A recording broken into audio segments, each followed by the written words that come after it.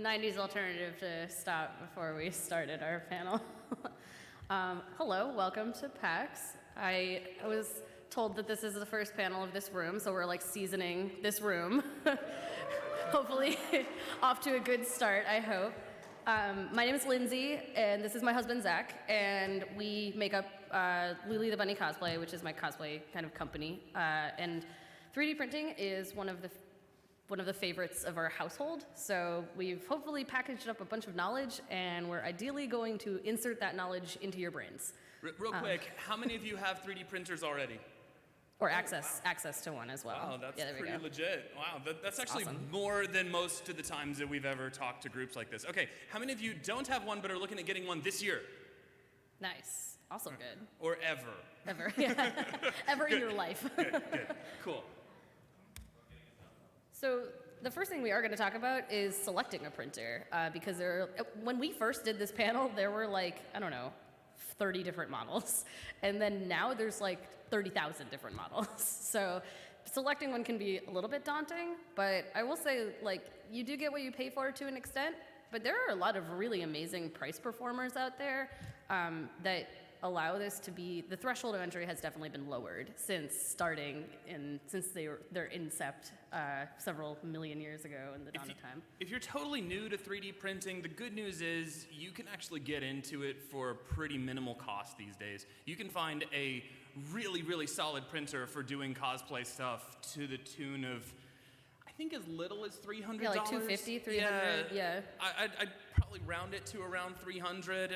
Of course, you can spend whatever you want, whatever your budget is, don't worry, they've got places to put your money. But if you're just getting started, you can get something that'll work really, really well for $300 or so.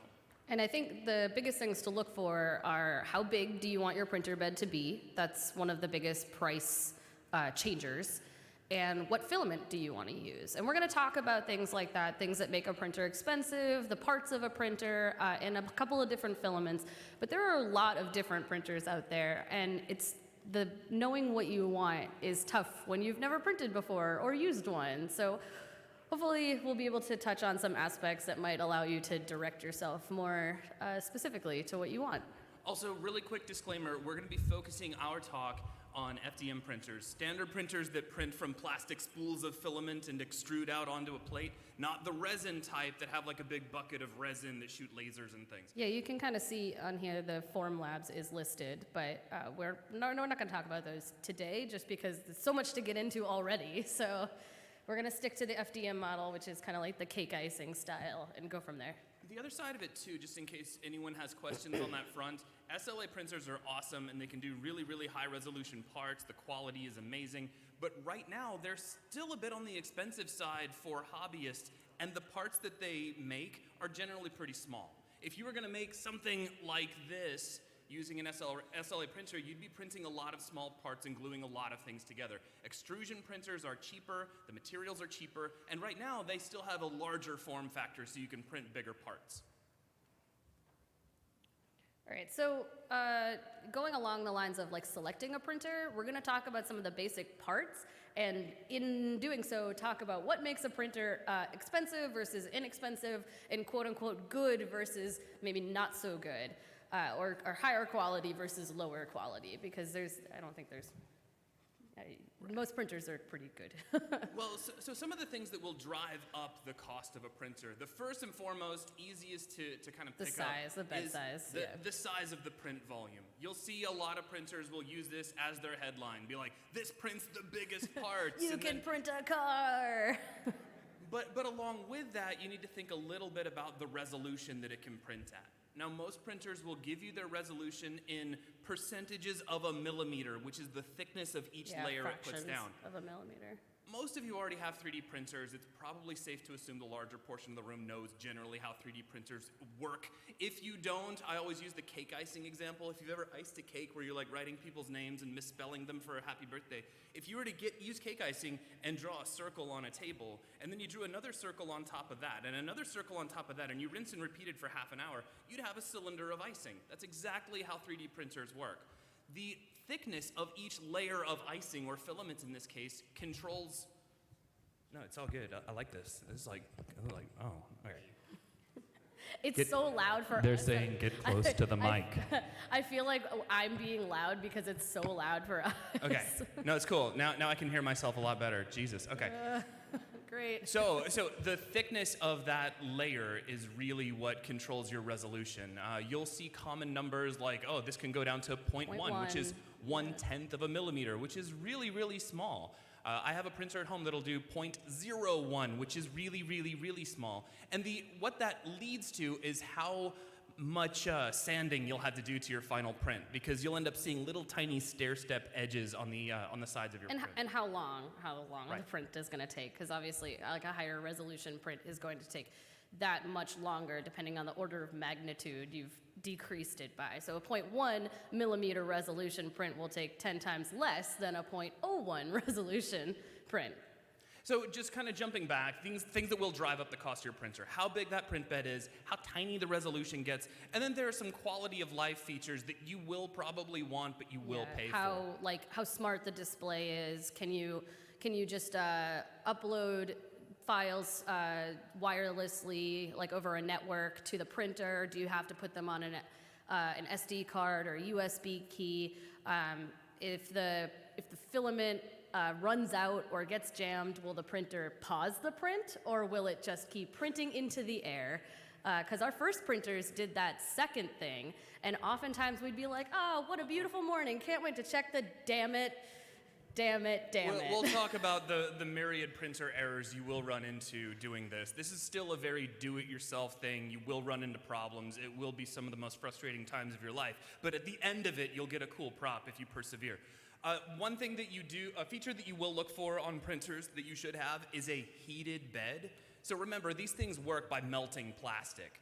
And if the bed of the printer, the thing that it's actually printing on, isn't heated, then what tends to happen is, as it cools, there's a differential in temperature. The top of the model remains pretty warm, the bottom gets pretty cool, and that can lead to warping. Sometimes it can peel off the bed and break off. And then the model's not even there anymore, and the printer's still spitting out plastic, and that leads to all sorts of fun. But that's not to say that if you don't have a heated bed, you cannot make beautiful prints. It's just something you have to think about. It's just like a car. Like if you have manual windows instead of electric windows, you just have to think about it. You have to roll down your window. Like it's the same exact thing. You can still have beautiful prints. You just have to think about it. You can do things to work around it. I recommend using something like really hardcore, old school 1980s Aquanet hairspray. We used to use a lot of Aquanet in our household. You can spray that down on the bed, and that'll help stick a model down. But if you can afford to get a printer with a heated bed, I highly recommend that you do. It will help a lot. So a really quick primer on how 3D printers do what they do. At this point, I mean, you've at least seen a picture of one, if nothing else. You have, like, on the right-hand side, your big spool of filament leading into an extruder. Real quick aside, in terms of extruders, if you guys are all cosplayers and you're all thinking about printing for making props like swords and hammers and guns and things, do not get roped in by a printer just because it has 2 extruders. Oh yeah, we never use our second extruder. It's actually a huge pain in the butt. A lot of printers will do that. They'll be like, hey man, this thing has got two colors. 2 colors. You can print in red and blue. Like you're gonna paint it anyway. You don't need 2 colors. There are places where that can be useful, but in my experience, it's generally more of a headache. I only ever use 1 extruder to make all of my models because everything I make, I end up sanding and priming and painting anyway. I don't care what color the plastic is. In fact, this really cool metal-looking sword with an ivory handle is made of a super bright red plastic. It's red, like it's so red, it doesn't like matter. PAX red. Okay. Also, we're gonna use the term makers here and not cosplayers. I'm just putting that out there, just because who knows what you're doing with your 3D printer. Everyone's welcome here. Yes. So. Dear God, it's me. So how do 3D printers work? In really light terms, we're not going to get into the hardcore mechanics of it. Your extruder is really just it's essentially a really hot end that is it's just like your cake icing bag, but the tip of it would be really, really hot enough to melt plastic. And a machine with gears will grab that filament and just force it through into this little hot end, and plastic comes out the tip. It's like a motorized hot glue gun. The rest of it is just an Arduino-powered intelligent Etch-a-Sketch. Have you ever played with an Etch-a-Sketch? It has an X dial and a Y dial, and it just moves around, and while it does that, it's drawing a picture. Every time it finishes drawing a picture, the bed moves down a notch, and it draws another picture. Then the bed moves down a notch, and you just repeat, and eventually you have a three-dimensional form. That's it. That's really how they work. All right, so we mentioned filament, and we talked about how different printers use different filament. For the purposes of this panel, we're talking about FDM printing, and generally in the maker space, there's two main branches of filament. There's ABS plastic and there's PLA plastic, both plastic. So we're living in a plastic space right now.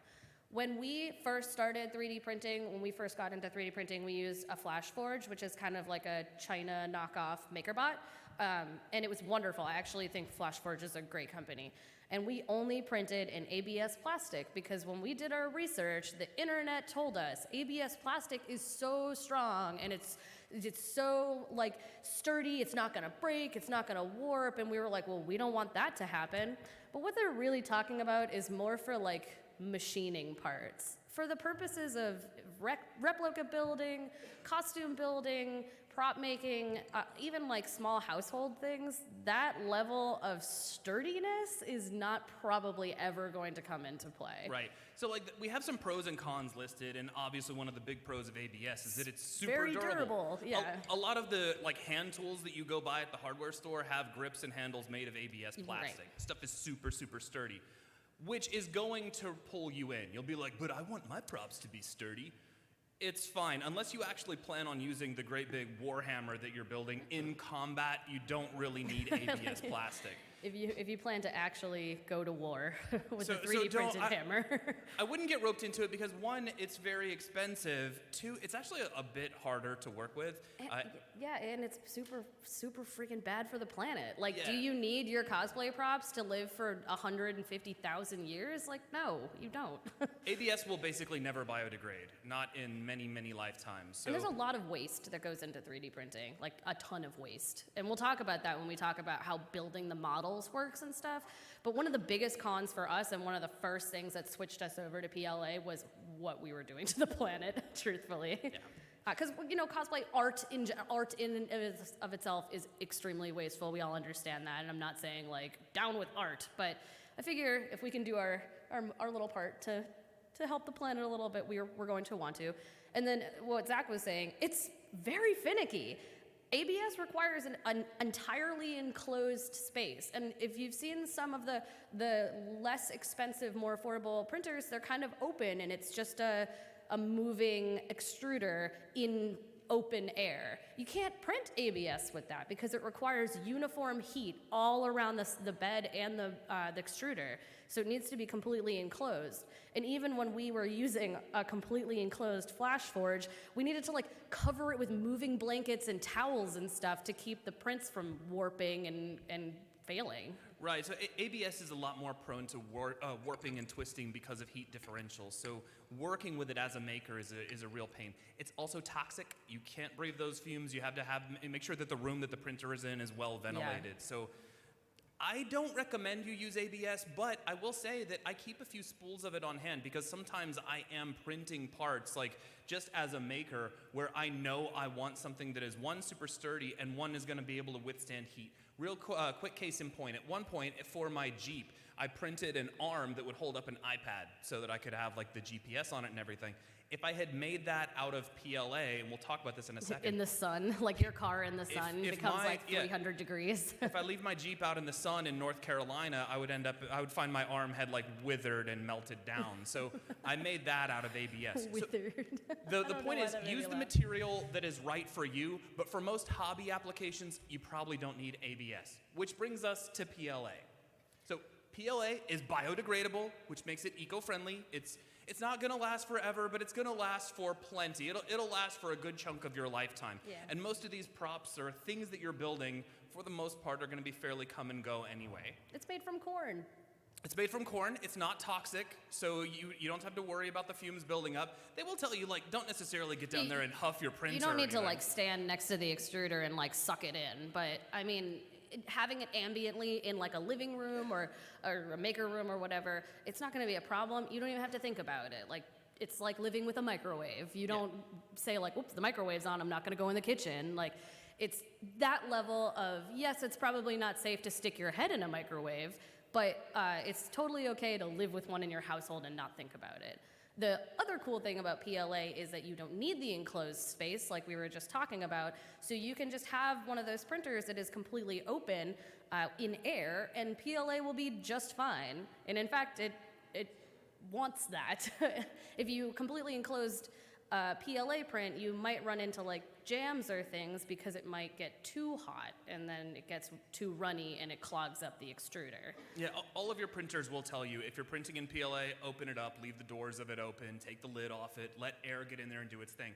The nice thing from a maker's perspective, aside from the fact that it's not toxic with PLA, is that you will find because it doesn't have that propensity to warp that ABS does, it's a lot easier to get the shapes that you want. Yep. So if you're trying to get something that has a lot of archways or things that are kind of overhanging or a lot of detail, highly recommend you use PLA instead of ABS.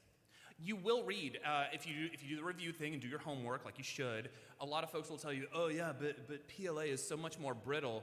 But to be like brittle on the scale of like, I suppose titanium might be less brittle than brass. Like the level of tensile strength these plastics have is for machining level, not for like, you know, cracking it in half because you looked at it the wrong way level. For prop making, it's gonna be just fine. When they say brittle, they don't mean like a wafer cookie. They mean like you could put some, like if I wanted to, I could take this sword and with a little bit of hand strength, I could probably snap it over my back, no problem.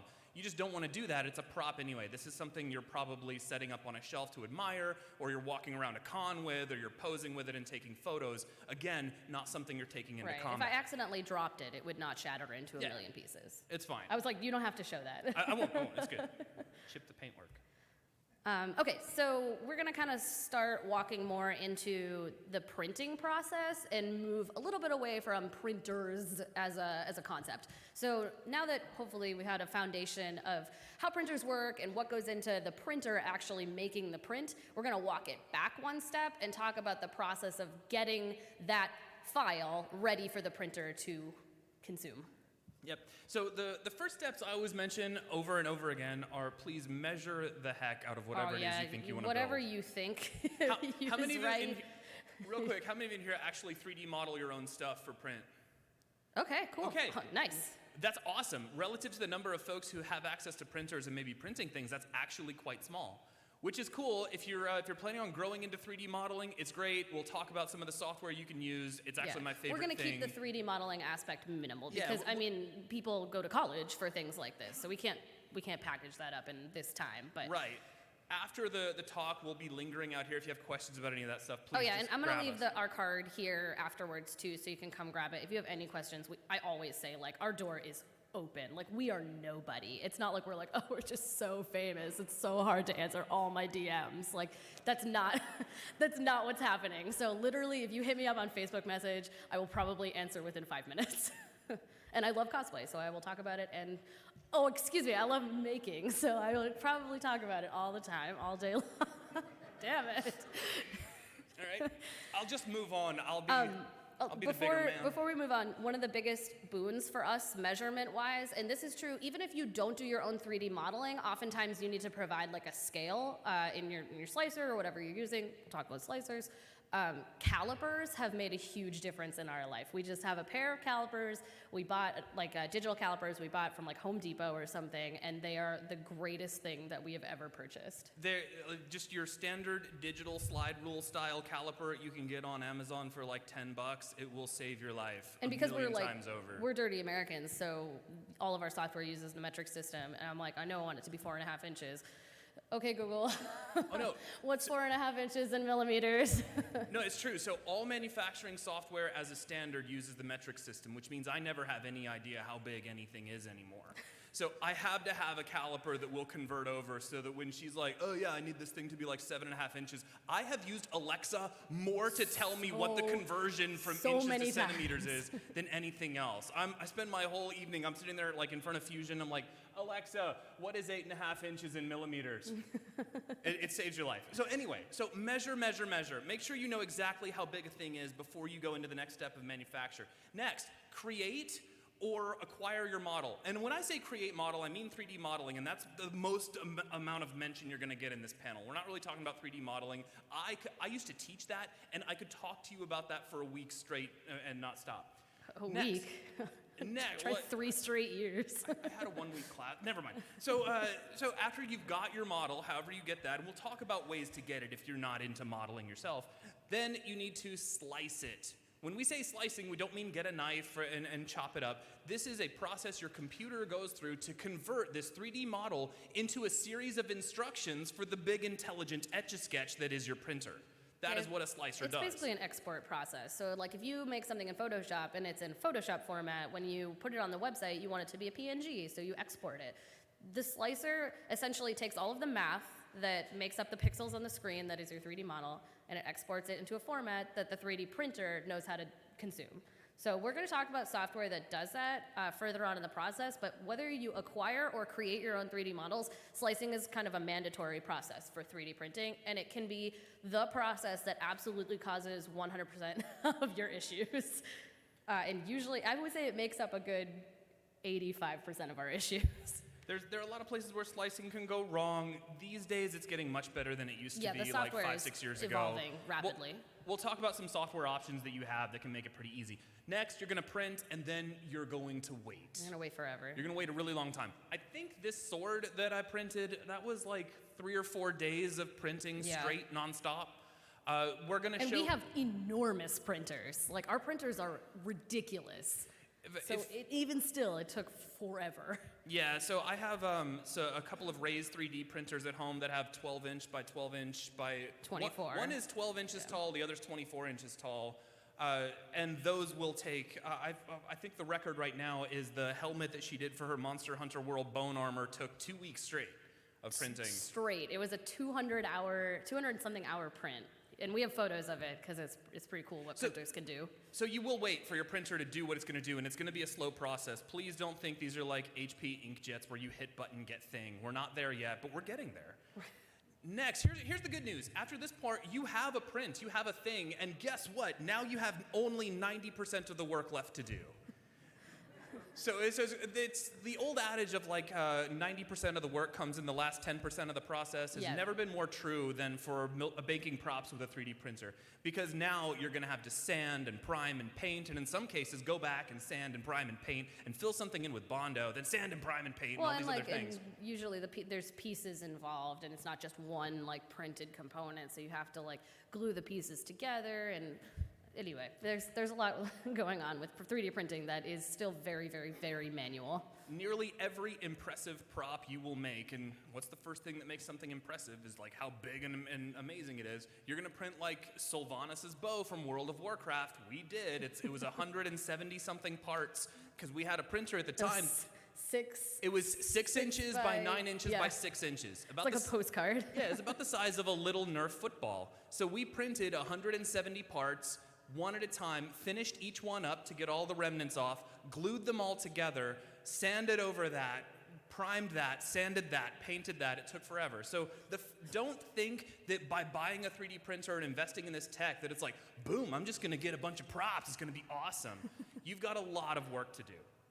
But then there's that last step where you put it on and you're like, this thing is something that I made and it always feels great. As makers, you all know that. This is the bow that he was just talking about. And each individual white/black piece is one piece. So there were like 170 something of them that we put all together. And then there's also an internal structure that runs through the whole thing. And like I said, we're gonna keep this 3D modeling section very brief, but we like to touch on a few things, which is the thought process behind the 3D model. Like, how are you going to put the pieces together? Oftentimes, if you buy prints, like if you buy files online, they're designed to do flat surface bonded, so flat to flat. That makes a very, very weak point, and we don't like to do that. So we like to just warn you and input this knowledge into your brains of things to think about when either buying or creating your own 3D models when it comes to actual assembly. So real quick, I'm so glad she mentioned that because I keep meaning to add an extra slide. Actually, let me back up so this is not distracting. I keep meaning to add an extra slide into this talk, and I keep forgetting. Every time you go to something like Thingiverse, or even when you make your own stuff, you'll build a thing that won't fit in your printer because that's what you want to make. And your next step will be to just cut that into bits and then just print the bits. Because you're just slicing it digitally like a lightsaber, you're going to have flat end to flat end, and you will try to glue those together. Unfortunately, that is the weakest type of bond you can possibly make. Even if you, that being said, it's still pretty strong. Absolutely. Even if you buy really good epoxy and then sand that and keep that, or you rough it up, do all the things you're supposed to do, it's still a weak break point. Right, especially for thin, fragile things like that sword. If we were to do a flat bond on that, it would absolutely, like, under very little pressure, just snap. So if you're doing this, especially if you're 3D modeling at home, try to think of it in terms of ways to have registry keys, like pegs and holes. For instance, if I have two halves of a sphere that I know I need to glue together, on the inside flat surface of that sphere, I will probably create a hole that a peg will go into. I'll 3D print that peg and fit the two together, and now I have just a lot more to hold it in place. Also, if you tend to think in 3D, and this makes sense to you, cool. If it doesn't, don't worry about it. I have found that making trapezoidal-shaped registry trapezoid keys is the coolest thing since the other side of the pillow, because that means they can only fit in one way, and it means that your model can't rotate or spin. Everything locks exactly where it's supposed to be. Yeah, we used to use like square and circle pegs, and circle pegs are the worst because it can just rotate the entire way around the peg, and you have to make sure that you keep it exactly the way it needs to fit so that all of the pieces line up correctly. And we were like, this sucks, so we moved to square. But then we realized that square pegs, sometimes you can flip them upside down and they're exactly the same. They're like bilaterally symmetric, and they're radially symmetric. So we ended up putting the pegs in the wrong way a couple times, like the short side went on the long side, blah, blah, blah. So we found that the trapezoid shape basically eliminates all human error, and there's just so much of that. So if you can just decrease that. And it means you're less likely to have to hold a model together for 20 minutes watching Seinfeld while it dries. Not that I don't like Seinfeld. Okay, now, our really quick run through of 3D modeling. Here's just some options if you're brand new, if you're just getting into it. The sad thing here, I will fess up, like, I'm talking about a bunch of free options here, but the big photo I'm showing you is of ZBrush, and that's a paid piece of software. But if you're brand new, if you're just getting into it, I cannot recommend Autodesk's Fusion 360 highly enough. Fusion is the best. Fusion is how I learned 3D modeling, which I didn't know at all because I'm a dirty programmer and I don't know art. So he taught me 3D printing using 3D modeling, using Fusion 360, and it is very, very, very beginner friendly, and it is free. Because you get it from Autodesk, when you go, it will look like you have to pay them a lot of money for it. Click around on their site for just a few moments, do your due diligence, and you'll find that if you're a hobbyist, meaning you make less than $100K in your business or whatever. Yeah, $100K a year. then you You're get it for free. So if you're just doing it for fun, they don't care. You can just have it for free, and it's awesome. It handles building parts for manufacture like CAD, and it'll do freeform modeling if you need something a little more ornate.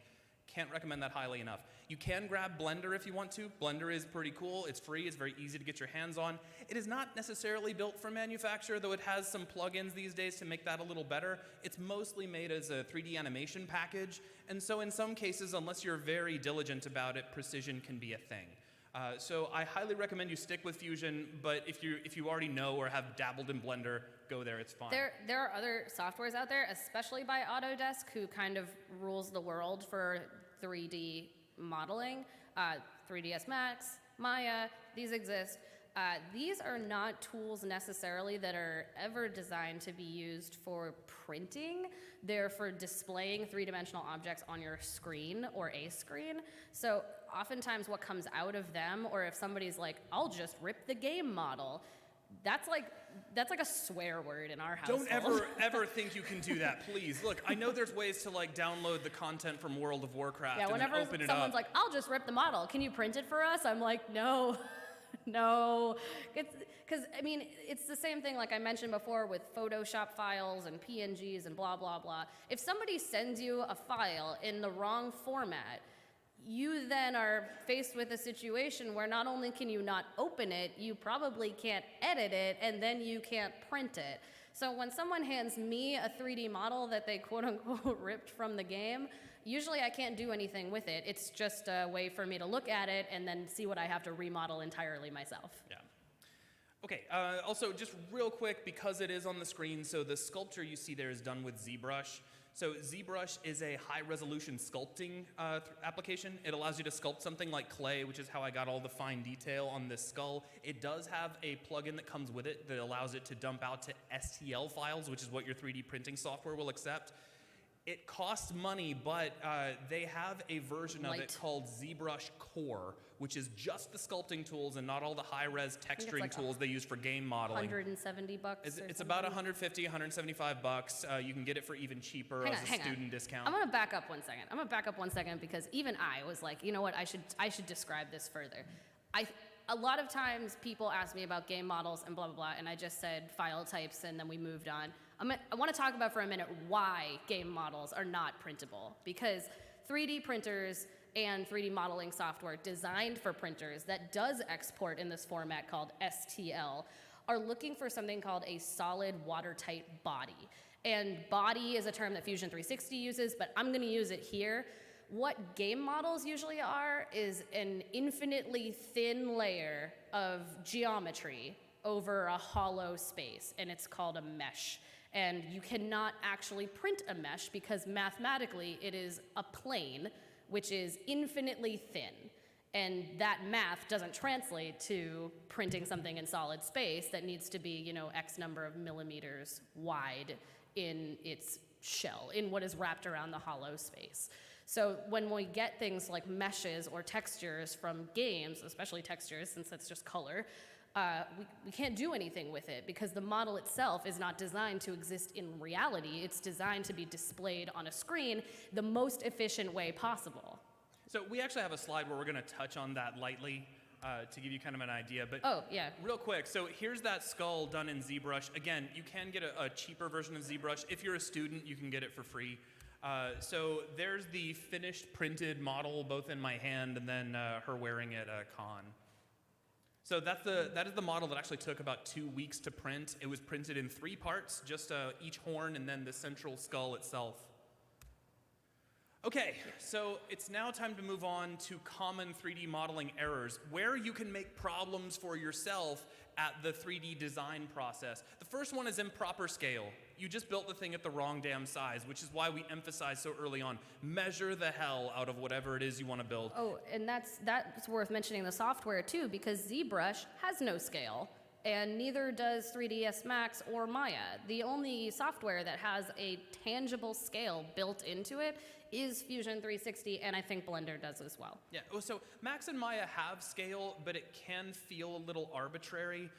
ZBrush has no scale whatsoever. It has 0 scale. You are making things in proportion to itself. And then when you export it, you have to export it with a scale or use a slicer to actually imbue scale upon it. If you've ever been curious about ZBrush, meaning you've played a little bit with 3D modeling, I will mention this. Every part that I take into ZBrush to detail and get all that really cool sculpting on, I have to first start off in my original modeling package like Fusion, and I have to know exactly how long it is on one axis, down to a fraction of a millimeter. Because when I export it out of ZBrush, I have to tell ZBrush, hey, this thing is supposed to be exactly this long in this axis, and then ZBrush exports out the right scale. Because ZBrush has no way of knowing, and that's just because of the way they built that software. So improper scale is huge. I can't tell you the number of models that I'll get done. I'll spend like a week putting it together, spend hours printing it. I'll take it over to Lindsay and be like, here's this thing. I made it for you. And she'll go, this is too big. ooh. This is too small. Can you make it a little bigger? Can you make it a little smaller? I do not like your Lindsay voice. So, I like that 0. Actually, I'm sorry, that was a recording. So make sure you understand the exact scale you're printing to, otherwise it'll bite you later. You don't want to go through all this work just to do it again. The next one is building physically implausible structures. There is a physical limitation to what your printer can do for you. And after you first buy one, you may have to make some test prints to kind of figure out where those limits exist for your particular printer. But if you're building something really ornate and kind of dainty, like a crown or a tiara piece or something that has a lot of cool bits like tree limbs or something like this, I don't know, make it up off the top of your head. Really calling out my keyleth crown right now. I know, right? Well, I had to design her Keyleth crown. But like, if you're trying to put that together, your printer might not be able to build something that ornate without the pieces snapping later on. So understand that and know your hardware. You will have to test it. You will have to understand that. That's not something that just happens automatically. The next is really technical term, non-manifold geometry. Every piece of software you use will mention non-manifold geometry, which is a fancy way of saying whatever you built couldn't exist in real life. Yeah, this is what I was just talking about with the, like, if somebody's like, oh, I just got this game model for you, here it is, and it's a mesh, and it's a surface mesh, which means it's infinitely thin planes of geometry that cannot exist in real life. So to put it like into like fairly practical terms, every model you've ever seen in 3D on a screen is generally made up of really tiny polygons. Each of those polygons is just a triangle. It's just a little piece of geometry. But that triangle is infinitely thin. And what makes this into a three-dimensional surface is you have a fully enclosed, watertight version of this model made of all these tiny, infinitely thin triangles. That thickness comes from fully enclosing them all together and making a solid structure. If you have a single polygon hanging off the side of your model that is not connected to anything, that is physically impossible. That cannot exist in real life. That is a non-manifold piece of geometry. Your software will always warn you that that's a thing. Yeah. And if you don't notice those warnings and you try to slice it and print it anyway, all hell can break loose. So know that those types of things exist. What is cool, though, in 3D printing is that if you come from 3D modeling in any capacity and you are consistently frustrated with Booleans or where models intersect each other, 3D printing doesn't actually care about the inside usually. So if you have a watertight model with stuff overlapping in the middle of it, generally it's still a printable, watertight body that can be printed, and you don't have to worry so much about the overlappy parts. You can just cut them out or leave them. If it all sounds too confusing, take two things away from this. If any part of your computer model can't actually exist in real life, meaning it's got like extra polygons sticking off, that's bad. Next, if it is not a completely enclosed watertight model, that's bad. The good news is most of your printers can only accept a particular 3D model type called STL. And when you export something to STL, that format requires the model to be watertight. So in most cases, the fact that you were able to get it over toward the printer in the first place means you don't have to worry about this, but it's good to know in the back of your head. Because if somebody hands you a model and says, here, can you print this? You're gonna have to probably look it over and make sure that all those problems are taken care of. Especially if they give you a model that's one big mesh and you have to cut it up. If you cut just a standard mesh in half, you will end up with an open side, like a hollow open side. As if you cut a tissue box in half, you now have like a hollow opening on both sides. And if you don't close that, it can't print because it's just this hollow opening into infinitely thin planes.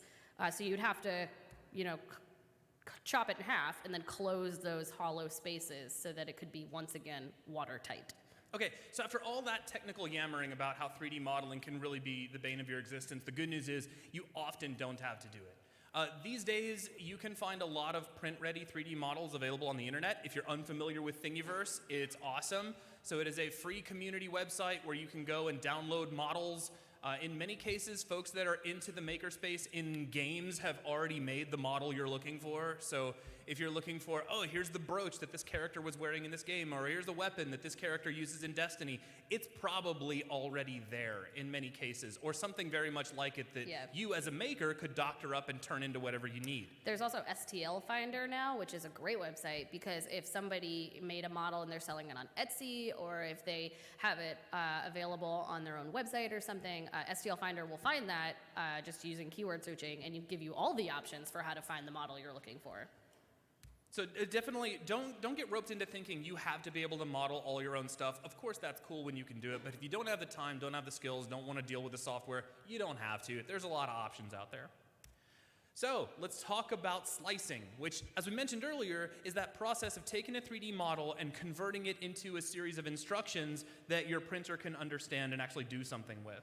So in this little image on the left-hand side, you actually see the slicing software that I use for my printers. This is giving a quick preview that you can actually kind of scroll through. You can just kind of remove layer by layer and see what the print is going to look like inside. And then some in-progress print photography. So slicing, I've kind of gone over this 4 times now. It's the process of turning your 3D model into some instructions your printer can understand. There's a lot of software out there, and a lot of it is free. Makerware is free. There's a lot of software out there, but you have to make sure that your printer exists as a preset for the software you're using. So a lot of people use Makerware or Cura, and those are both excellent. But you have to make sure that the printer you purchased has a preset that exists in that slicing software, because you can't just use a Raise 3D preset on your MakerBot or on your Creality. It has to be the preset that exists for your printer, so that when the geometry is handed to your printer, it knows the bed size, it knows the bed thickness, it knows where to put the extruder, so that you don't end up with your extruder trying to slice its way through the bed or something like that, which we've only had happen a couple of times. In most cases, this is a straightforward compatibility issue. Your slicer software needs to be able to output a format that your printer can understand, and there's a few different formats out there. We won't go over all of that, but just know what format your printer understands, and it becomes easy to find what slicers are available to you. Even if you don't have a preset in a slicer that works specifically for your printer, in most cases, with some diligence, you can set up a preset yourself. All you have to know is what is the size of the print bed. You have to know the maximum speed that your printer can safely print. All things you can generally look up in the manual that came with your printer. You can punch all that in, and 99 times out of 100 you'll be okay. But expect those first couple of prints to require some finessing. Right, and like we used for our old Flash Forges, we used Makerware and we used a MakerBot preset. So it wasn't even designed for our printer, but it was close enough because the Flash Forges were MakerBot kind of knockoffs that it worked. Back to Lindsay's point, if you can find a slicer that already has a preset for your printer, meaning the software company that made that slicer knows your printer exists, knows what the settings should be, and has already set it up for you, that will save you a lot of time and hassle. So highly recommend you go that route if you can. And some printers have their proprietary slicers. So our printers use IdeaMaker, which is Raise's proprietary software. So for us, it was easy because we were like, we bought this printer, it comes with this software, so it already knows about all of our printers because it came with it. And I've tested several of them out. Makerware is great. It's a little bit rudimentary, but that can be good. Sometimes not having to deal with settings and just kind of like Makerware is great. Click button, get thing can be good. If you have a really complex part though, sometimes it can be tricky to drill down into the minutia settings of your print. So you have to weigh the pros and cons there. IdeaMaker is from Raise 3D. It's proprietary to their tech, but it has a few settings for other manufactured printers as well. I have a lot of luck with it. It's very customizable. A lot of folks swear by Cura, which is free, which gives you a lot of knobs and switches you can turn. Yeah, Cura is super complicated, but it is awesome. Especially if you want a high level of customizability with your prints. Like oftentimes we've changed very intricate things about our prints, like how far away the support is from the actual model and what we want to do with the raft and blah, blah, blah, the extrusion speed and things like that. And Makerware doesn't give you a ton of options, but things like Cura and IdeaMaker as well are very complicated, but they give you so many options. Like if you use Microsoft Excel and you only need to use a little bit, you can, or you can use it into infinity, and it's like a super huge, complicated software that has a lot of options. Yep. I do want to mention, if you don't know what types of settings you're going to want to change in your slicer, don't stress about it at first. Yeah, just use the defaults. Start with the defaults and dedicate probably the first month or 2 months of 3D printer ownership to just printing random stuff. Go to Thingiverse and be like, oh, I'd like to have this stupid thing for my desk, and just print it and see how it goes. See where the errors pop up. If you notice like maybe the very top flat surfaces of prints are starting to look weird, then there are settings specific to that. If the support structure that holds up things like archways is not really doing its job, there are settings specific to that. Don't go looking for problems, fix them as they arise, and dedicate some time getting to know your printer and doing a lot of different types of prints on it and dealing with the frustration that comes out when they don't turn out the way you want them to, and just start to solve those problems one chunk at a time. Your life will be a lot better. Oh, this photo imbues me with sadness. I'm sorry, like every time I look at this picture, I kind of black out. There have been many, many mornings that I'll wake up, be like, all right, it's been all night. Let's go check the print. I had a 48-hour print, and like everything's just been going, it's going great. Sneak into the 3D printer room and take a look, and this is what I've made. Yeah, and this is not what we modeled, so. Yeah, It's close, but it's, So close, but so far off. the little curl on the right-hand side is a little off, but everything else. So Okay, what causes a lot of the major print errors? So there's a list of things you can take with you, and I have stories for all of them, and we don't have time for all the stories, but bed adhesion Bed is a big adhesion one. is probably going to be the one that, when you first start printing, is going to be the biggest annoyance, because even if you have everything right in the slicer and everything's gone perfectly well, if the print does not stick to the bed of the printer, then the model will start shifting around, or maybe it'll come off entirely, and all of the plastic that's supposed to be layered by layered onto the print will just be floating in space. Yeah, that's a huge problem. It's why I recommend, if you can get a printer with a heated bed, that often helps a lot. Yep. Or get really, really strong hairspray, whatever you have to do. Next is under or overheating your filament. Whatever you're using. If it's PLA, if it's ABS, if it's PETG, or any other type of material, make sure you know the temperature that should be extruded at, and know that that is almost never super precise science. Yeah, they give you like a huge range. Like, this should be used at 205 to 225 degrees Celsius. And you're like, that's huge. And that's below and then above the boiling point of water. Like, what the... Okay. And the reason they tell you this is because they know that you're not really printing in like a super clean lab, right? There may be different levels of humidity, there may be different levels of atmospheric pressure, and so you in your room might have to have a slightly different temperature to make your prints than I do in mine. We used to print at 60 degrees Celsius on a filament that was recommended to us at 120 degrees Celsius, and we were like, who is printing this?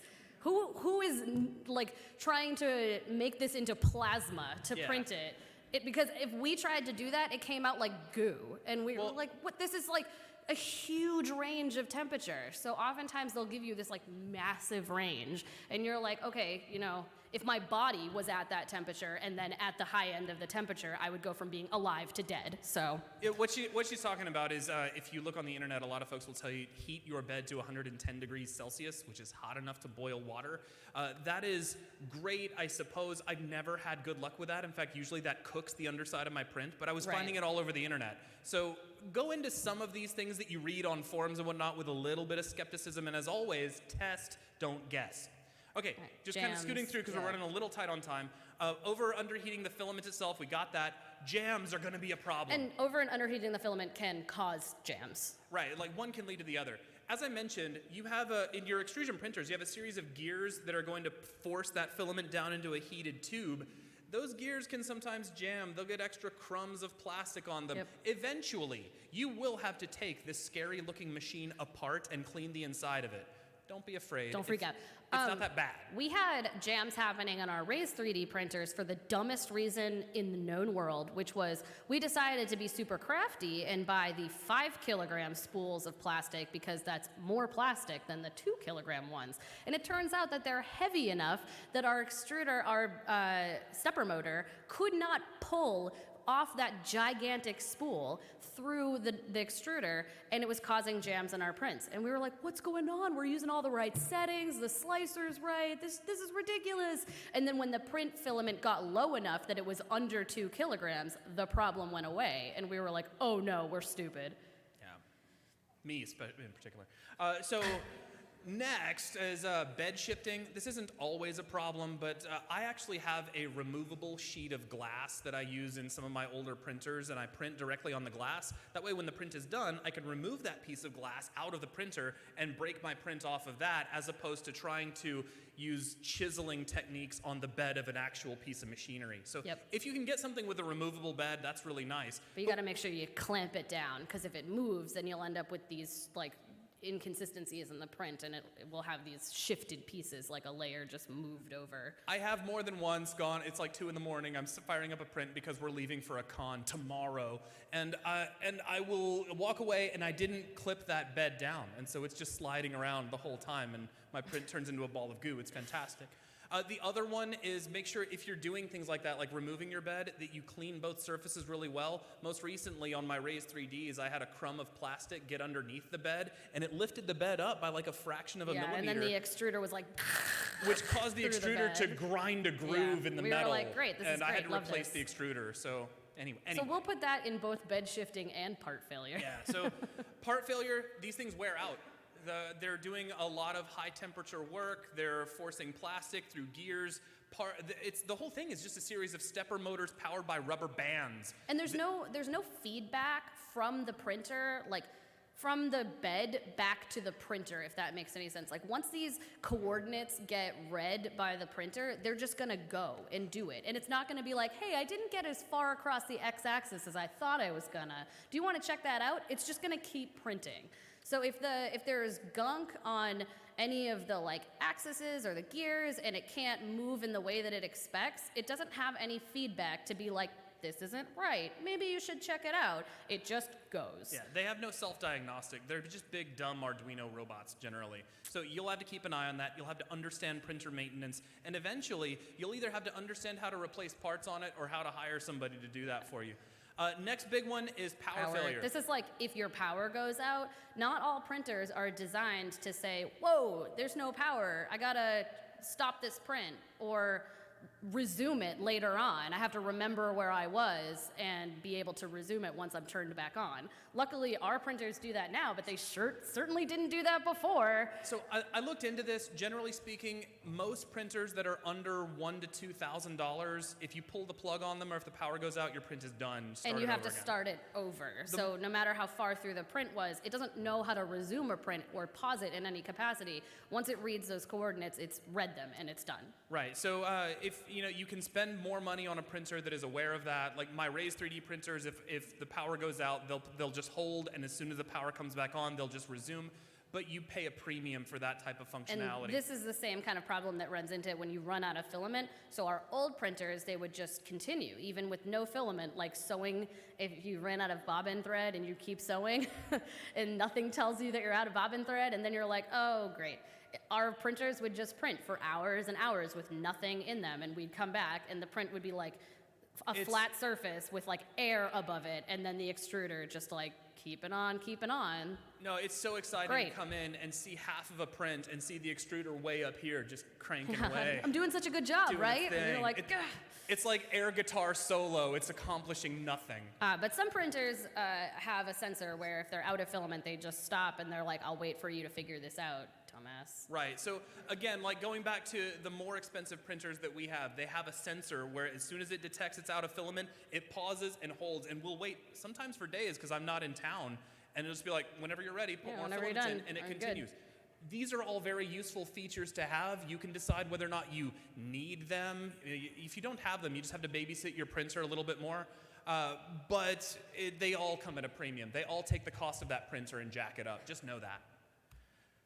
So finally, and we'll kind of shoot through this. The last part is really the most amount of work for your printer. You're done, you've got this thing, you've printed it, you've broken all the support structure off. Now the real work begins. Now you have to finish it. You have to take this combination of plastic bits and sand it, because it's probably going to have a whole bunch of little tiny striations from the print. You'll probably have to prime it. You might have to repair some parts. And before you do that, you'll have to remove the support structure. And that can be a huge pain in the butt, depending on what the default settings are. And I consistently complain about the default settings on our support structures. So I have to take like pliers and like rip it off. I stopped letting her do it because I got tired of listening to it. I was like, ow, I hurt myself. Can't you fix this? Yes, with pliers. Hate it. So the other thing too is you may have parts of your print that are just designed to require finishing. So for example, this sword was printed in multiple parts. You have this part of the handle, this part of the handle with the crossguard, and then the blade is actually printed in two parts. Now these are glued together, and I can't actually show you the individual pieces, but I can show you how this thing actually works. There is a threaded rod designed to run down the entire structure, and I could take this out, but I'm not gonna because it takes some time. So there is a nut that is actually put right into the center of this blade, and then the slot that the nut went into, we bondoed over, sanded down, and then painted so you can't see it. Battery pack. There's a battery pack. There's a battery pack in it. Well, the battery pack more. is... Yeah, but okay. you can show it. Right now there is no battery pack in it, but there actually is a separate section to hold a battery pack and some electronics. Because the thing was printed, you can see the plastic is bright red. Since the whole thing is printed in this bright red plastic and I sanded away all of the paint here, you can run LEDs through this blade, power them through the battery pack and switch that's on here, which I'm sorry I can't demo right now, and these runes will glow. So it's really just a question of engineering, and that's always super fun, and it's a lot of trial and error if you've never done it before. But just as I mentioned, like if you are designing your own stuff, thinking about the actual structure of your model is really what's going to save you. Yeah, this took so much thought because I both wanted it to glow and be painted silver, and getting the paint out of the runes was like 5 hours of work that he, with an X-Acto knife, like carved it out. And there needed to be space, but it couldn't make the blade any thicker than it was, or it wouldn't look right. So this is probably one of the most like engineered props we've ever made. And if you find yourself... And it's just a stupid sword. Yeah, and if you find yourself thinking, why all of the engineering, why do you have to break this thing down? Because you gotta throw this thing on an airplane and carry it to a con. And so by breaking it down like this, we can actually fit it into cases and get it someplace. Always, if you're designing your own stuff, think about mobility, think about where you have to take that prop and how you're getting there. Because if you're throwing it on a plane, your gigantic 5.5-foot Warhammer is probably gonna have to be deconstructed. Okay, so we are like basically at time. So what I'm gonna do is put our card on the table so you guys can grab one if you want and ask us questions. And then we're gonna stand outside, like out of the way of the passing traffic. So if you guys have questions right now that you know you wanna ask us, you can just come outside and we'll hopefully help you out as much as we possibly can.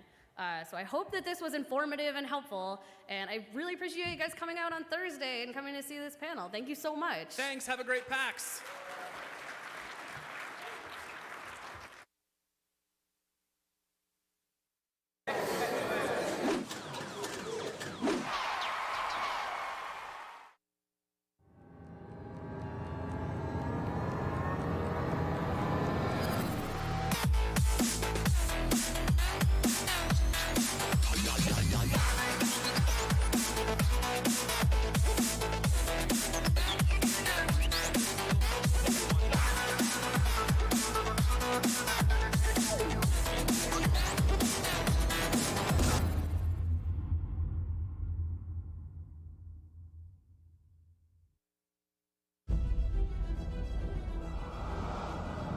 In a world of legendary heroes, one man will rise to take all of the credit. This game has something that no one else will. Me. This is where the magic happens. Hey, can I get a coffee? I'm coming, Ian! Everybody has that game that they fell in love with because they make an impact. Those games were somebody's legacy. Well, this is my legacy. Our legacy. Our legacy, whatever. It's not my legacy. I have a BA in Women's Studies. What exactly is women's studies? It follows the experiences of women and the contributions they've made to... Inquiry withdrawn. Quick thing, I'm worried about the time. Yeah, David, I'm moving as fast as I can. It's not my fault that these watermelons don't explode like real heads. I can get you real heads. Not human. That's commitment. I built your vision. It's like you're this brilliant painter, and I'm your favorite brush. I'm just some tool to create your masterpiece. I like that metaphor, but it's not quite right, is it? Are you seriously about to noodle on my metaphor right now? I know that I can be difficult. Papa, you can't give up. We're like the Beatles. Together, we make masterpieces. I could write the lyrics and the music and everything, but it would sound completely different without the drums. Wait, I'm Ringo? Well, yeah. Of course you're Ringo. I mean, look, somebody's got to keep the beat. Oh my God! At least you brought me breakfast. Oh, this is mine. It's prescription. A prescription bagel? Legally, you're actually not allowed to ask me about it. Whatever.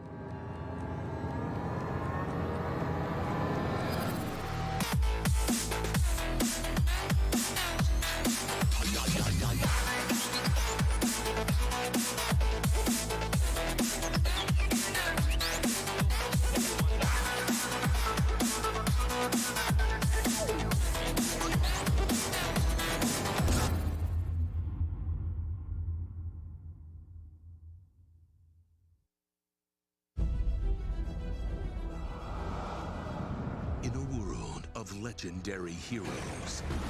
One man will rise to take all of the credit. This game has something that no one else will. Me. This is where the magic happens. Hey, can I get a coffee? I'm coming on! Everybody has that game that they fell in love with because they make an impact. Those games were somebody's legacy.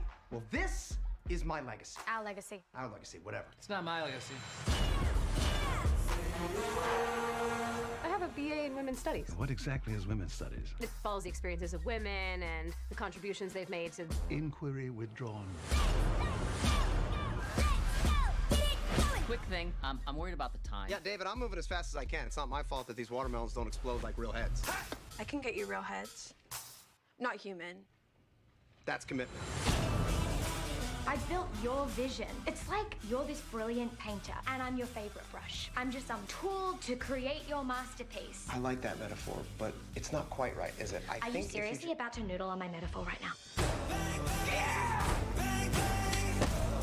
I know that I can be difficult. Papa, you can't give up. We're like the Beatles.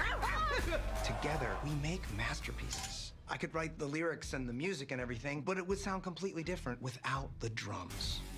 Wait, I'm Ringo? Well, yeah. Of course you're Ringo. I mean, look, somebody's got to keep the beat. Oh my God! At least you brought me breakfast. Oh, this is mine. It's prescription. A prescription bagel? Legally, you're actually not allowed to ask me about it.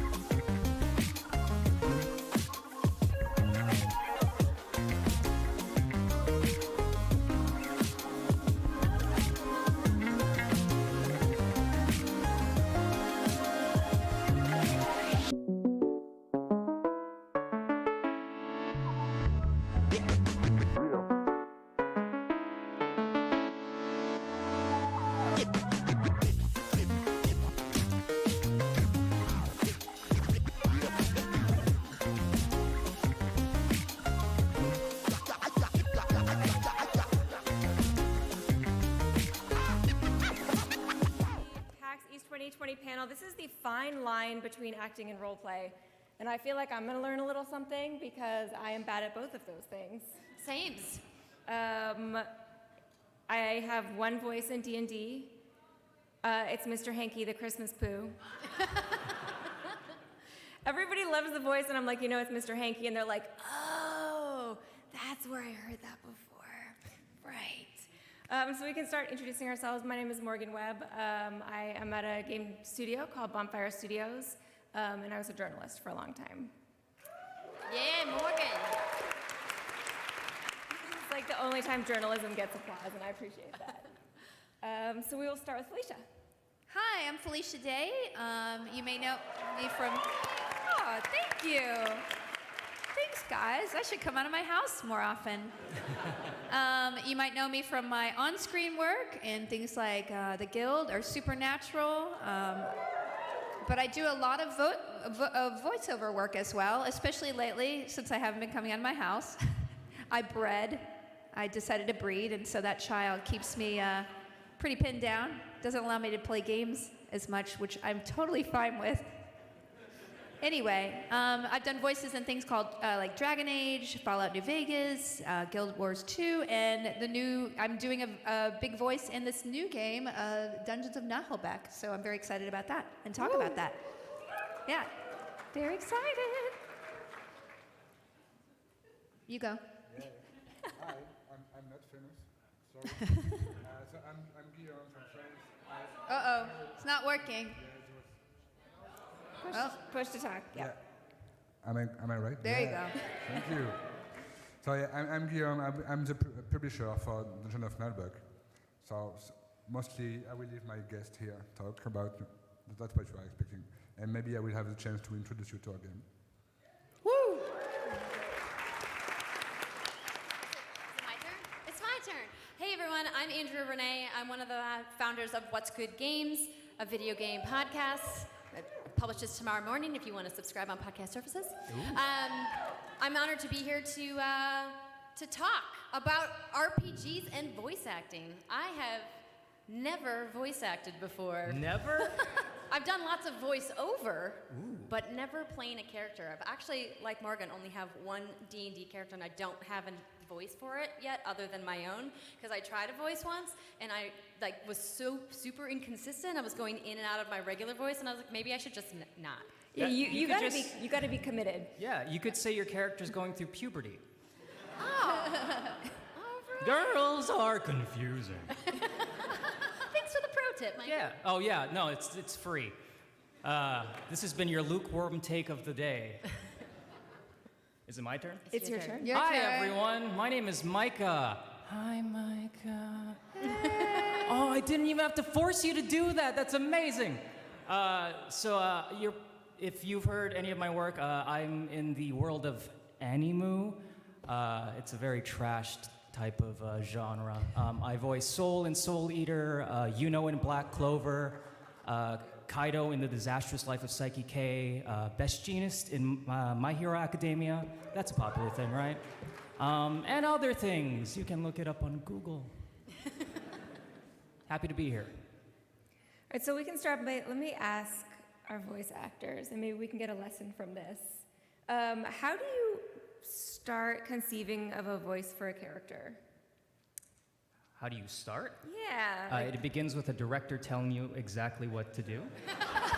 And no joke, because you could walk into the booth and say, I have this idea for the character, and the director will go, well, that's not what the project calls for.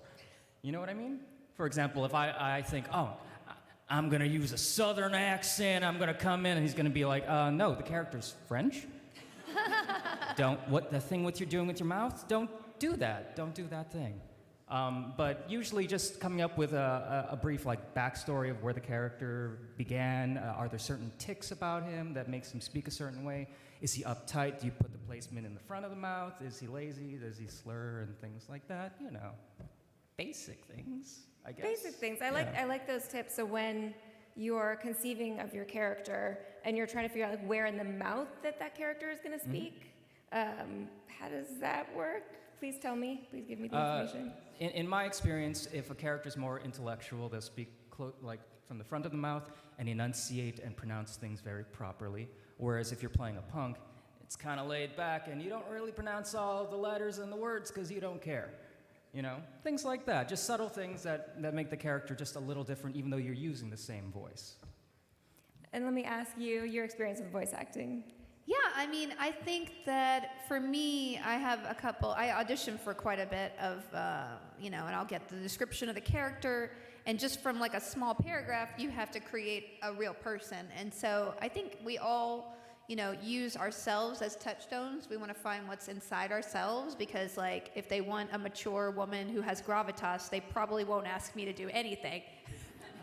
But, for a 14-year-old who has insecurity issues and maybe is slightly, inhibited and a weirdo, I'm their go-to. So I definitely play things more in my wheelhouse, but, variations on that. And I think, Micah's right. You kind of figure out a couple of key things that kind of anchor you into yourself so that you feel like you can seamlessly be this person. And whether that's just where the voice sounds in your mouth or just kind of looking at the character and having that inform you, certainly looking at Veronica in New Vegas, that's a gritty, realistic thing, and so you're not going to be quite as broad or cartoony as you would in something like Nahelback, which is very, not totally cartoony, but much more cartoon representation of a person. So you kind of gauge just based on the project, but also where it sits inside you, the character. And we actually have a clip that we're going to play. Oh, there's a clip. Maybe.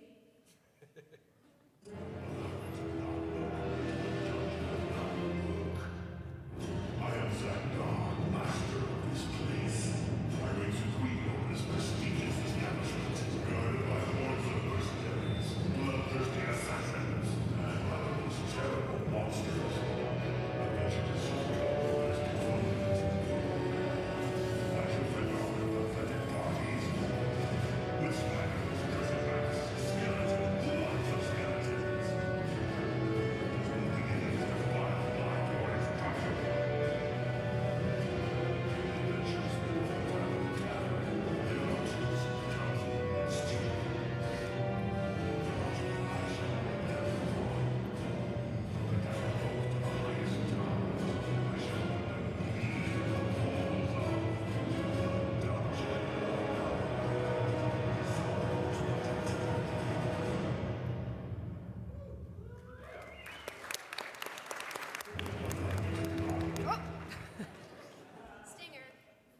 And can you give us some information about the game and a little bit about the journey that you've been on to get here? Yeah, I will tell you quickly about the game. So, Dungeon of Nalbuck, I'm sorry, it's French, so it can be hard to spell in English.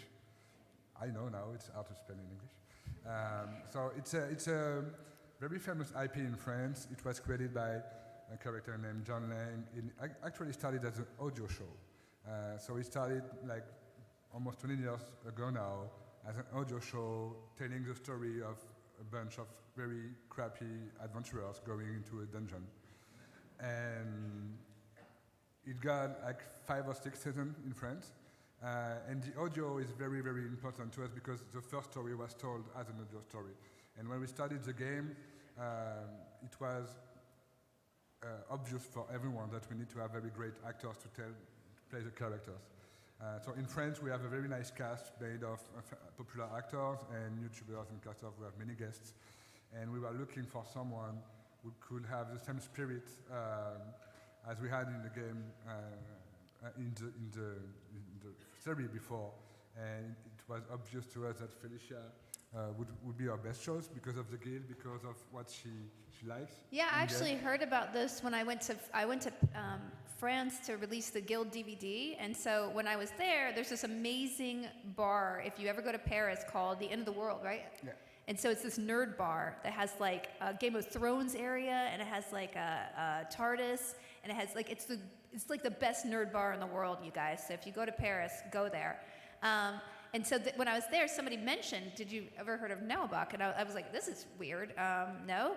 And so I went home and I was like, oh, this guy just made audio dramas before there were podcasts and uploaded to the internet and became a phenomenon in France. And I was like so inspired because that's kind of what I did with the guild here.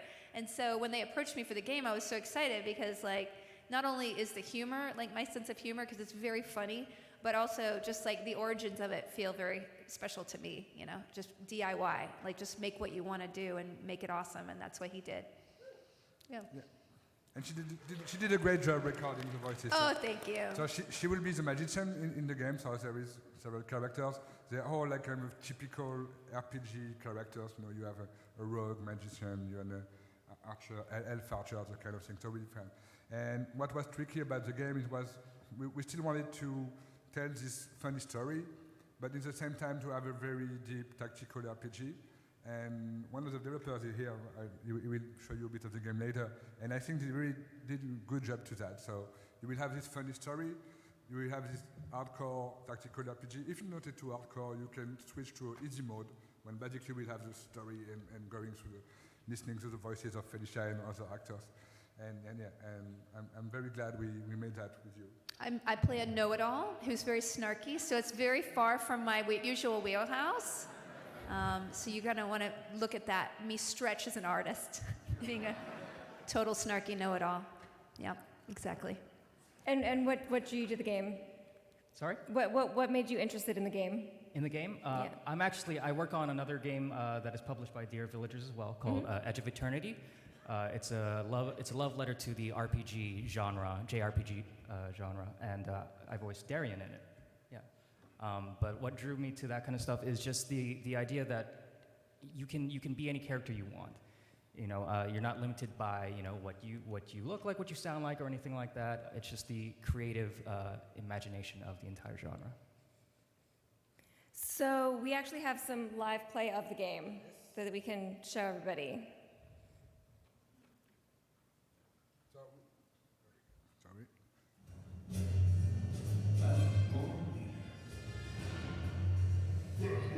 Easy.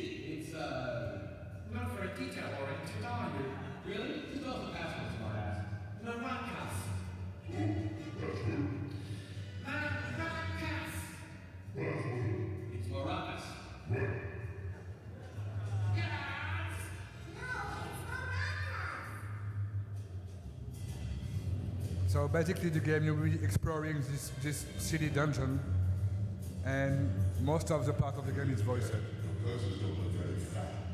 Excuse me? Who looks that? We're here for our adventures, IOE. Oh, fine. So, A-level one. Let's take it. Out of curiosity, how much would it cost us to get it back? 6,000 gold coins. Bloody hell. Maybe we could find another arrangement. Yes, he also said you were dramatic items, not even enchanted weapons. The Rampage already bought him 2 landed swords of this time. Or I could punch you in the face. That's the way you want it. This is not going to end well. Wait, actually, we need your help. Oh, really? Yes, look. This sword is way too sharp. Orc skulls will love their bludgeons at its nicest. Let's battle.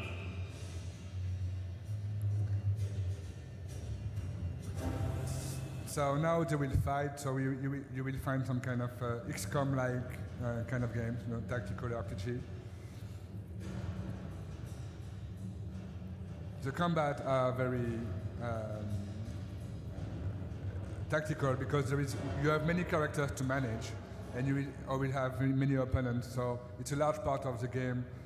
We try to have very epic fights, and every fight makes sense in the story.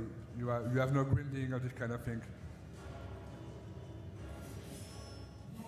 So we will just show you just one turn or such, and go further to our talks about voice acting.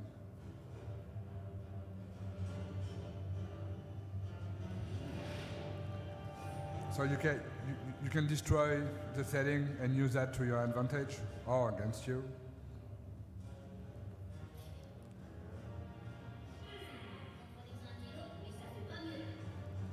That's what is French, right? The orcs right now in the demo, they speak French.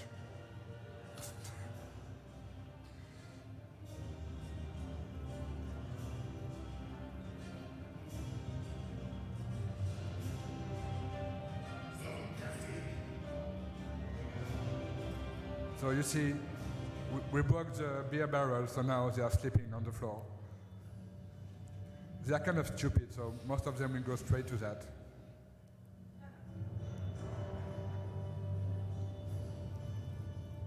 Maybe do something cool. Yeah, that's someone cool coming. Yeah. Maybe do something cool. So that's Felicia's character as a magician. Blow my party That up. spell looks amazing. Yeah. Oh, okay. Oh, we didn't hear that much about it. Yeah. Whoops.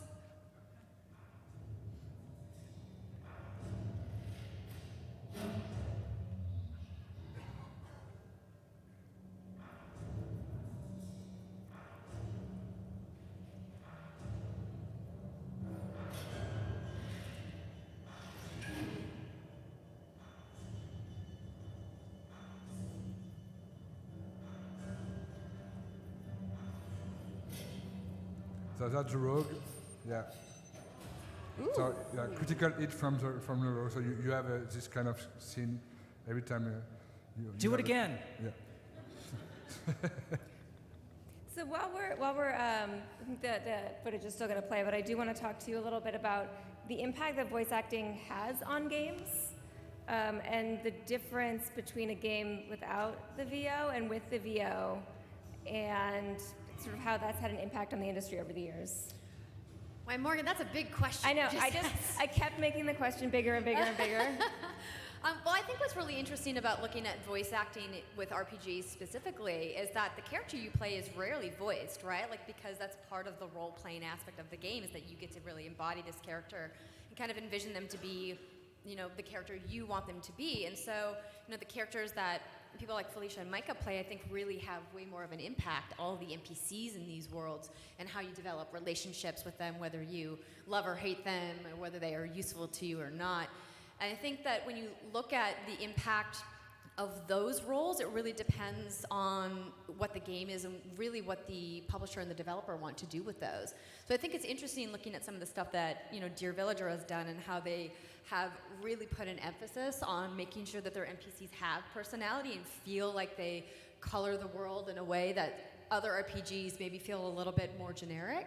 And that's not necessarily a bad thing, and obviously everybody has a budget. You can't fully voice every character in every game unless you have, just mountains of money somewhere. But I think that when you look at how impactful voice acting is, for me, I put so much emphasis on story, and I know that there's forever this debate, and I would be interested to see maybe a show of hands from the audience of, gameplay versus narrative. So who puts priority on gameplay? Far fewer than I thought, actually. Interesting. So obviously this is a narrative group, nerdy for narrative up in here. Yeah. So I think that, obviously you're in a panel for RPGs, so clearly you're like, we're all about the narrative.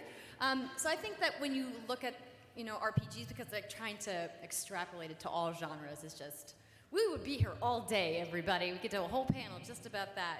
I think it's fascinating to look at how impactful those roles are. And Mike, I think it'd be interesting also to hear kind of your perspective of someone who's, worked on multiple properties with Dear Villager, and how different you think it is working with them as a publisher versus other people you've worked with. Right. One of the cool things that the Dear Villagers has been pushing is just character-driven games. When I was approached to play the main character in Edge of Eternity, they were very clear on how they wanted to portray the character, gave me strict sort of like guidelines of like where not to cross in terms of my character suffers like PTSD.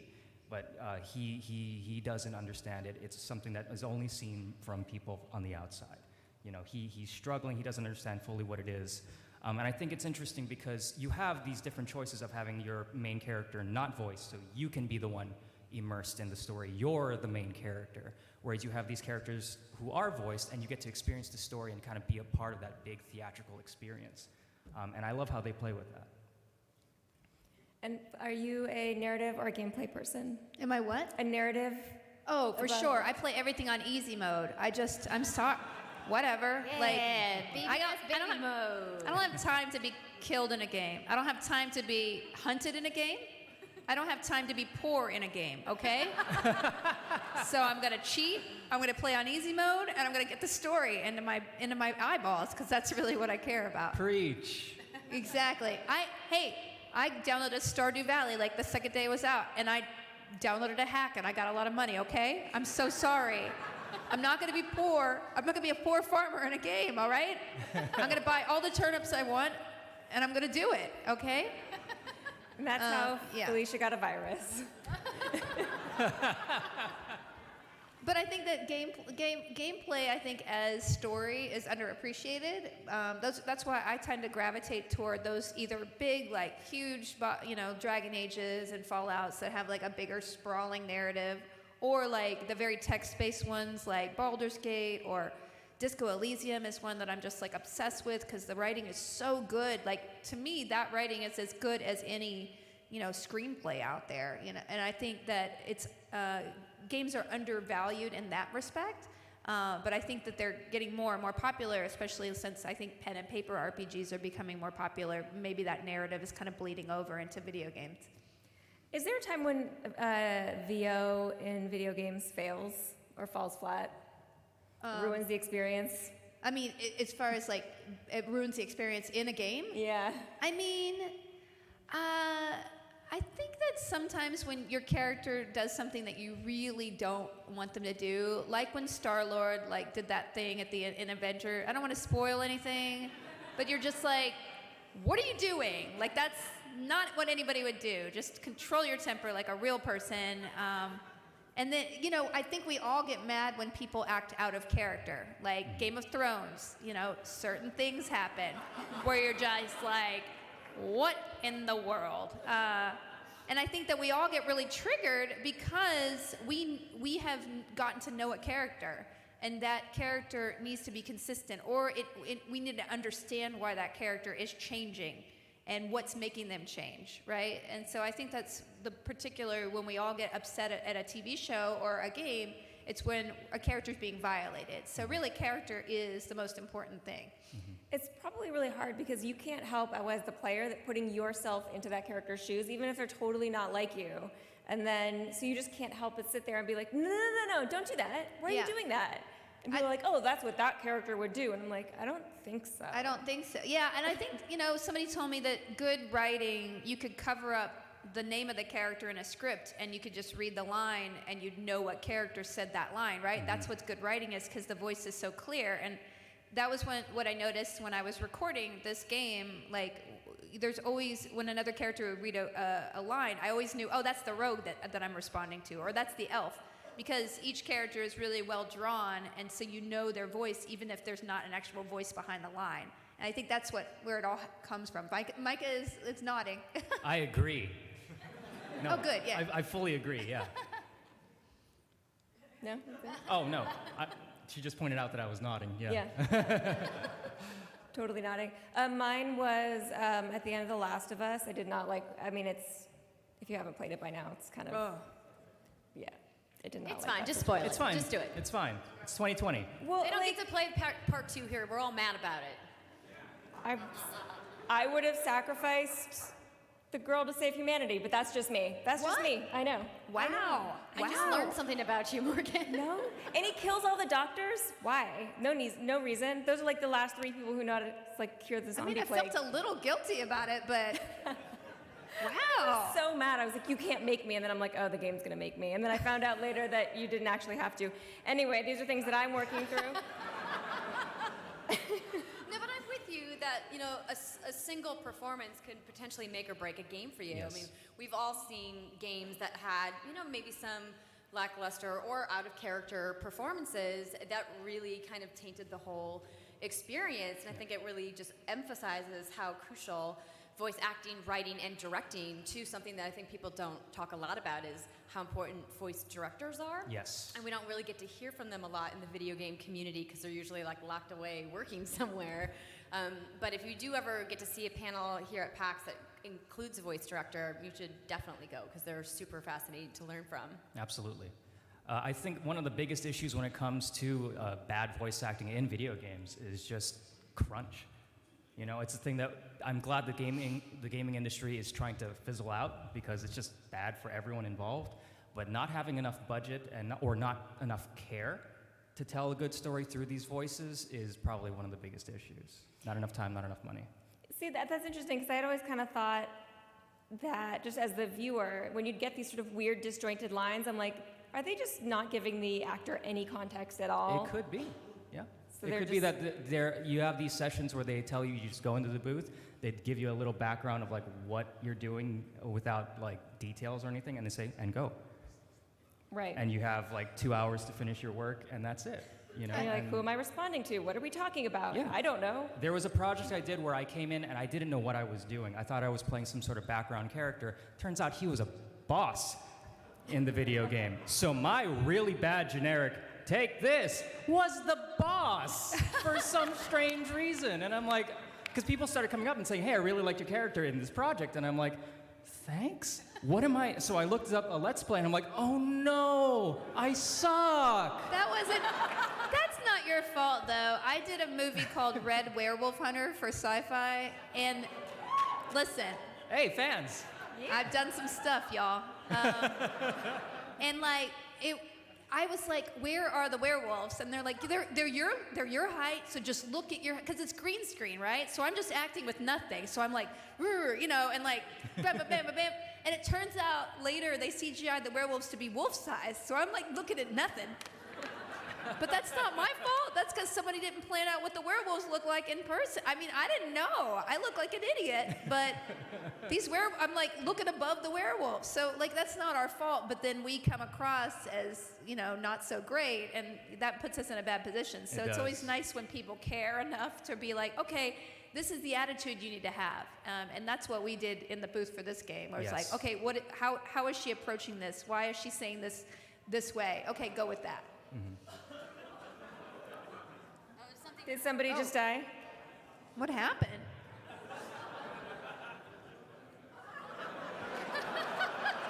Whoops. Hey, you okay, bud? You did not see that, right? Someone's having a stroke. I want to ask really quickly, because I'm guessing a couple of people in this audience have questions about this. How do you get into voice acting? The answer has changed over the years. Before it was, it was based on how much acting experience you got and making connections in the industry. But we live in the age of indies. Dear Villagers is a great example of that. So you can actually have a decent career as a voice actor just from your own home, as long as you have a decent recording setup. So my recommendation is get as much acting experience as possible, join to community theater or even, heck, read to kids at the library. You can practice different voices and it won't cost you a thing. And you're doing something good for your community. But you can buy microphones for cheap these days, for less than $100 for a decent mic, and record in your closet as long as the quality's decent. So start there. And you can practice games in your voices in your D&D campaigns. Exactly, perfect. Just don't do it in public, then people are going to be like, who's that weirdo? He's holding a bag of Doritos and talking to himself. There is something about going to a party with a bunch of voice actors. I'm sure you've done it. Oh, yeah. Well, being in the video games business as long as I've had the honor of interviewing several voice actors over my career, and a couple of them more than once. We were in London last year for a What's Good fan meetup and some other things that we were doing there, maybe going to the Spice Girls concert. That happened. And we got to have dinner, Christine Steimer and I, who was on the show with us, I had dinner with Troy Baker and Nolan North. Nice. Now, let me tell you, sitting down at a meal with the two of them together, you may know their show, Retro Replay. Anybody watch their show? It's great. If you didn't know they had a show, it's really funny. You should watch it. They're just like, they just kept firing off stuff all night long, and I'm like, don't you guys ever take a break? You know, like maybe just like talk in your normal voice for a little while? And no, they kept comparing different types of British accents, and they kept doing different types of accents throughout the meal, and I felt a little mortified that we were in London and all these people kept looking over, and I was like, they think we're making fun of them, let's go. But it's really interesting kind of hearing the diversity amongst actors and how certain actors really specialize in certain types of voices. And then there are some actors who are kind of like a jack of all trades who can do like a wide range. And I always find it really fascinating learning from actors and how they kind of honed that part of their talent. Like, so for Felicia and Micah, did you guys know early on what type of actor you wanted to be when it came to voices, or did you kind of have to like trial and error it? Felicia? I mean, I think that you do find like your niche. Like as far as like voiceover for me, you know, I certainly didn't expect to, like mostly my voiceover agent sends me teenagers or kids because I have like I can talk really like a little kid, you know, like either a little boy or a little girl. Like it doesn't matter the gender of the character. It's like if they're awkward, if they're socially awkward, like I'm probably gonna get an audition for it. Which is fine, like, you know, I think it's really fun. It's something that I have fun doing, but like I certainly wouldn't have gone into it thinking I would play a kid, right? Like that would not be something I would assume going in. That's not a life goal. Yeah, it's not a life goal. You're gonna be a perpetual 8-year-old. I mean, hey man, Minnie Mouse did it. That's true. Which is funny, like, cause she died and then like 3 days later they put out a casting call for her. It was like a week. Anyway, so... But it's cool because she got to be Minnie Mouse her whole life, and like you know, you don't get like aged out. Like I think that's wonderful because in Hollywood, like your age, your face is what you are, and so if you transition to a different age group, like you're not going to work, especially the older you get. And the great thing about voiceover actor is like you can be eternally whatever you want, and that's what's really fun about it. But do you think you imagine yourself when you're playing a different kind of character, the Grand Dame? I mean, I've played like, I have in Glitch Text, I just had a show come out, it just came out on Netflix last week, and so I was a consulting producer on the scripts, but I also got to do a couple voices, and I played like a sullen teenager, but I also played this woman who, you know, she's a crazy like teacher, and so she's kind of like a Mary Poppins wackadoodle, and so that was really fun. You know, another show, Miles from Tomorrowland, the creator called me and was like, hey, what do you want to play? And I was like, I just don't want to play a teenager who's awkward. I would really like to play an evil sorceress, you know. So he created a part for me where I got to do a British accent, a bad British accent, you know, because that's not my specialty. But it was very fun. Nice. And it was outside of my wheelhouse. So yeah, I mean, I'm going to work on my French accent, right? Sure. It's really bad, so. A lot of work. You tried a bit. I tried. It was You tried. wretched.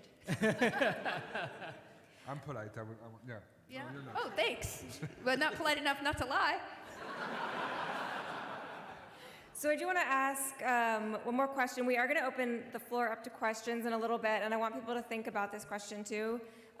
What game was it that really made you see the magic of VO, or you had that incredible VO experience where you really identified with the character and felt like maybe you were that character and how it changed a game for you. So think about that, everybody. We're going to talk about that up here also. So we'll start with Micah. Oh no. Oh, sorry. We'll start with Felicia. Oh, God. Oh yes. I'll start. When I was playing Dead Rising and I had the double chainsaw, no, I mean, as far as acting goes, the game that really, to me, like transcended, like,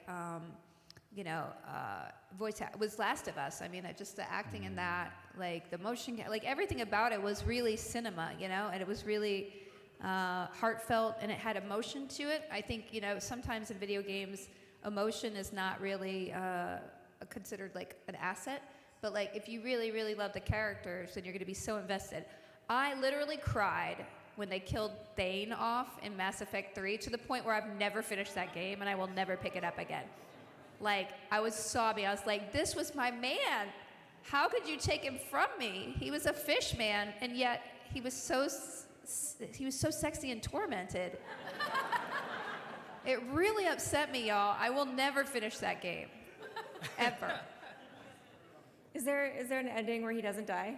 A what? Is there a version where he lit? No. He doesn't die. No, you have to kill him. Okay. And then he has a hot son, and I was like, can I get in the son's pants? But nope, can't date the son. That's creepy.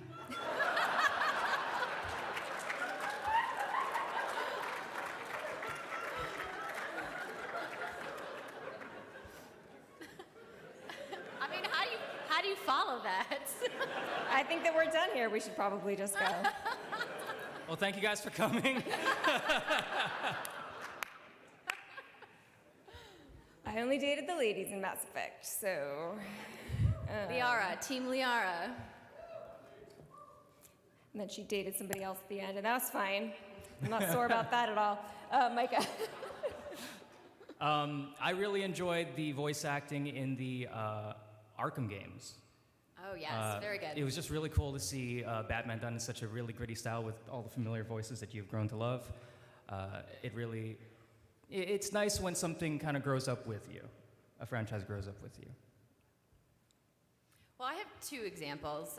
One's like a really funny one, and then one's a little bit more emotional. So I think the team at TT Games that does the Lego games have a phenomenal voice work in their games, and I think it's so interesting how they get this like really wide selection of actors who get to play in their games, and like I think the voice work in those titles really help contribute to the comedy in those games. And if you guys haven't really been paying attention, or if you haven't played the Lego games, they're phenomenal games, and I really encourage you to try them out. And one of the games that really kind of stuck with me as like an emotional moment was Telltale's The Walking Dead Season 1 with Lee. Yeah. That character, it was just like so impactful, and like there was, those types of kind of like walking adventure games can kind of go either way. Either the voices and the characters are like really gripping, or you're more into like the environmental like puzzles and the storytelling from different ways. But that character specifically really kind of like hit me in a way. So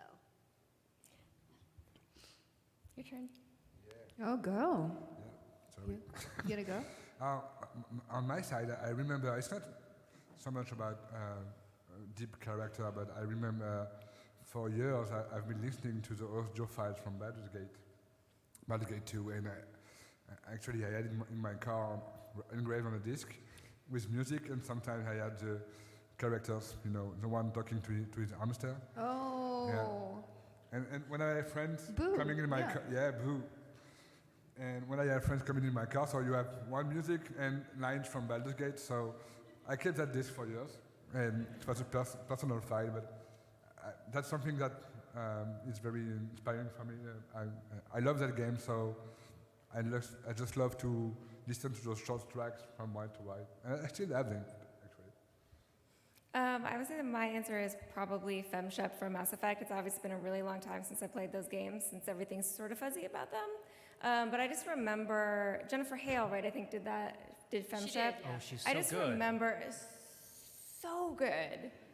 And there was just something so strong and powerful, and something just like very that I could just really identify Yes. with her, and like good and evil. She just killed it. She was really impressive.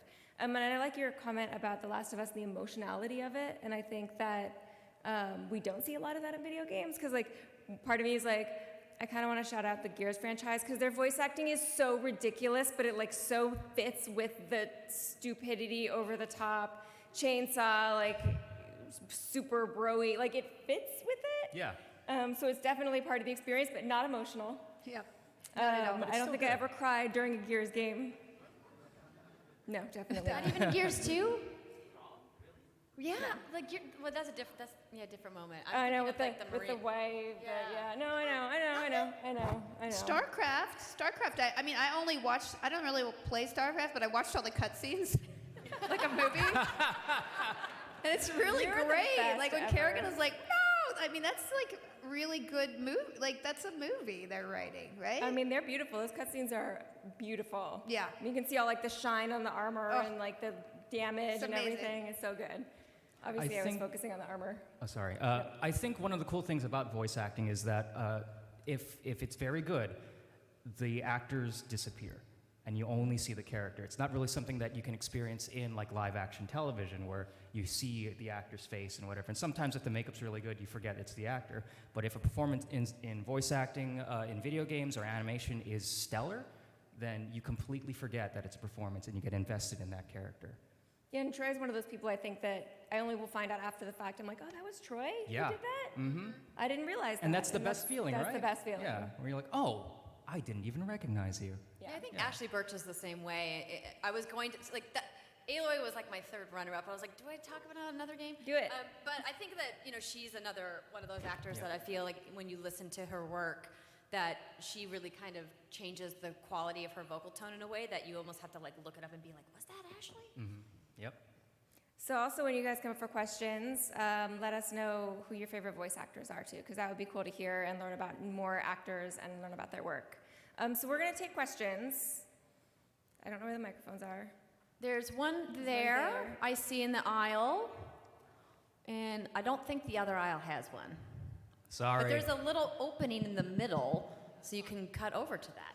Awesome. Here we go. So if you have a question, now would be the time to line up, everybody.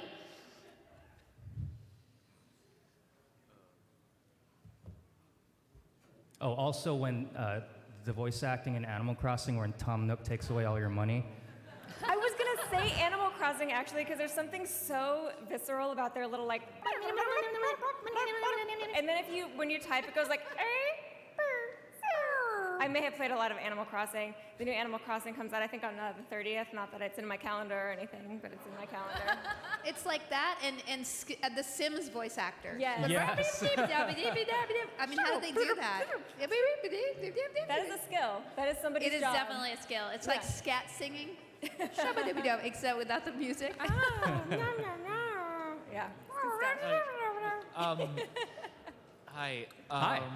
I live in Brighton. Like, it's a part of Boston. I was wondering, I'm trying to get a full-time job and try to go to grad school, though, but I'm also interested in voice acting, though. Like, how do you really need do you guys have a job to fall back on, though, and if besides voice acting? It's rare to be predominantly a voice actor because it is freelance work for the most part. It's not like you sign a contract and you're with a company forever. So most actors have side gigs that they do. I'm sure that you also do like writing on the side and directing and then things like that.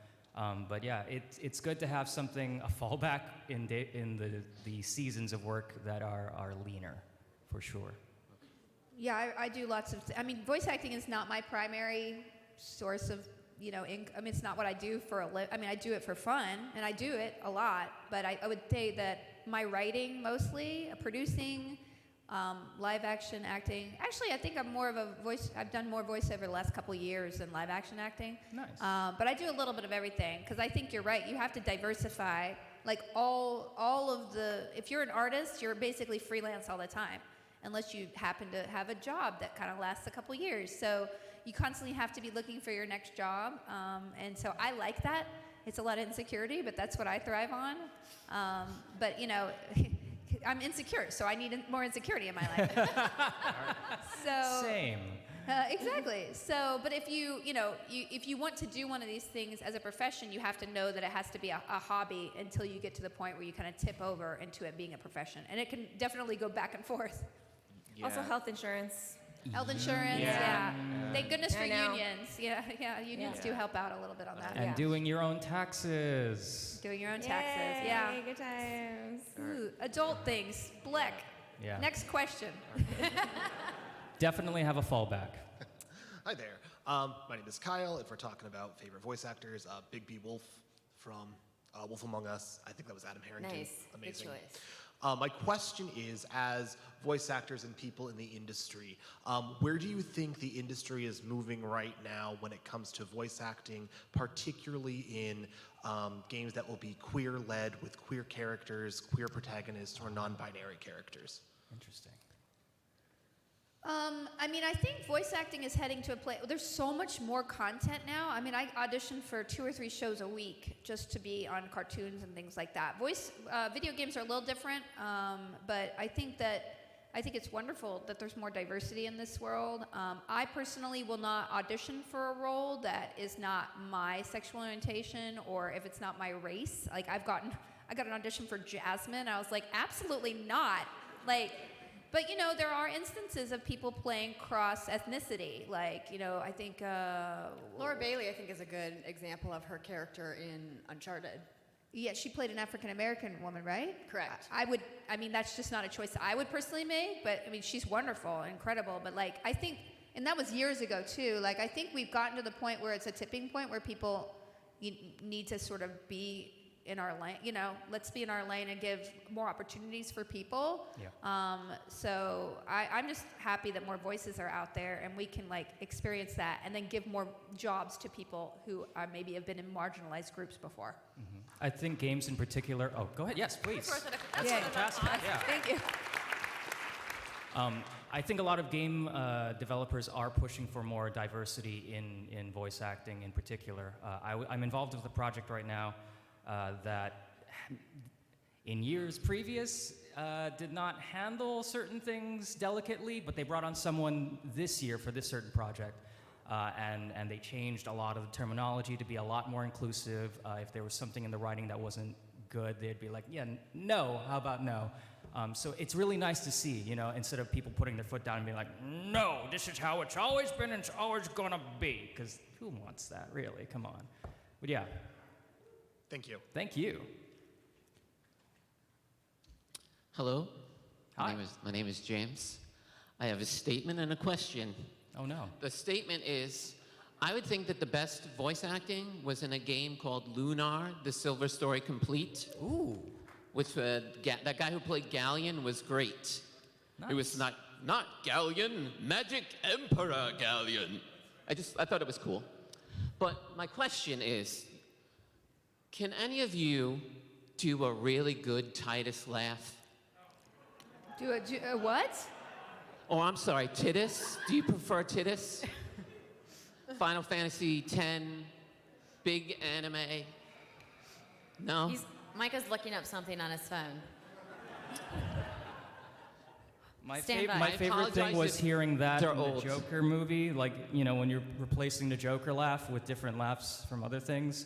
That one was one of my favorites for sure. That's a good movie.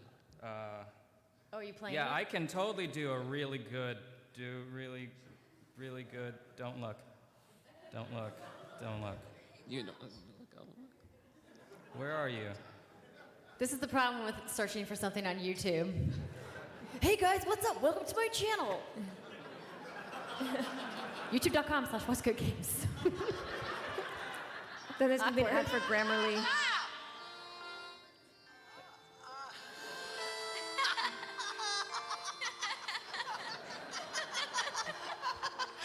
What is going on? He's making faces. That's my best impression.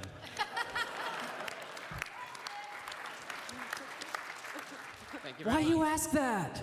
Go sit down.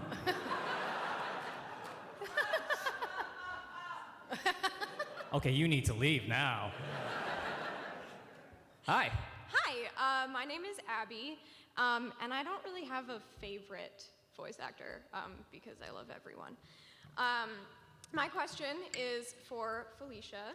I work with my father, who is a voiceover coach who travels around the country teaching master classes, and he actually, we're starting a business called Voiceover Via, which is basically a compilation of like information from like heavy hitters in the industry who have expertise to share with people who want to get into VO but don't really know where to start and like what is involved in that. We've currently gotten some content from Disney casting director Sarah Sherman, who Is this like your elevator pitch for your business, or did No. you have a question? I have a question. Lisa Biggs Just joking. of Calm down, Care Bears everybody. fame, and Chuck Huber of Funimation, and Felicia, I'm gonna shoot my shot. You're 1,000,000% allowed to say no. Are you interested in giving this us was some a of your expertise? And who would we contact to try to make that happen? We'd pay you, obviously. Dude, let's not do this right now. Let's Just not. wondering if you're I interested. appreciate your asking me. I have such a crazy schedule because like I mentioned the breeding thing. I can't really fit extra things in, but That's totally understandable. your organization sounds really cool, Yeah. especially as a resource for people Absolutely. who might not live in LA or New York and might not know how to get a foothold in it. So Yeah. thank you for asking me, and good luck with it. Yeah. Thank you. Absolutely. I like your shirt. Thank you. Hi guys, I have a pet peeve when it comes to voiceovers in games, and it's that line of random dialogue that just keeps coming up and you get so sick of hearing it. But it's my own fault because it's like a Skinner box. When I hear that there's like multiple lines of dialogue that are, kind of random, I'll just sit there and keep pressing the button and hear all the responses. So is there like a middle ground? Is there a way to, to solve this so that, I know what they're going for is so that when you randomly come up and talk to somebody, you'll get a new response. But if I've listened to all of them, well then, But I feel bad at the same time, like, if you guys have taken the trouble to record 15 different responses, I want to take the time to listen to them, so. Seems like a self-control problem. Yeah, no, I agree. I guess what I'm really looking for here is permission to not hear those last 10. Is it okay? I Am I believe there are disrespecting support you as groups artists? available. Yeah. I think every single line is a precious jewel that has been created for you. See, and that's what I'm put into saying. your machine and Yeah. downloaded over the internet at great cost to humanity. And I think that what everybody else should be doing is listening to all of them too. Can I just say, you're the person that devs hate. Wait, what's your name? John. John? Yep. Okay, record this. John, don't press the button. Got it. All right. Record this. John, All right. press the button, John. Press the button. Don't press the button, John. It's going to be a new line, totally new experience. Don't do it. I know you're you. thinking about it. Don't. I appreciate the advice, guys. Thanks. Thank you. Hi, I am also named James, so that guy earlier stole my spotlight. But real quick, I want to lead with Felicia. My friend Beeps loves you so much, and Oh, hi. yeah, Thank she's you. saying hi. Okay, so my question is, I was wondering if you guys could speak to a relationship in video games between kind of the scope of how many characters are in the game and the quality of voice acting. So to give an example, I play Skyrim, which is like a great game, and I don't think anyone here has anything bad to say about it, except I think they got like 4 voice actors for the entire game. Yeah. Like every character in the game has that same like Nordic voice or an elf, that's it. Yep. But to contrast that, the game Firewatch, if anybody's played it, the voice acting in that game is quality to a point where it's almost no longer voice acting in a video game. It's that like immersive, and I think, in my opinion, that that's a relationship between the scope of how many characters. There's only 2 characters in the game, and I'm talking really fast. I was wondering if you guys could speak to that relationship. Skyrim, they had a lot of work to do, man. Yeah. They had a lot of EO to do. I think it's based on budget, honestly. But I don't know. I'm not familiar with that side of like the casting and why only a few actors are picked for that. Well, I think for Skyrim, I don't know what, I mean, if you played all the Fallouts, like objectively, New Vegas, I think, has the best acting. The cast. Like, not because I'm in it, guys. No, I mean, I played that game obsessively with myself, but as a companion. But I did try out all the other companions, and I just feel like the acting in that one and the writing in that one particularly was a cut above the other ones. The other ones felt like, 4 I loved, but I never cared about the characters that much as I did in New Vegas, and I think that was kind of the writing and the investment that people put into the narrative. So I think it all comes from the writing and the priority of the devs to be like, this is important. Like, I played 300 hours of Skyrim. I don't care how many elves sound exactly the same, right? So at the end of the day, it's also what kind of game you're making. And Firewatch was primarily like a narrative story with some graphics, right? It was almost like listening to a podcast while you went through a very beautiful landscape, which is a totally different kind of game. And that's what's wonderful about games. There's so many different kind of games. I would love a Skyrim with, romanceable characters that I did have a husband. Scouts Mini Marshes, he was a lizard man, and I had 2 orphans that he took care of. I had a very elaborate story that I created in Skyrim, but it didn't really, it wasn't supported by like the voice acting, and that would have been really awesome. Thank you very much. Thank you. Hi, my name's Peter. I'm going to Hi, step Peter. back a little bit. Hey. When you asked about our favorite voice actors, I started thinking about Robin Atkin-Downs, and he's been in a lot of Kojima games. So I was wondering, with Death Stranding, do you feel that kind of mocap work and all the 3D modeling and stuff, do you think that may potentially take away from voice acting if actors themselves are just in the game? Have you done I have motion not. capture, I Micah? have not done any mocap. No. I did mocap for Dragon Age. I don't know how Death Stranding did it. I don't know if they record while they're moving and in their character, or if they do just the mocap and then record the performance later. I'm not really sure how that works. I have a lot of friends who do quite a lot of mocap, and it's super physically rigorous, I know a couple of my friends were doing mocap like 2 weeks after they gave birth, and I was like, that's probably not a good idea. Dang. But it's really, you have to be a real athlete to do that kind of stuff. And it's really fascinating where technology is taking us. If you guys have looked at how The Mandalorian is shot, it's this incredible thing where basically everything's CGI. You could put the camera anywhere, everything is green screen skinned, and it's kind of like the Rubicon Valley between reality and VR, the picture is blurring to the point where video games are movies and movies are video games. So it's really interesting. I think the next 10 years is going to make it even more seamless, and I don't even know what you can define as TV or movie or video game at that point. Thank you. Thank You're you. welcome. Hi. My favorite voice actor is Tom Kenny. I don't know, I like Nice. SpongeBob, so yeah. I'm trying to get into animation. How do I find voice actors? How do you find voice actors for animation? Yes. It depends on your budget. A lot of people for indie projects post online. Let's pretend the budget is 0. Oh, then absolutely post online. I have another question. Any of you doing autograph signings? Are we? I'm doing a signing at the Villager booth at 4:30, from 4:30 to 5:30. So I have to leave at 5:30 to go to the airport, but I will be doing a signing after this. So I guess Same. they have stuff for me to sign from the game? 11074 booth. Okay. And Micah will be there too. At 4:30, 4:30 to 5:30. 4:30. I'm doing a signing that's actually started half an hour ago, so I should probably go. Yeah, Morgan. It's in the queue room. I know I need to go, but I was interested, so. Hi, I'm Aiden. Hi. I'm actually I forgot my favorite actor's name, but he was a voice for Bye, Nas. Morgan. Bye, Morgan. I really was supposed to be somewhere like half an hour ago, so I'm sorry. Well, we're probably really close to wrapping. Yes. I didn't know, did we get 2 more questions from the enforcers? Is that what I'm getting? Okay, cool. Awesome. Sorry, everybody else in line. Sorry, everybody. We couldn't get to everyone. I'm so sorry. Thank you, bye. Thank you so much. Bye. You are the lucky 2. All right. Yeah, my favorite actor is the person that did Natsu for Fairy Tail. Oh, nice. Excellent. No offense to you. I love you too in Soul Eater. Oh, thank you. I appreciate that. How much do I owe you? Nothing. Yeah, I grew up playing games and watching anime, all that stuff. Ever since I started watching it, I always wanted to do voice acting. So, what do you think I should start trying to go for, animation or try to go for games?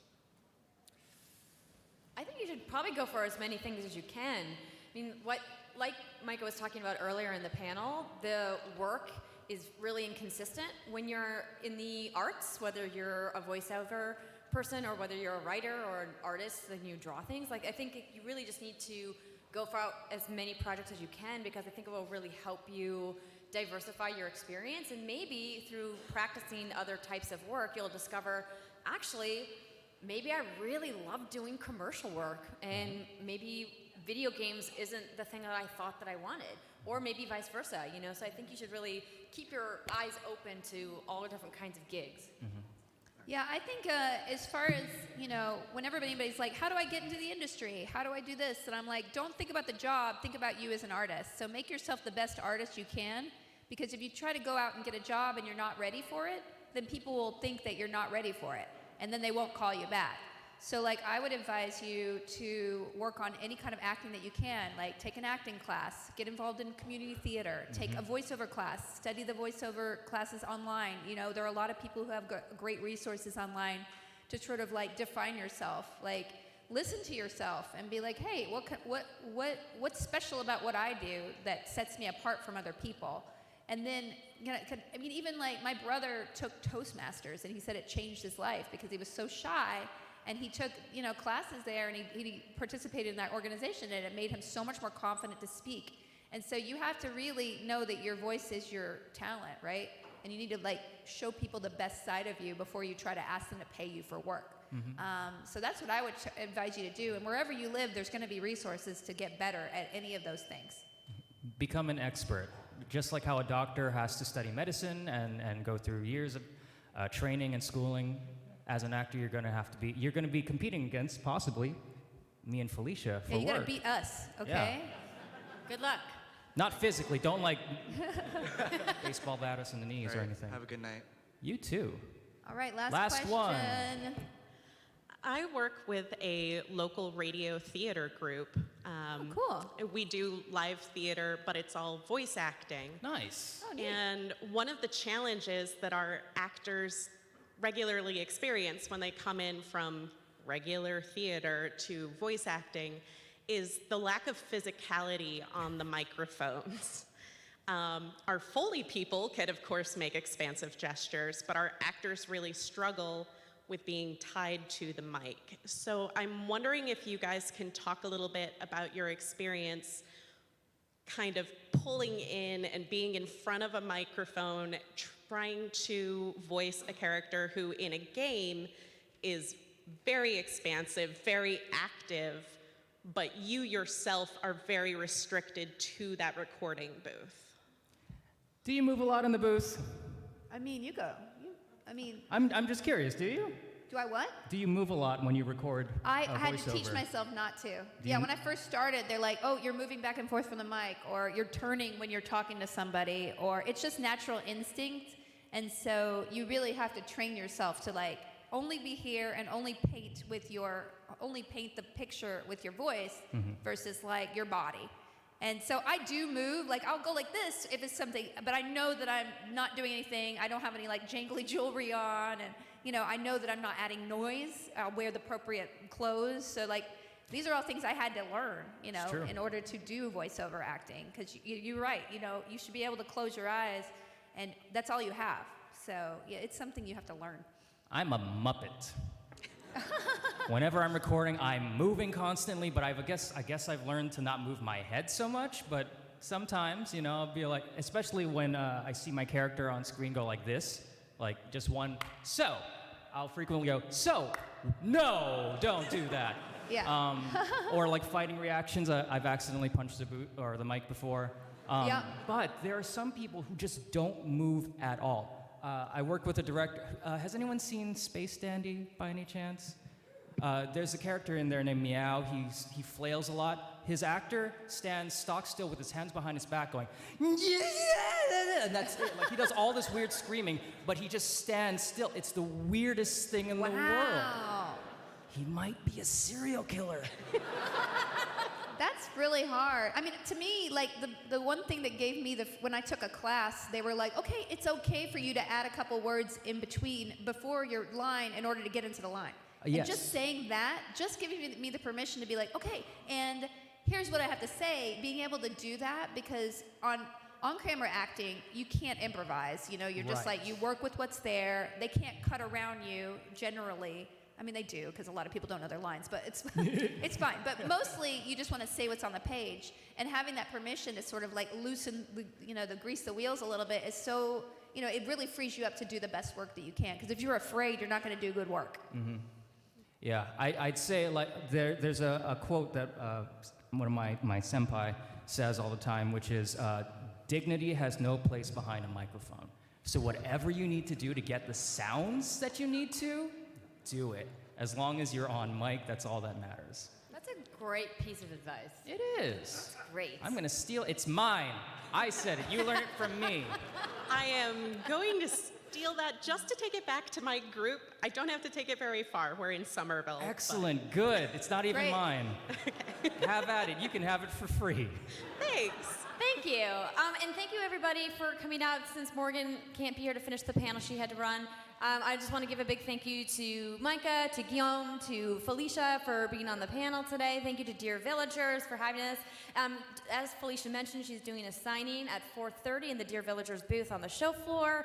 And you guys can try the game, The Dungeon of Nahalbek, the It's really Amulet good. of Chaos. There's some demo stations downstairs. I finished my drink, $8. Everything's good. Thank you very much. Thanks, Happy PAX, Micah and everybody. Andrea. Thank you. Thank you.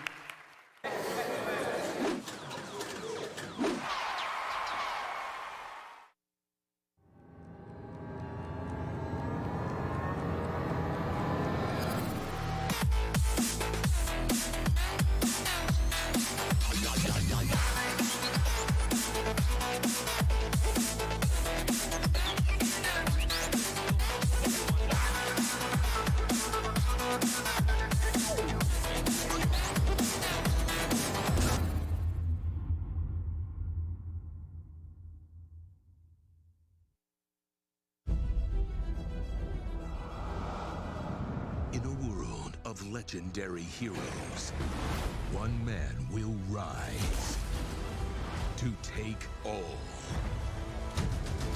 of the credit. This game has something that no one else will.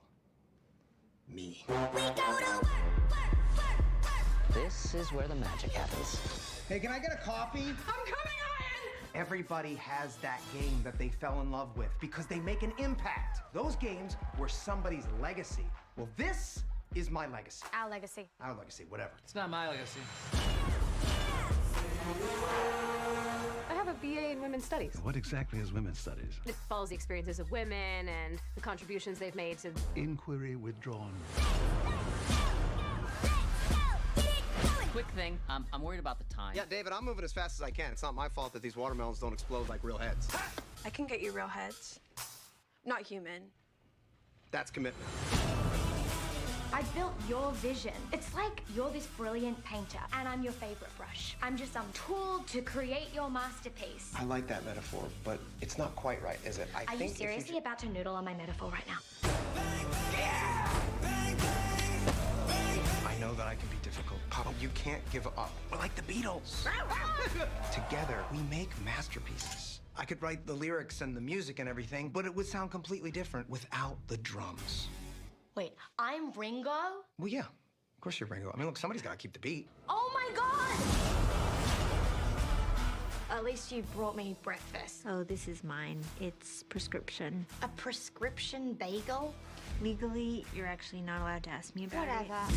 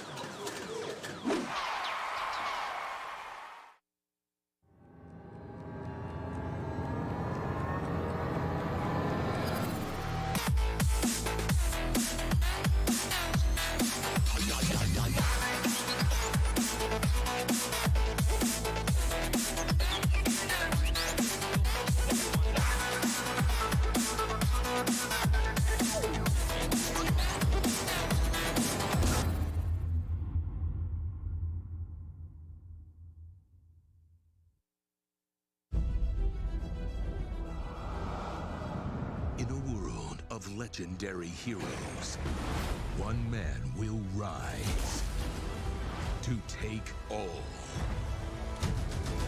of the credit. This game has something that no one else will. Me. This is where the magic happens. Hey, can I get a coffee? I'm coming on! Everybody has that game that they fell in love with because they make an impact. Those games were somebody's legacy. Well, this is my legacy. Our legacy. Our legacy, whatever. It's not my legacy. I have a BA in Women's Studies. What exactly is women's studies? It follows the experiences of women and the contributions they've made to... Inquiry withdrawn.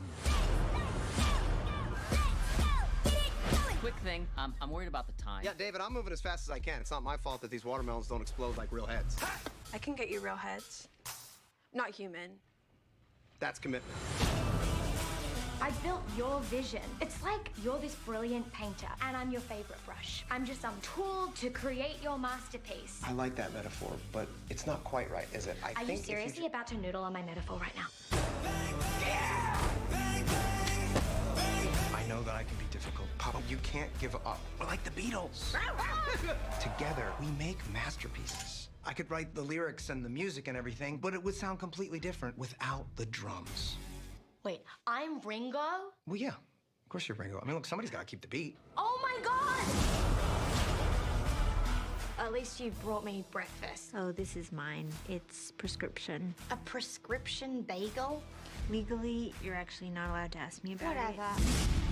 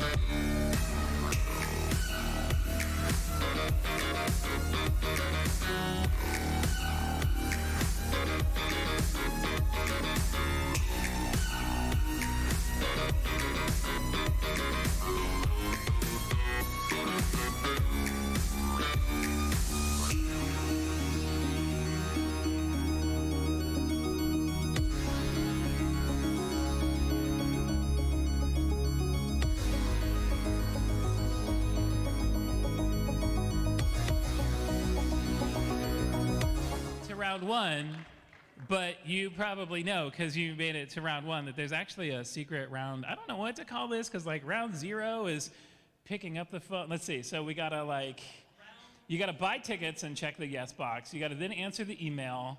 Then you got to reply. Let's see. So that's answering the email. Then you got to pick up the phone. Then you got to email me back stuff, which is why we have this hole, because this person didn't email me back stuff. So they missed out at round. This would be like, if that was round -1, emailing me back stuff, -2, -4, 0.5? Round something. I need one more contestant. So here's what we're going to do really quick. Let me just introduce you to Sarah, who's going to stand up and just wave. That's all you have to do, Sarah. Here we go. This is Sarah. Poor Sarah is all alone. PAX East is an Omegathon all about having a partner that you have for life. You didn't guys know this, but you're actually now legally wed in all 50 states and U.S. territories. It's great. It's wonderful. Sometimes if someone assigns you a life partner, things turn out a lot better. And it's really good. Ask team runner-up forever, because team just here for the shirts, because they're life bonded now. So to get this other life partner for Sarah, we got to do something really, really, really quick. So to keep this small, because we do have a large crowd, first off, I was going to do either or, but I just want to see. It's a weird leap year. Do we have a February 29th birthday person in here? Odds are very good that we don't. That doesn't happen. All right, if you're a February birthday person, that's like 3, 2. You stand. There's some February birthday people. All right, February birthday people stand. February birthday people stand. You're all good. Now, February birthday people, come here. Come here. As you make your way up here, you gonna be here for all 4 days? You don't plan on leaving early on Sunday? Sarah's really good at this first game. You're like your best partner in the world. You gonna be here for all 4 days? All right, perfect. All 4 days? All 4 days? All 4 days? No? Yes, you. Goodbye, you. This is a small crop. Sarah, do you want a little bit bigger crop? You feel, all right. There's a Jedi Master here. A fight would not be good. All right, let's really quick. Let's see, first we'll see January. Do we have January birthdays? Does that make this more? Sarah's birthday's in January. That works really well. That adds a few more. January birthdays who are gonna be here for all 4 days. Come on down. You're not allowed. All right. This feels really good. Okay. I'm going to ask you a question, and I'm going to designate just a side. We don't have to go like all the way to the wall, but just a nice clean divide. We're going to start on your salad, croutons, no croutons. Pick your side. Wow. Sarah, if you say no croutons, they're all gone. All right, okay, all right. Come back to the middle, come back to the middle. Here we go. All right. Pikachu or Meowth? Pikachu over there, Meowth over here. You're not in this and you're already part of the Omegathon. Just stop. All right. We got Pikachu over there. We got Meowth over here. Sarah, what's the right answer? Yeah, goodbye, Meowth. I want to be different. Blasting off again.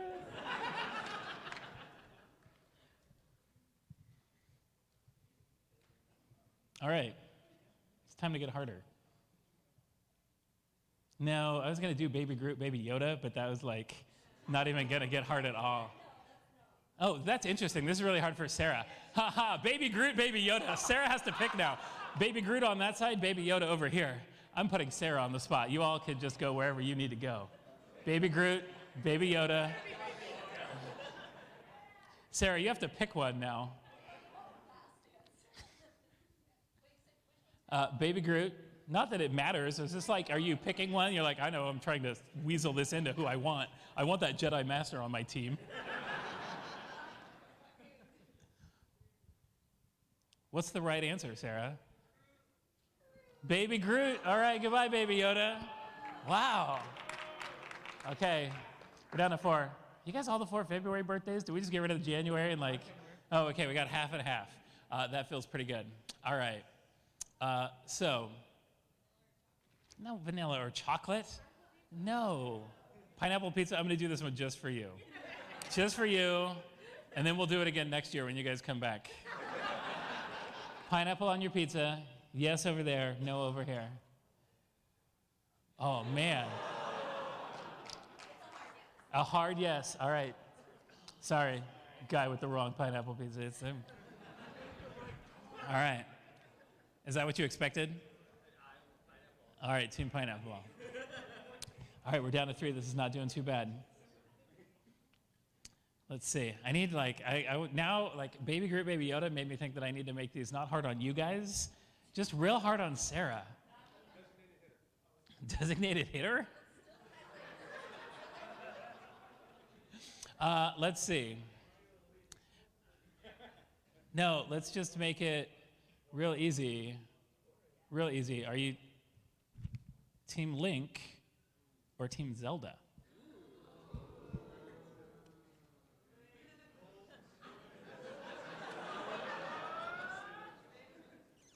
What's the right answer? It's Link. Oh, man. All right. This is the final 2. This is to figure how drift compatible you are with Sarah.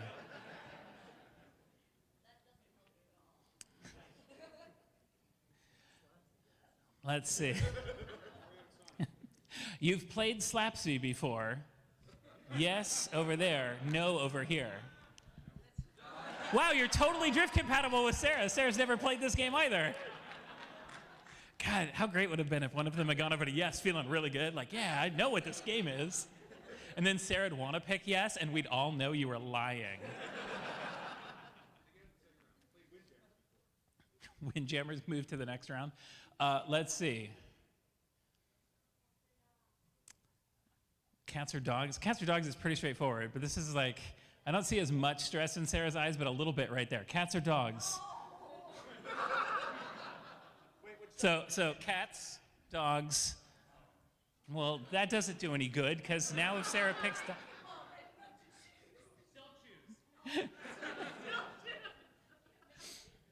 all right.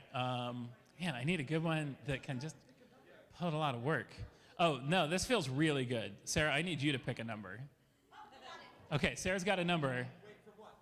It doesn't matter. Sarah has a number.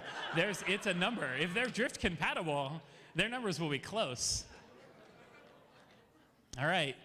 This is closest to Sarah. I don't know. You want it to be Price is Right rules? This is for you. All right. Closest number to Sarah's number. 17. 6. Oh, number was 3. All right. Congratulations. Go meet Sarah. Chat for a minute. We didn't have them go first, right? All right. Now that that round is out of the way, let's do the real Omegathon.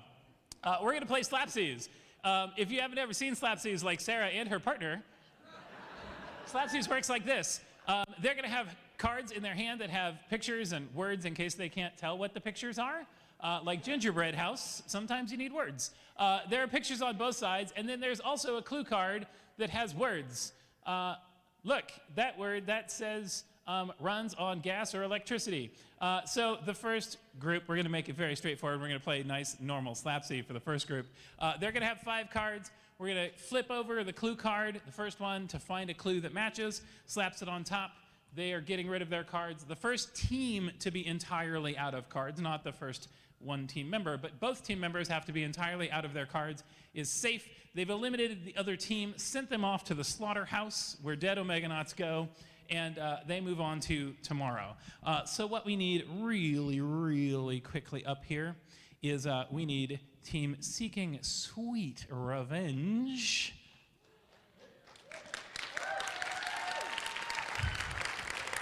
They are versus the 3-letter Go-Getters. I sure hope you guys know your team names, because Laura made them, and they're so good. All right, alternate yourselves. Is there enough room, Ben, for you to flip the clue cards? All right, one of you's over here, the other is nope. Outside. There we go. Inside. Look, team 1, team 2. All right, Ben's going to help deal out 5 cards. This lets me walk around here, resting this microphone on my cool sling bag because I'm a hip kid. Hi, kids. I'm like you. This is a cool sling bag that you can get at the Child's Play booth if you wanted to be a cool kid, too.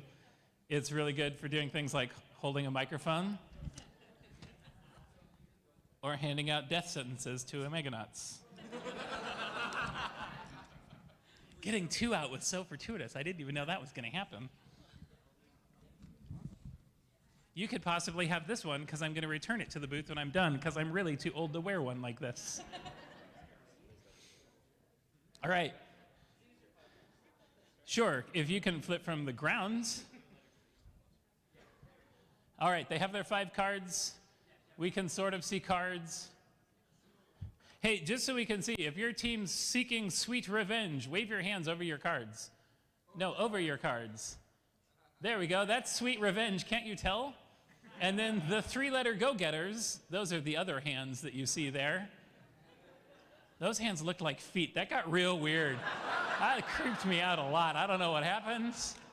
I don't know which one of the go-getters that was, but I feel really bad inside now. All right. Cards flat on the table. Your hands, we've established, can be touching the cards if you wanted to cover up the pictures and the words with your fingers. All right, go ahead.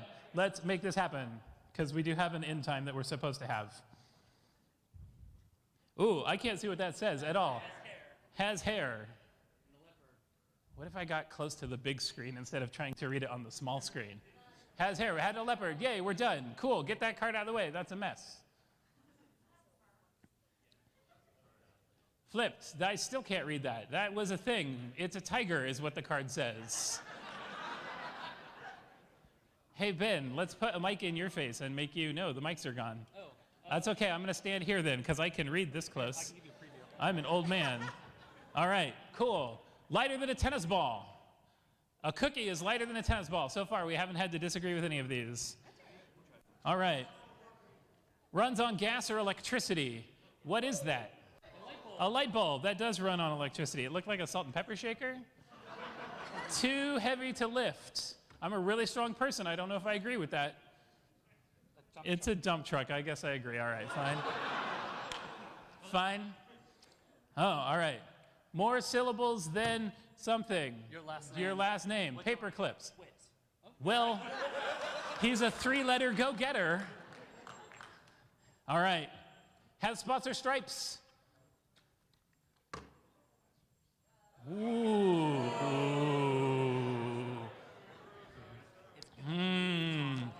I don't know if grooves or stripes. I don't like grooves or stripes. I'm going to give you a penalty card on top of that.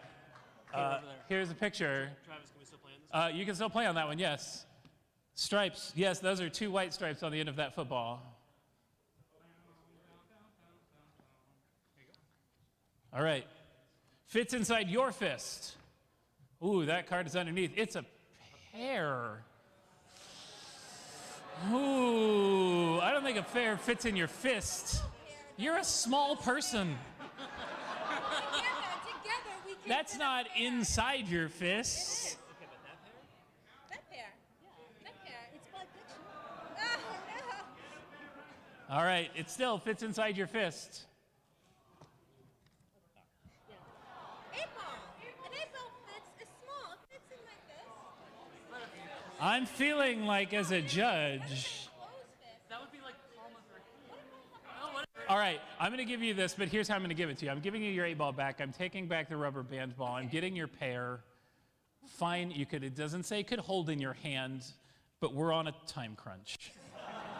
It sort of helped your team. Can jump over batteries. Yes, batteries are on the bottom. You could jump over the 8-ball, though. Has a handle. A bicycle has handles. Needs water. A cup of coffee. A cup of coffee needs water. I really wanted that cactus to get there. Has an X, Y, or Z in it. Fire extinguisher. Extinguisher, it does. You wear it. Those are boxing gloves. I mean, what if I made you prove that you boxed?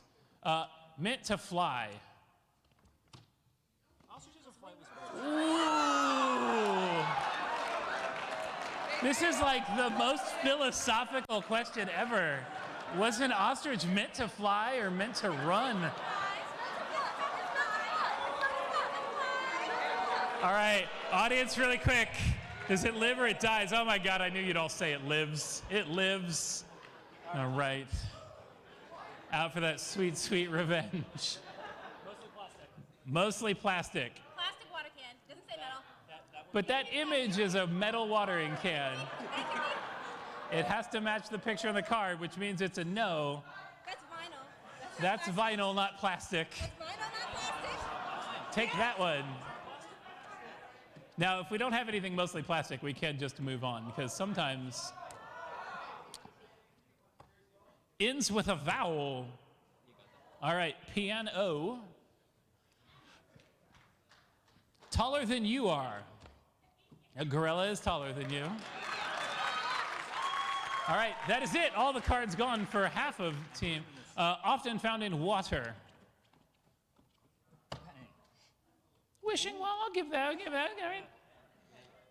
All right. Used mostly for protection. All right. Drop it. Often found in a purse or pocket. A passport. All right. A jack-o'-lantern. Mostly red. Yep. Okay. It grows. A hedgehog! All right. Team seeking sweet revenge. Still on track for revenge. Three-letter go-getters. Take these.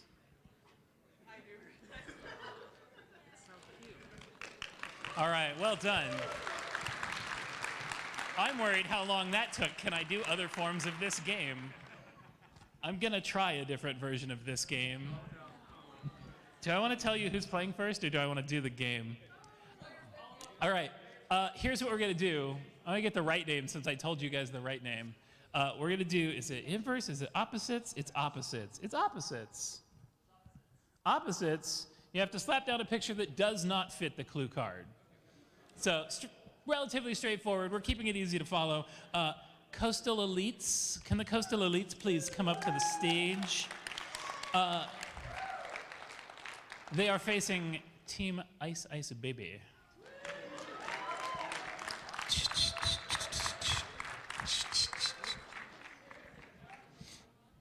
All right. Cards and things. Cards are dealt. We'll do that hand-waving thing because it really helped us know who's who. Coastal elites, don't wave unless your team's been called. All right, coastal elites, wave your hands. That's not a card, Ben. What shenanigans are you trying to pull? That's.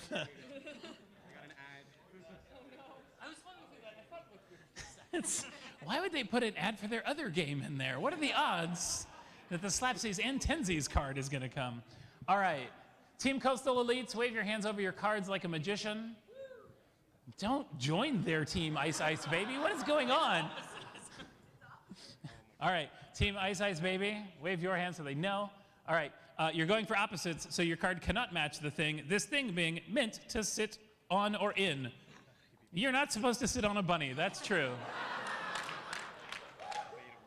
Has legs. Well, a fortune cookie does not have legs. Starts with the letter that it starts and ends with the same letter. That doesn't happen. Fried eggs. Lighter than you. Oh, heavier. All right. No, that's good. Statue of Liberty, yes.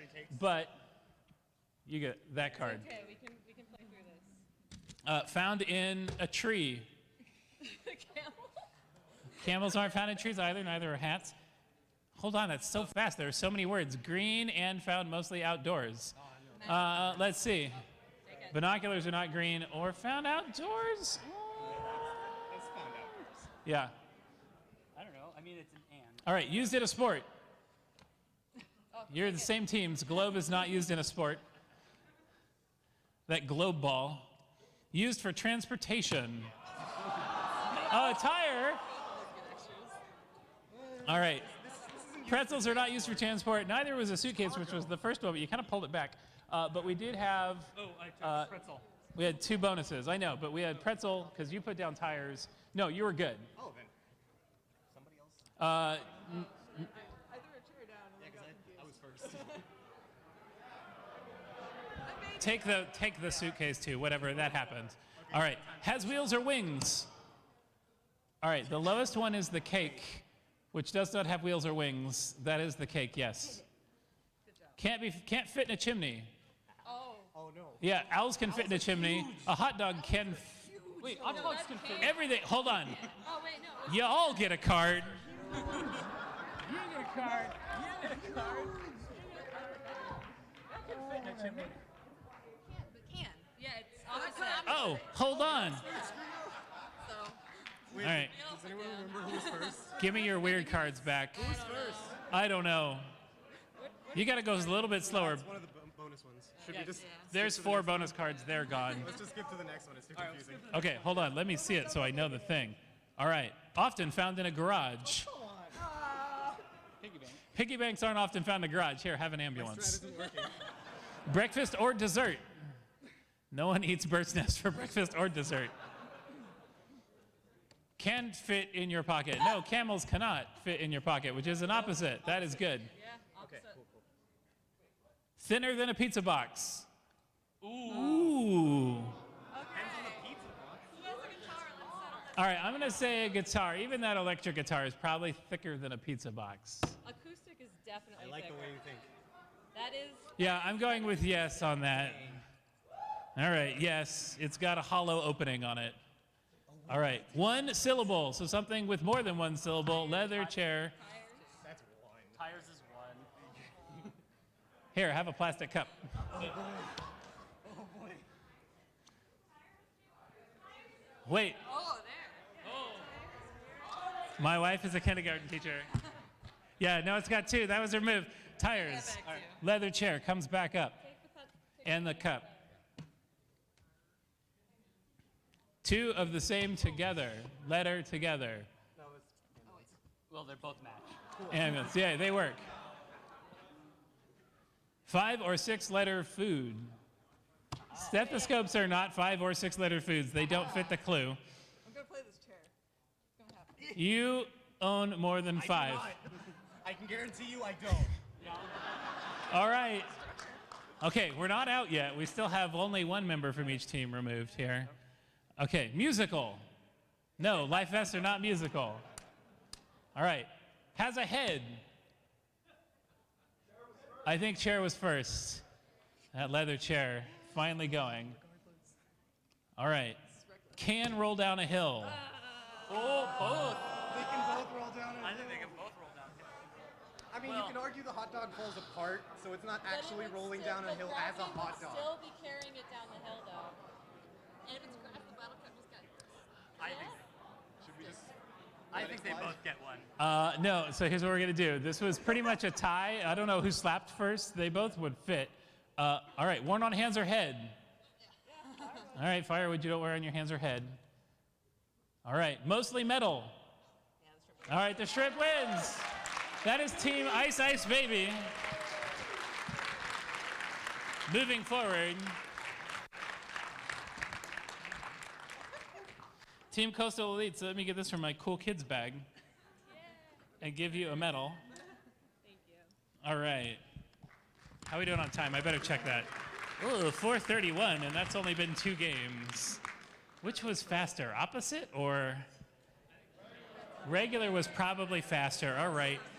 Time frame wise, we're going backwards. We're going to go back to regular. All right. Commonwealth 64, please come on up to the stage. Followed by Good Vibes Only, man. Good Vibes Only.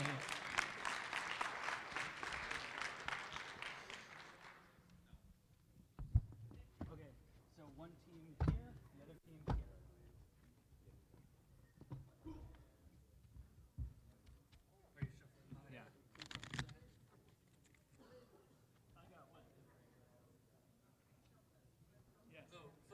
Flip your hats backwards because the camera.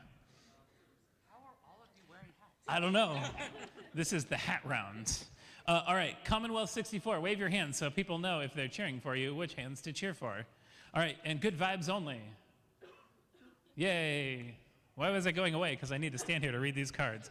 All right, hold on. We're doing regular, straight up, normal slapsies, so if it says can fit down a chimney, it has to fit down a chimney. All right, yellow and edible, and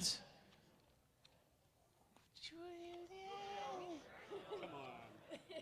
What color is it? Not unless you tan? No, not All right. Yeah, pancakes are tan, but It's like golden brown. I'm gonna go golden brown. All right. Jelly beans, there was only one yellow jelly bean on there. Doesn't fit in a backpack. I will agree, crocodiles don't and shouldn't fit in a backpack. Often found in a refrigerator. Jelly beans in a refrigerator? I would not say often. I feel better about grapes. I'm gonna take grapes and I'm gonna give you a welcome mat. Also not found in a refrigerator. Can hide it under a sock. Sure, keys can hide under a sock. 2-syllable animal. Animal, 2-syllable animal. Do we have nothing? Goldfish, yes. Often found in or on a desk. Jelly beans. Jelly beans I will take this time, yes. They were faster than staplers. Mint to go in your mouth. Blueberries, yes. Odd number of letters. Oh. 7. Yes. Mostly blue.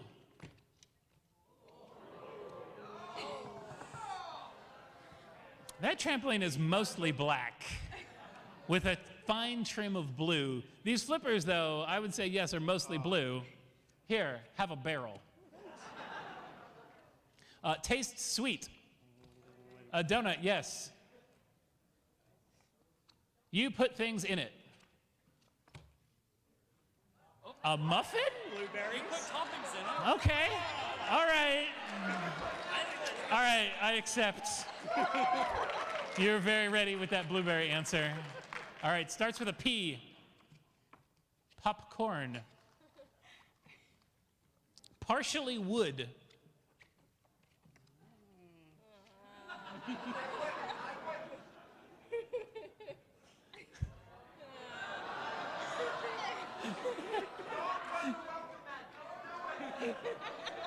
All right, we'll do the next one.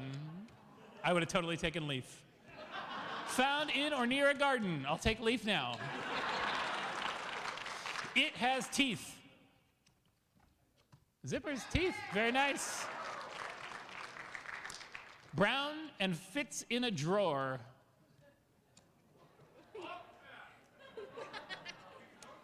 All right. Yeah, I wouldn't do it. All right, I don't think we have anything. Not sold in a hardware store. True. All right, that is the first empty set of hands. More than one E. Pineapple, yes. To put on your pizza. Has claws, paws, hooves, or feet? Snowboarders have feet. All right, snowboarders have feet. More clues.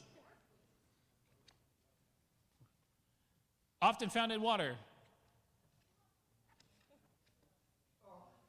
Man, I would have totally taken sunglasses. They fell off while you were skiing. Mostly plastic. All right. It's rubber. Rubber, it's rubber. Yeah, balloons are plastic. Rubber's not a plastic. The ribbon is plastic. That's not mostly. You wouldn't be like, look, I got you a ribbon with a balloon attached to it.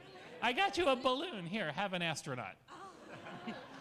Two of the same letter together. Tennis ball, yes. Oh, that's it. The good ones are out. 1 syllable.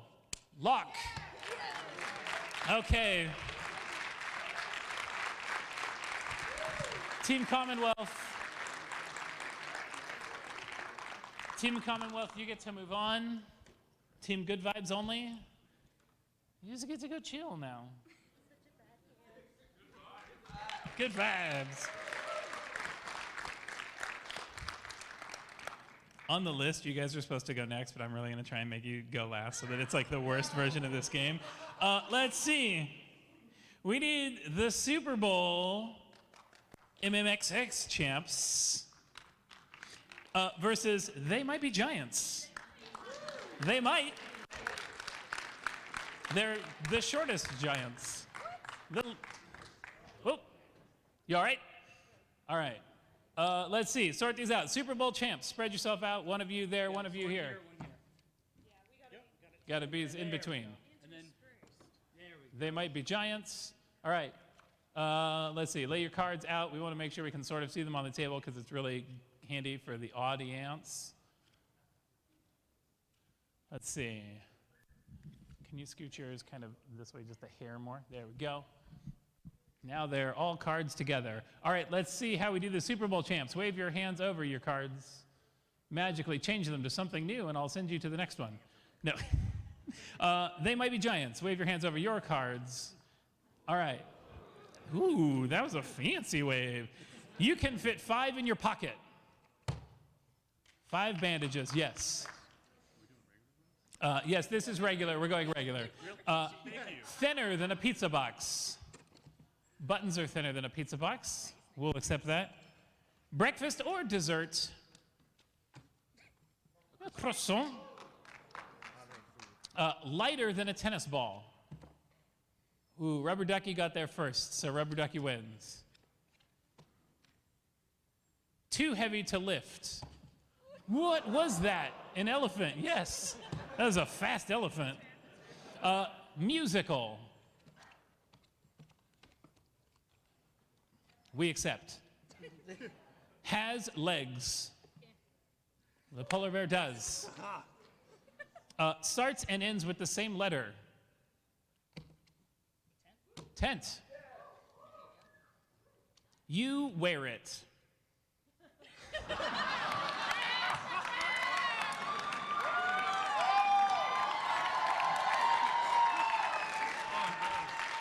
I accept.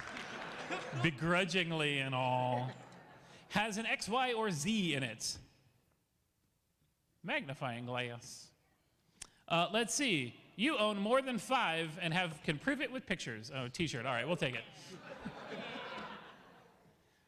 5 or 6 letter food. Give me food. Don't put a skateboard down. Grass? All right, looks like we need to flip that unless you're going to argue for jack-o'-lantern. Ends with a vowel. Flamingo. Can't fit down a chimney. Bumper car, I'd say yes, can't fit down a chimney. Every letter is different. This is one of my favorite ones. Are you sure? Are you sure? Dinosaur. Yes. All right. Found in a tree. Flowers, yeah. They're flowering trees. It has hair. Yes. Mustache would have been really funny. All right. We skipping? Yeah. Has a handle. All right, flashlight. That is 1 empty set. Super Bowl champs halfway there. You can't jump over it. No, can jump over. Oh, can jump over it. You can jump over a skateboard. Yes, that's half of They Might Be Giants. We're down 3 cards left. Green and found outdoors. I will say mittens are found outdoors. All right, this is it. Needs water. It's a jack-o'-lantern. It's not a pumpkin. That's a jack-o'-lantern. But it's a jack-o'-lantern.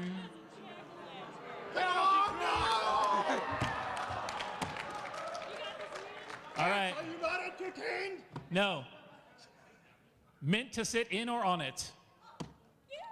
A rocking horse.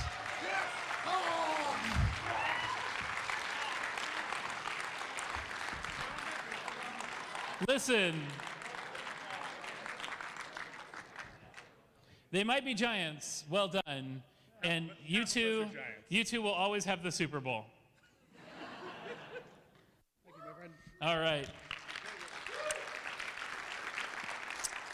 So, next up, we need the birds of prey. The birds of prey are facing our galactic fempire.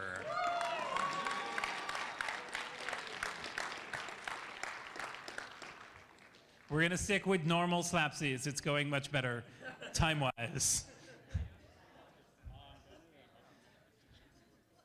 By the way, if you haven't had a chance to see the banner that Laura made coming up with all of these team names, it's amazing. Just to give you some insight, Galactic Fempire, we got Mandalore Chick. Mandalore Chick, give him a wave. And then we've got Starlight Silk, hence Galactic Fempire. Laura's the greatest.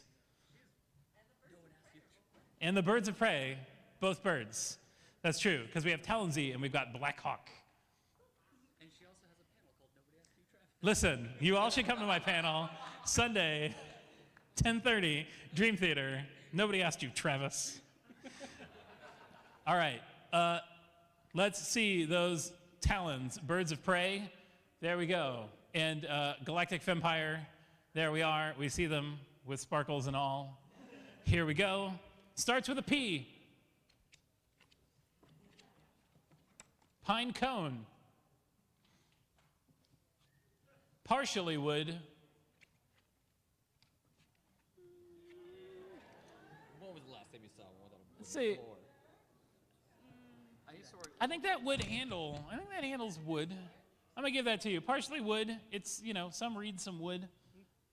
Keep your stacks clean. Often found in a garage. Yes. Often found in water. All right. Mostly plastic. Ooh. That ladder. Let me take a look at this picture of this ladder.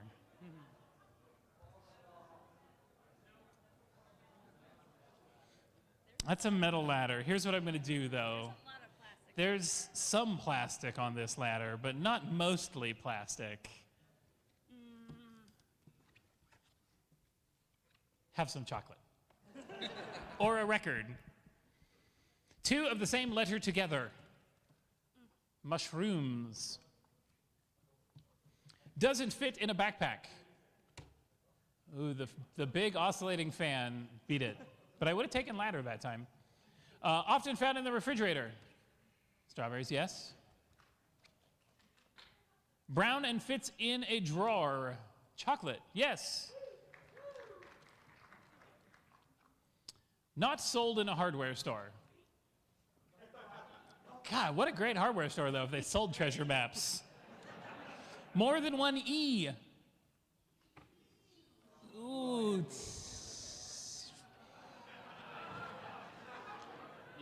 Yeah, they both fit. I'm just trying to decide which one got there first.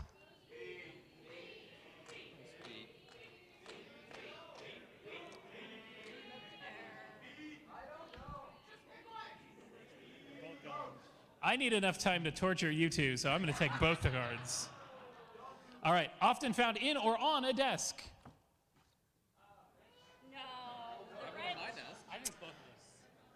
I will take both of them, but Wrench got there first, so Cupcake slides back.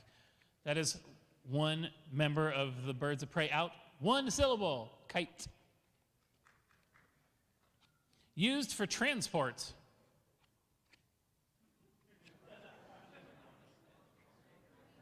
If it were a riding lawnmower, but no. All right. Yeah, but it's not.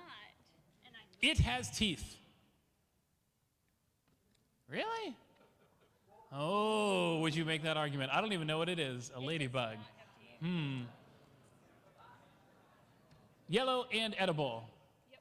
Honeycomb. I really thought it was a sponge for a second. I couldn't see, and I was like, we need to talk. Meant to go in your mouth. Oh, Banana got there first. He just got like knuckle dragged on the tablecloth. Mostly metal. All right, yes, lawnmower. Would have taken mostly metal for a ladder. Found in or near a garden. Okay, yeah. People put shells in their, yeah. I accept shells. Runs on gas or electricity. Yes, microwave. All right, that is it. Half of the galactic vampire, half of the birds of prey out. Something that is mostly blue. Cool, neither of your cards. Has claws, hooves, claws or feet, you win. Oh, birds of prey.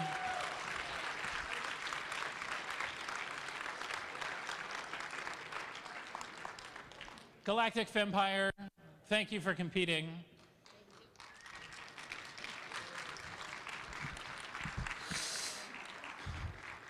That's the bottom. Do you know what that means? It's time that I turn it over and go to these two teams. All right, Team Never Knows Best versus Team Showtime Bro Time.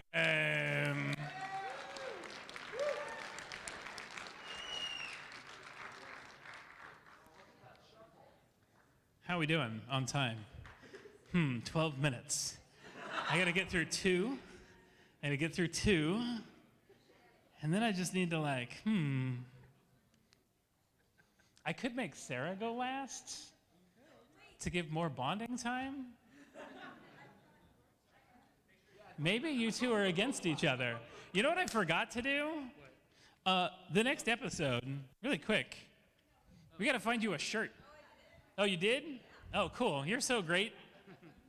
Did you get him like the smallest shirt we had?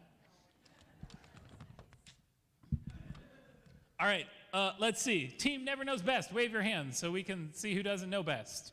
Showtime, bro time. Don't let us down. Well, half of you got it right. Actually, that was pretty good. Actually, Showtime, like jazz hands, and then bro time with the horns. I feel pretty good about it. Here we go. Let's see. Mittens. We got to come in just a little bit more from the mittens. No, this way. Now we can see them all, and they can judge you. All right, let's see. Can hide it under a sock.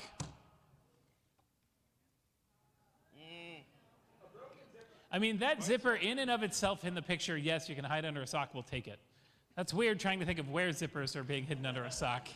Tastes sweet. That muffin with those blueberries in it. Odd number of letters. Is that a guess? 1, 2, 3, 4. 9, all right. That was real fast. More syllables than your last name. Which one were we going for? Snowboarder. Fergus. I know. Well, the other side too. I wasn't sure what we were going for. Well, 4-leaf clover. It was longer. 2-syllable animal. Ball. Oh, it's just eagle. All right. Doesn't say it's ball. Might not count. Eagle. Fits inside your fist. Let's see if we can do this right. Yes, you can crumble a leaf and fit it in your fist. See how that fits in a fist? Has spots or stripes.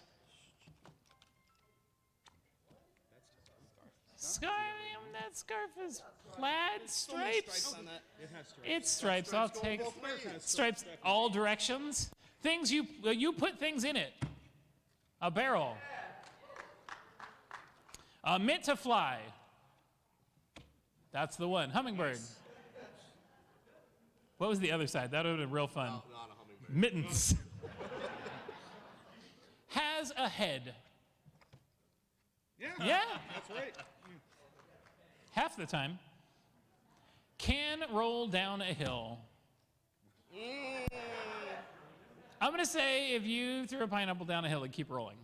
Like you drop it at the top of a hill, it's going to go. Worn on the head or the hands. We don't know what that is anymore. Work gloves, yes. Used in a sport.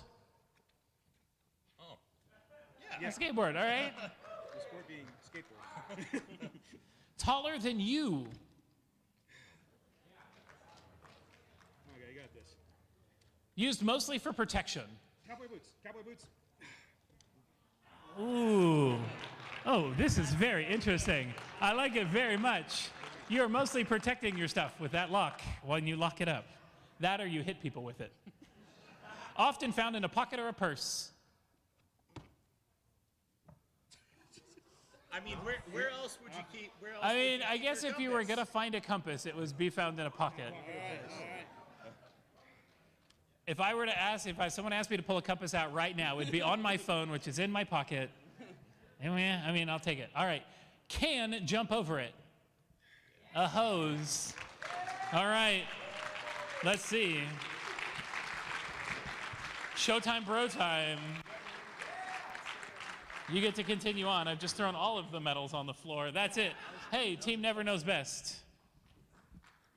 If you should have known better.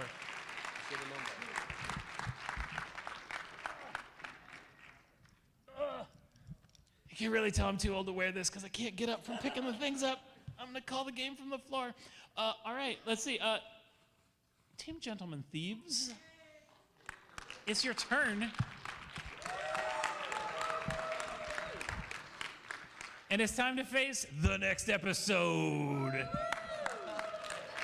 Did we give you enough time to figure out this game? What if I switch to a new mode right now? Can you guys play real fast though, so I can make these guys have to do just the worst mode? That's why I was convinced you were going to have us go against them, because you're evil. Listen, it's only been round 1. You don't know anything yet.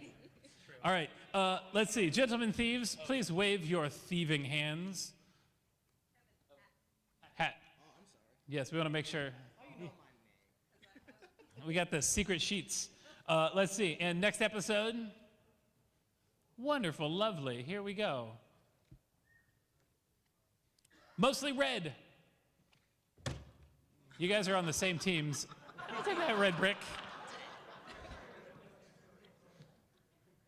Lighter than you are. Jesus Christ, dude. Who got box? I don't know. Box is lighter than you are. That's one gone. Has wings or wheels? Nice. Yes. It grows. This is like a tactic, right? If I come in real hard, we're going to find out there's a spike on the ring. Oh, sorry. Wait. Hold up. Taking off the ring. Okay. Oh, now I can. Brass knuckles. Some paralyzing poison stuck on it. Thinner than a pizza box. Yeah, flipper's thinner than the foot parts may be thicker, but yeah, it's a general thing. It has hair. Hey, you're in the game now. I did it. You did it. You got one. I know how to play. 5 or 6 letter food. Does that count? Yeah, 6. All right. Sorry, it's bad. That's okay. Takes a moment. I don't know. Found in a tree. Pine cone. Breakfast or dessert? That's breakfast and dessert? No. Lighter than a tennis ball. Oh, fuck. So scissors, yes. Lamp, no. You get your lamp card back. Oh. Plus a dog bone.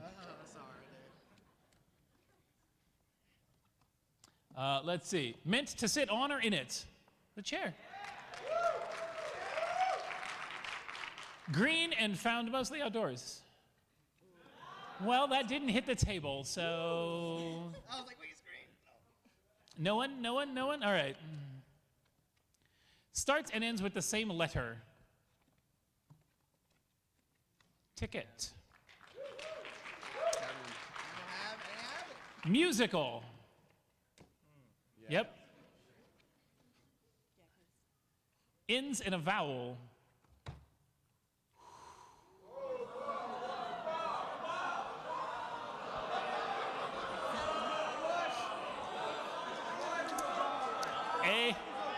A-E-I-O-U, and sometimes Y.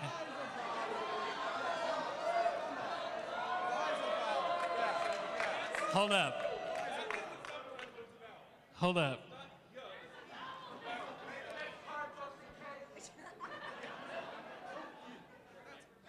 I'm pretty sure my wife is teaching right now, and she's gonna be so mad at me.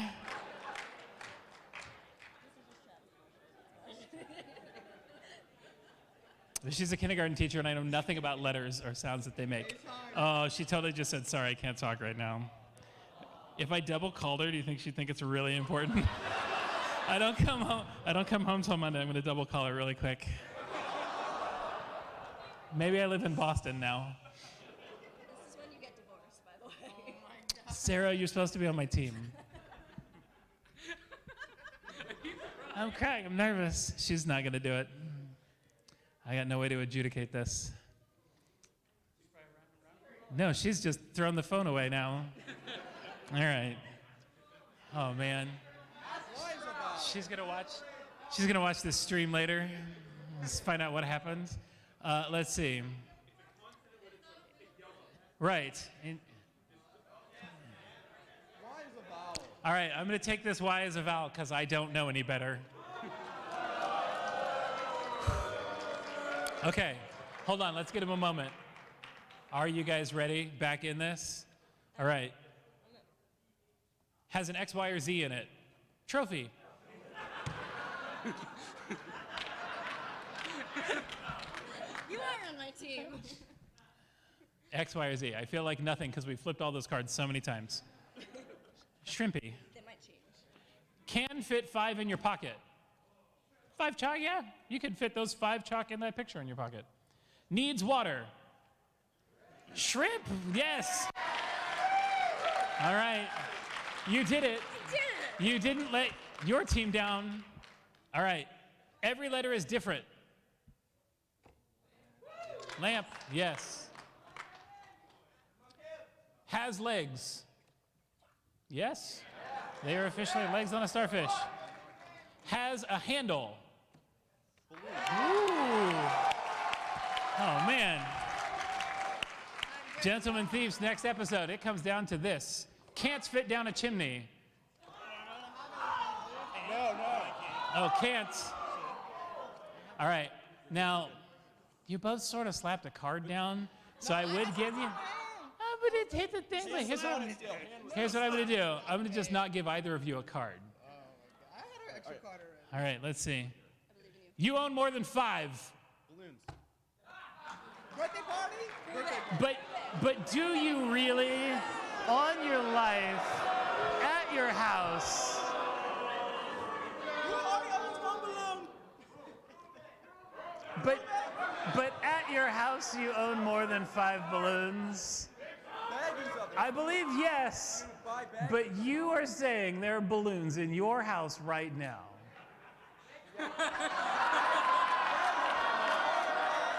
This is... Now, they don't have to be inflated. I will take the straight up balloons in a bag. This is on your honesty right here. I need you to take a moment if you got them in there. 5 balloons, like a bag of balloons in your house. Birthday parties has maybe. I have Christmas presents, wrappings. I have all kinds of stuff. I have party stuff, man. I don't know if I feel convinced right here. Here's what I'm going to do. I'm going to not penalize you. Oh, my God. You were like, if you were like, yeah, no, I got a bag of balloons. Like, I would be like, cool, yeah, no, I'll take you for it. All right, here we go. Doesn't fit in a backpack. Does it? That does fit in a backpack. Often found in water. Mushroom. No. Those are portobellos. Those are portobello mushrooms. They're not found in water. Aquatic mushrooms. I took trophy as a Y. I'm going to take aquatic mushrooms. I don't know what this has turned into. Yellow and edible.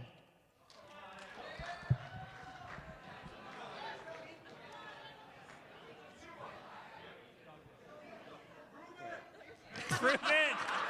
Eat the dog bone. They're edible. Hey, man, I got a bone, but you don't want to see it, man. It doesn't specify 4 people. Ooh, that's true. It doesn't say 4 people. They don't like me, man. Dogs do eat this. But is it yellow or off-white? That's yellow. That is not yellow. I gave pancakes yellow and edible. That's your mistake. I don't like it. Listen, hold on. Is this my wife calling back? You called me 3 times. Is everything okay? I called her 3 times? Hold on. Let's find out. Is the Y in trophy?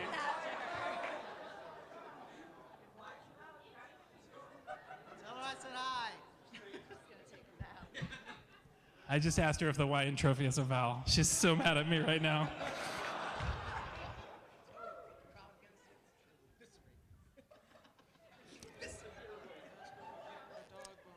I don't even know if she's gonna text me back. All right, here's what we're gonna do. I feel really bad on both these. Throw those cards away. 2 new cards. Why are you like causing anxiety? That's what we're here for. No, I got the new cards right here. Okay. I can't breathe. Are we gonna flip them at the same time? All right, here's how this goes, because I need... She hasn't said anything yet. Let's see, I'm gonna need that card. You're gonna need this card. Okay, we're gonna switch. There we go. We're gonna put them all down at the same time. You All ready? right, 1. Hold on, you can see what's going on. What's going on? Same rules, same rules. Just give me a new one. Yeah. There we go. No, we got it. We got it. We got it. Okay, so we're gonna slap them down in front of you. 3 on 2. go. All right. 3, 2, 1, go. Okay, I don't even know what happened, but cake is underneath it. Often found in or on a desk. You said on a cupcake. I accept. Cupcake would have been good. God, they're both so good. In an office, You said the cupcake would have been good. You work in an office, there are always parties. There are always parties. Listen, I accept cake. I accept cake. It was very good.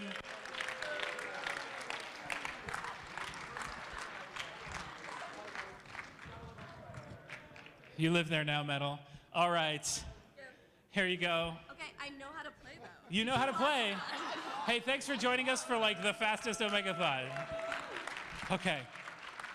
Ugh. Guys, that took so long. We're 3 minutes over. I don't know if I can do it to you.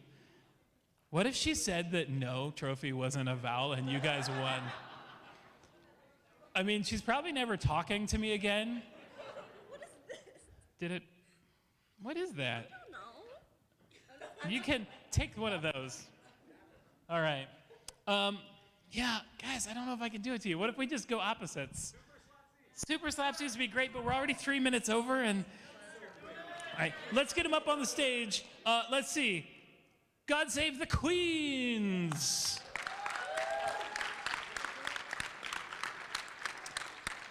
Followed by team Only Here for the Shirts.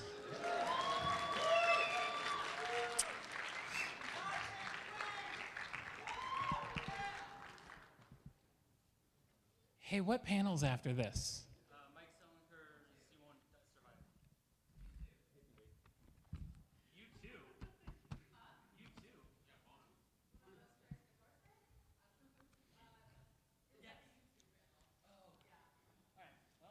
Is there a lot of people in the line for it? Let's say that I heard you tell me that I can go. We're trying real hard. Okay. This is it. We're going to go for it. This is where we can't go super slapsy, which would be so great.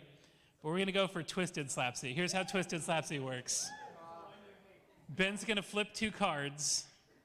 You have to put down something that doesn't match either card.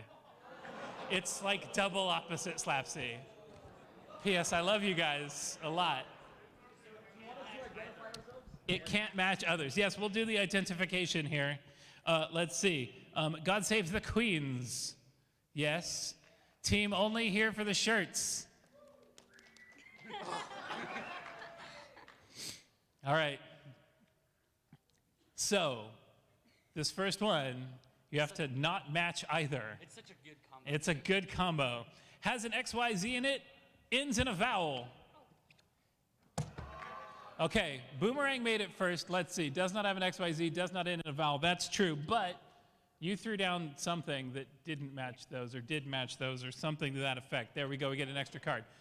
Needs water and you can fit 5 in your pocket, or can't fit 5 in your pocket and doesn't need water. Cork, 5 in your pocket, yes. Palm trees needs... No, you can You fit. need neither. No. Palm...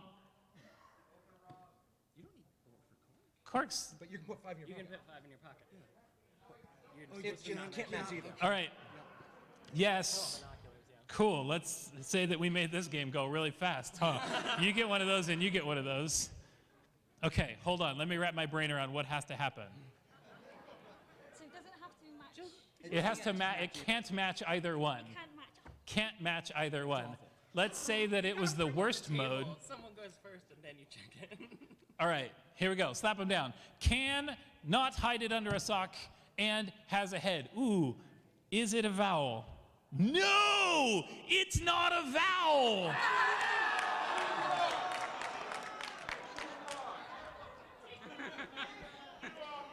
Why not?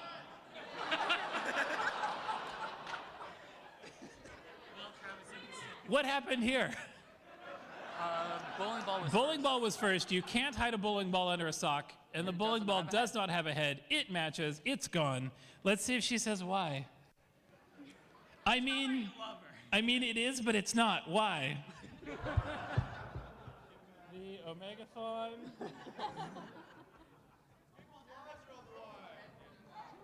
I just told her the Omegathon is riding on this. All right, flip those 2 cards. Oh, yes. Okay. Often found in water and can roll down a hill. Not found in water, can't roll down a hill. Cowboy boots, yes. All right. Often found in or on a desk and yellow and edible. Okay. These ores are not found in a desk. They are not yellow nor edible. Correct. Has a handle and has hair. Palm trees do not have handles or hair. What if I picked a game to ruin it? Hold on, what did she say? Oh, she just sent me a giant text. Like it's a picture. Technically, the term vowel and consonant from the Latins vocal and consonant are to sound together refer to the particular sounds of speech. A vowel is one made with your mouth open and your tongue in the middle of your mouth, not touching your teeth, lips, etc. In other words, the minimal manipulation of airflow while expelling a vowel sound. A consonant, on the other hand, is one such as P, D, S, is made by partially or completely stopping the flow of air, breathing in and out of the mouth. Trophy. The teeth, the tongue, lips is about the letter. The letter Y is, let's see. What is special about the letter Y is that it can represent both kinds of speech sound depending on the position and the letters sounding it for word. If Y is considered to be a vowel, the words with no other vowel, Jim and my. The letter at the end of a word, wait, Y is considered to be a vowel if the letter is at the end of a word. Hey, you made it, trophy, it's a vowel. Hold on. I'm gonna take a really quick video. Can you all just like cheer a lot for my wife?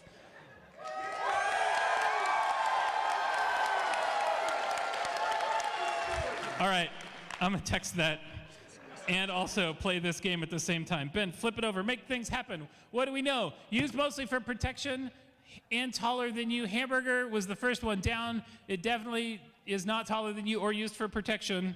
Let's see. Where's my wife on this list? Why is she not first? All right. Can't fit down Sin. a chimney. Can't fit down a chimney and you own more than 5. Yep. A globe can and you don't own more than 5 globes sounds reasonable. Has teeth and starts with a P. Horse has teeth. Coolers don't have teeth or start with P. Hold on. Along with this, let's say that the game's going real fast. Have some shoes. No, it's a bumper car. Meant to go in your mouth and not sold in a hardware store. Ski goggles are not meant to be in your mouth. I wouldn't say sold in a hardware store either. So yes, we'll take. Ski goggles are sold in a hardware store? No, they're not sold in a hardware store. I thought it said not. It says not sold in the hardware store. It's not sold in the hardware store. It's a double negative. Yeah. Double negative. It's got to be double negative. That was over here. Okay. Water can though. Hold on. Have a flamingo. 5 or 6 letter food and 2 syllable animal. Yeah, that works. Vacuum cleaner got there first. Yours would have worked, but we don't have to throw one at you. Let's see. Breakfast or dessert meant to sit in or on it. Violin and ski goggles, they both work, but there's that. You put things in it and has spots or stripes. Well, passport is on the bottom. Let's see. You don't put things in passports, and it doesn't have spots or... You put visas in it. No one stamps them anymore. Worn on your head or hands, mostly meant to fly. Let's see. Hedgehogs, not worn on your hands or head or meant to fly. Used in sports, found in or near a garden. Elephants are not used in sports or... elephant found in a garden? All right, no, I'll take it, fine. You have a garden? Elephant garden? Runs on electricity. Every letter is different. Let's see. Every letter has to be the same if you put a card down. So I'm not going to give any of you a card, and we're going to just make these go away. The fortune cookie works because it's got a double O. So not every letter is different. Ooh, I accept. I've got 2 S's. What did you have? Toy soldiers. Also 2 O's. All right, what I do is I will take your toy soldiers, and I won't penalize your teammates, either of you. Okay, lighter than you are and taste sweet. Those are definitely lighter than you. Bumper car is not lighter than you and doesn't taste sweet. Oh, I owe you a t-shirt. Sorry for those goggles. Or a fence. Green and found mostly outdoors and also fits inside your fist. Yes, that is not those things. All right, found in a tree and brown and fits in a drawer. Okay, t-shirt, not found in a tree.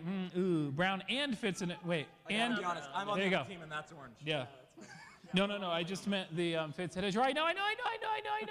Tell Soliger to come on in and we'll have him join the game. Odd number of syllables. Does it fit? More syllables than your last name. What's your last name? Suitcase. Okay, that fits. Odd number of letters, even number of letters. All right. We're going so fast. I'm trying so hard. We're almost done. Too heavy to lift and some two of the same letter together. No letters together. Ooh, and they're not too heavy to lift. I think you could pick up a flamingo. I believe that. Has wings or wheels, so does not have wings or wheels. That's true. Has claws, paws, does not have those either. Whew. You're done. It's down to you two. It's 3 cards total. Lighter than a tennis ball, and it grows. So heavier than a tennis ball and does not grow. The Statue of Liberty, yes.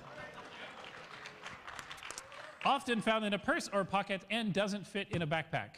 That fits a backpack. That does fit in a backpack. Have a magnifying glass. But it's opposite. Oh, it's opposite. Wait. It doesn't fit, right? Doesn't fit in a backpack. But it did. It did. So I thought that. Oh, what's the other card? And then it goes in like Yeah, a I purse, think he's right. They might be right. Often doesn't. Oh, doesn't fit. Yeah. So it does fit in a backpack. So that yeah. doesn't not fit in a What was the other backpack. Oh, often found in a pocket or purse. People put them in their back pocket all the time. Is it? Yeah. I say valid.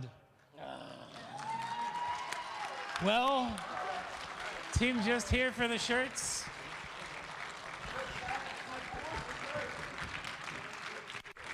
That's great. Hey, people.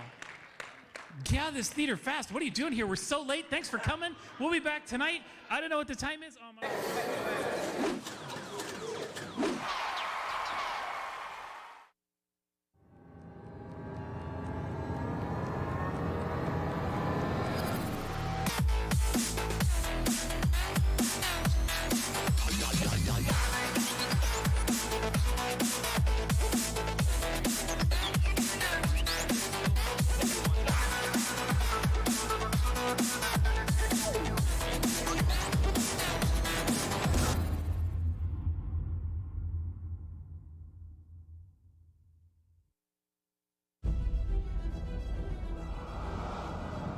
In a world of legendary heroes, one man will rise to take all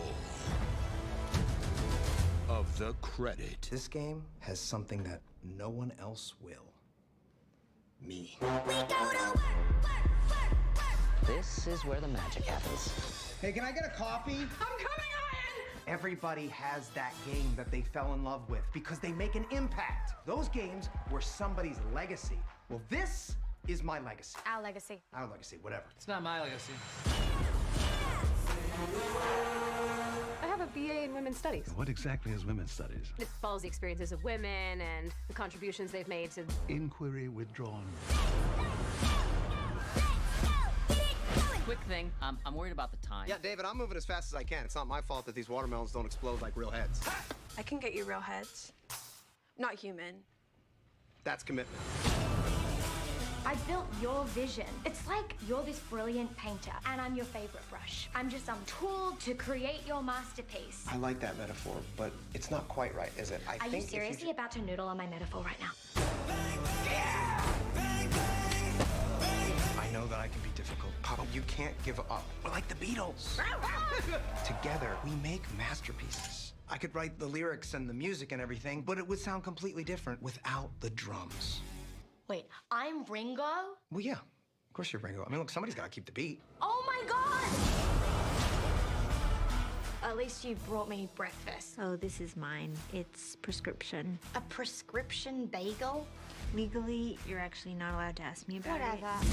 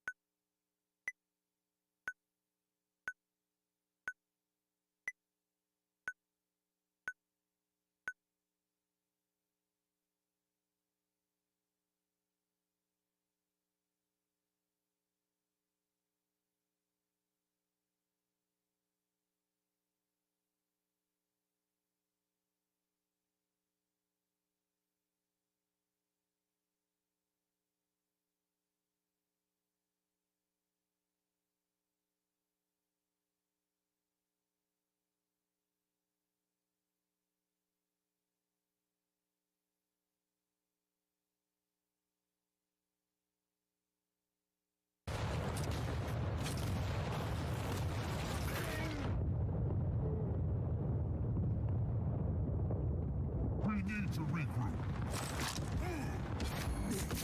Impressive. Power-up spawn in 15 seconds. You have the soul. Enemy has the quad.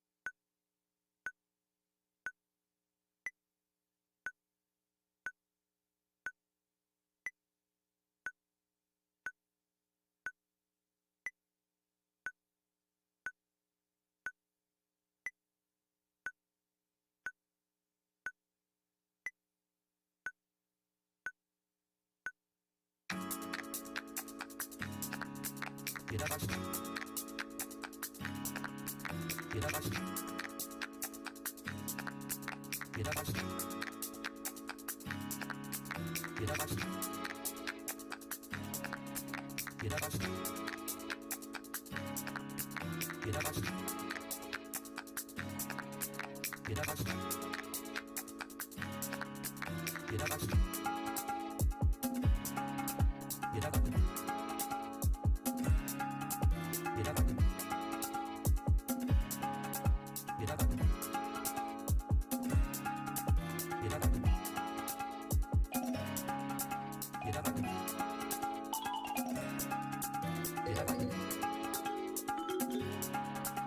I put you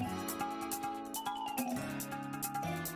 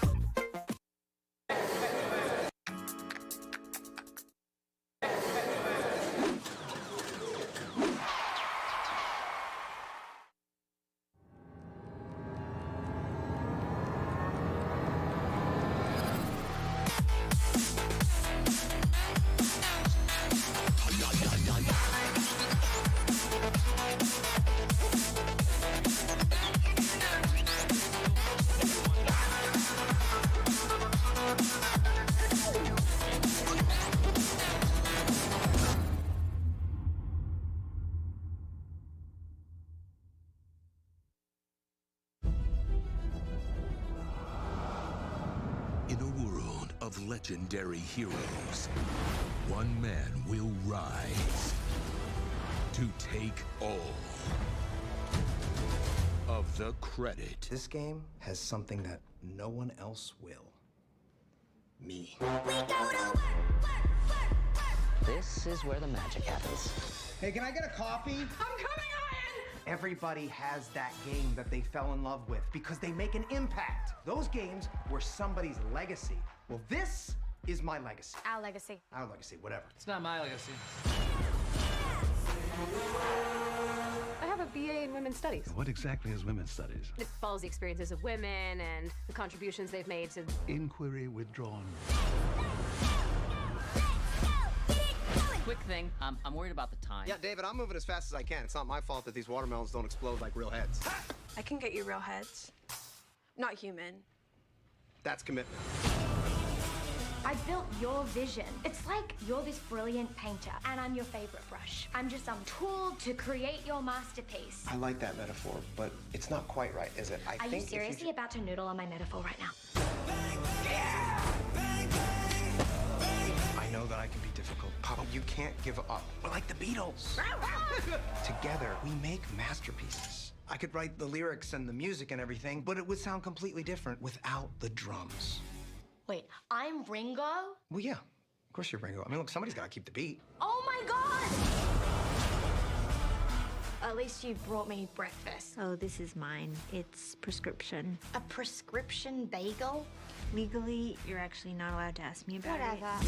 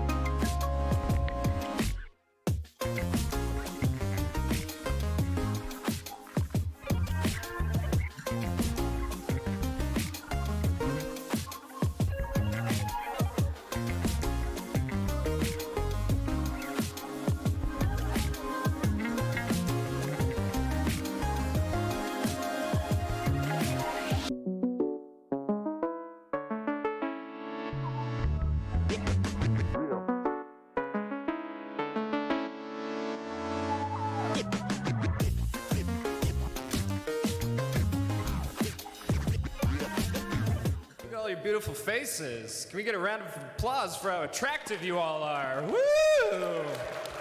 Dang, what I love it. I love how it's very reserved too. Like, yes, we're pretty. Yeah, thank you so much. Yes. All right, one more time. Big round of applause for how attractive you all are. Oh! I love it. Yeah, PAX East. Dang. We're gonna start in a sec. People are still kind of getting in here, Yeah. so There's still we'll wait. We'll wait. We're technically 4 minutes late. We're 4 minutes late, but the panel before us kind of stayed longer. So we're gonna try and. Do we have anyone behind us in the next panel? We do. Okay. Then we'll try our best to like. It's true. Be optimized. Yeah.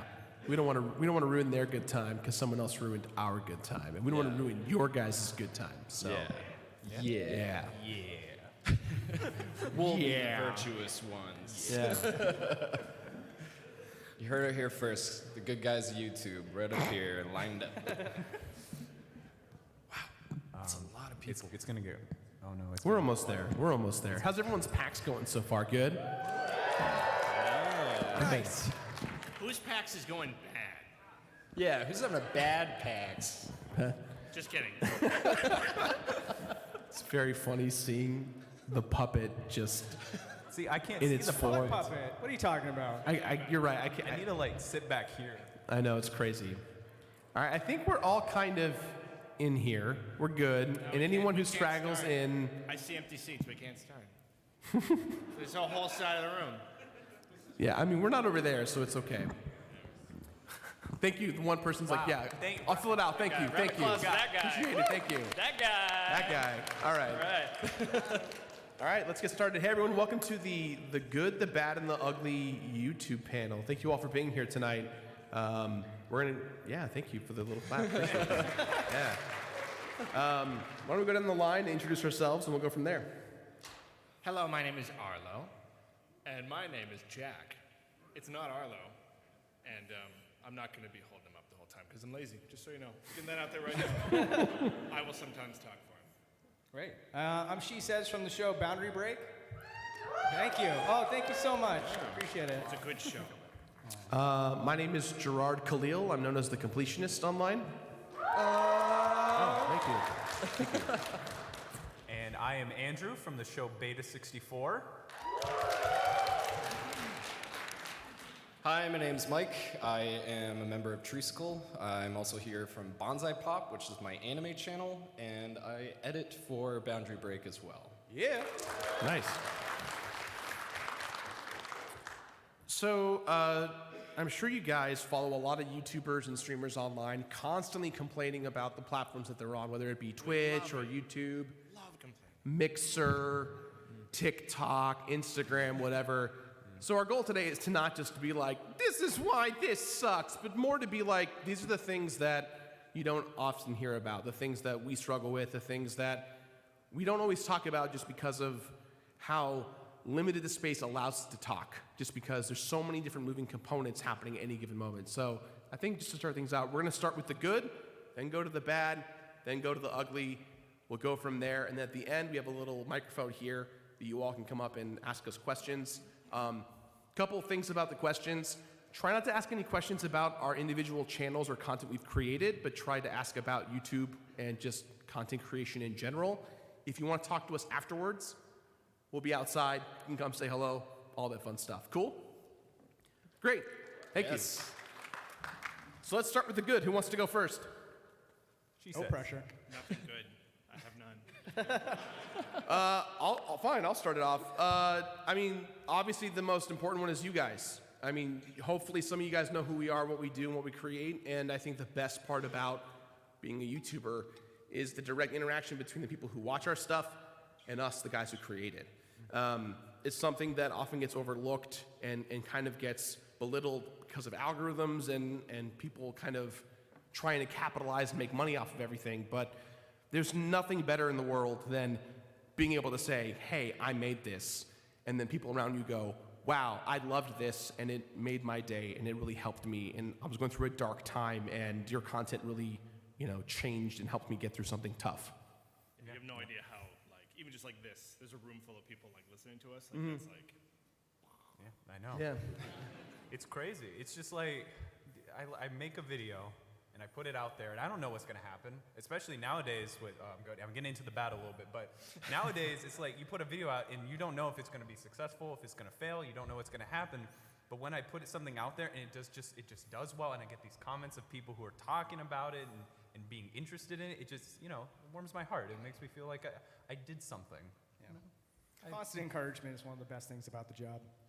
Even if a video doesn't do well, you read those comments of people that appreciated what you put out there, and it just, it just brightens my day, for sure. So. And sometimes it even goes deeper than that, like I personally, because we talk about philosophy a lot on my channels, sometimes it strikes people really deeply, and not in a way that we would ever expect because we put so many wiener jokes in that video, But we'll get a DM on Discord or Twitter, and it's like, hey, like, I was having a rough time, like I was on the edge, but this video like really saved me. It was like that one thing that I needed that one day, and thank you. And it's always such a shock, but it's magical. It is absolutely magical. I've never had that experience before doing what we do. I think another good thing that I know I can speak for is that we don't really have bosses.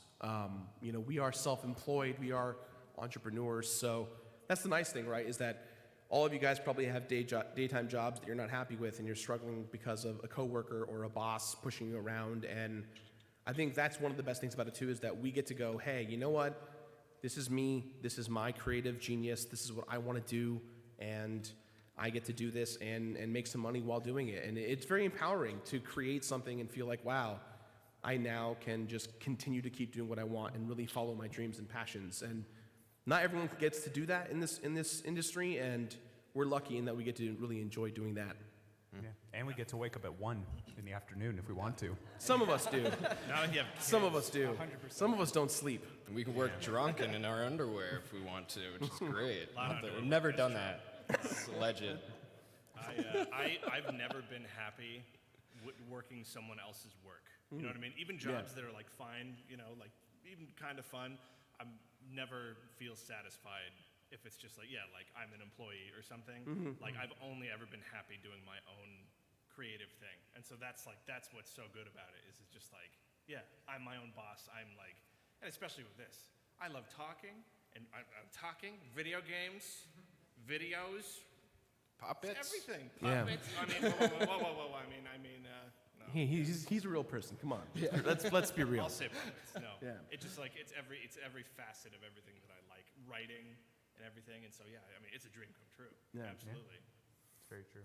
I think another good thing that I love is the fact that I can't speak for all of us, but in my relationships online, I've been able to make some of the bestest of friends doing the same thing that I'm doing, as well as work with some companies that I never thought I'd ever work with. I never thought I'd be in a Nintendo commercial. I never thought I would be in a Sega commercial, or really working with any of these big companies, just because I was a guy who made a YouTube video that just loves video games. And I think the fact that publishers and game creators are looking at YouTubers and streamers and mixers and Instagrammers and TikTokers and biters, and it's weird, it's a lot. And the fact that they're just going, we want to work with these creators because they're passionate and their audience cares a lot. That's just a really great thing that not everyone obviously gets to have that relationship, but I'm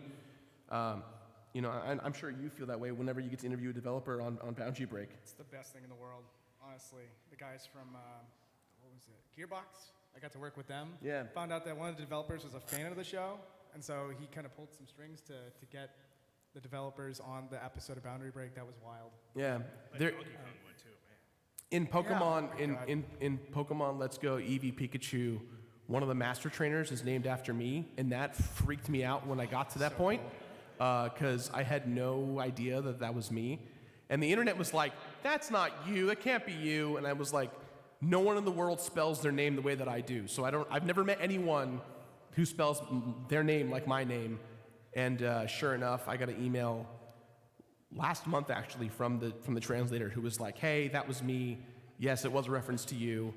And I was like, that's just a really cool thing that just happened because I made something, and and the developers and the company were like, yeah, that's really cool, we should integrate it. Just weird where it can take you. Very weird, Just like yes. where in life, even like right here, is a weird place. Yeah. So there's a lot of good things about doing YouTube. There's also a lot of bad stuff too, which I do not want this panel to be nothing but bad stuff. So let's try and ease into it. Ease into it. Keep going with Okay. some good. So who's got something bad to say about what it's like to create content online?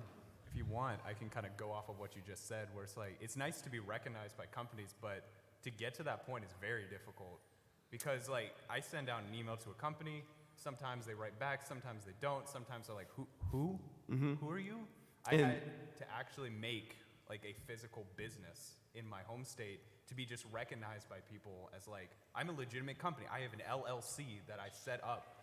Well, I set it up for multiple things, but I really wanted to set it up just so people could take me seriously as a YouTuber. Well, it's funny you say that because how big is your channel? I have 340 something thousand. Okay, so I have roughly like 1.2 million subscribers. That same thing still happens to me. Yeah. You'll find that in the space that when you hear like, oh man, 100,000 subscribers, oh man, 500,000, 1 million, 5 million, 10 million, it sounds like a lot, and it definitely is, but that flagpole of what YouTube is to get to that goal just keeps moving. And when it moves, the job just gets harder. Things like you don't get paid as much, or you started beef with this YouTuber, or the algorithm decided to just pivot. The goal of getting 1 million subscribers is not a good goal to have, because once you get there, you're gonna be like, great, I did it. Now what do I do? 10 million, 20 million? Sure, that's a great goal to have, but once again, once you get there, the flagpole is gonna move. And I think there's a common misconception that 1 million subscribers means that you made it. And that's not necessarily the case. It never stops being a ton of work. Yeah. In fact, probably even more uphill the battle. bigger you get. Yeah. You do a lot. You do a fair amount of work, right? Yes, yeah. I mean, I have a company of 19 people that work on 2 channels, merchandise, and a bunch of other different projects we have in the works. But I'm different in the sense that I went in from day one being like, this is going to be a business. A lot of people don't do that. They kind of go in saying, oh, it's a hobby, and then it became a business. But yeah, the thing about YouTube too that I know you guys probably are tired of hearing about, but it's not sustainable. You could wake up today and just stop getting paid. How many of you guys here know how much a YouTuber makes on average? This is fascinating. I love There's a lot this. of brave Okay, cool. people. So, I always use this analogy, but I want to share with you guys. I'm gonna try and break it down as easy as I can. So, you are a YouTuber that made a video. That video gets 10,000 views, okay? For every 1,000 views, you get paid X amount of dollars. That X amount of dollars is not 100, it's not 300, it's not 1,000, it's $1, $3, $7, $10. So, let's say that you are a YouTube gaming channel a couple years ago when YouTube did not want to partner with creators. Excuse me. So, this 10,000 viewed video, let's say you get a Coca-Cola ad, and the Coca-Cola ad says that YouTube's gonna give $25 for every 1,000 views. So times 10, $250 for a 10,000 viewed video. That's pretty good. Let's break it down. So, that's what YouTube gets paid. YouTube takes half of that. So that $250 now becomes $125. Okay, sure. Let's go further. It turns out that out of all the people who watched that 10,000 views, 5,000 views were using ad block. So now that 125 is now what, like 75 bucks, 80 bucks, something like that? I'm bad at math. 60 bucks. From there, you're with a multi-channel network like Maker Studios or Machinima or whatever it was, and their contract with them is they take 50%, 30%, 40%. So now at the end of the day, your 10,000 viewed video, you got 20 bucks, 30 bucks, 40 bucks. And that's being generous that someone decided to pay at a $25 CPM. Yeah, that's not happening. Because that never happens. When everyone's like, the adpocalypse is here, it's January, the worst month on YouTube. It's because like the CPMs are like $1, $2, $3. You break that down, a video will make no more than 35, 40 bucks, no matter how many views it gets. And then we're self-employed. So depending on where you live, a little thing called income tax. Income tax, absolutely. 1/3. Income tax. Right.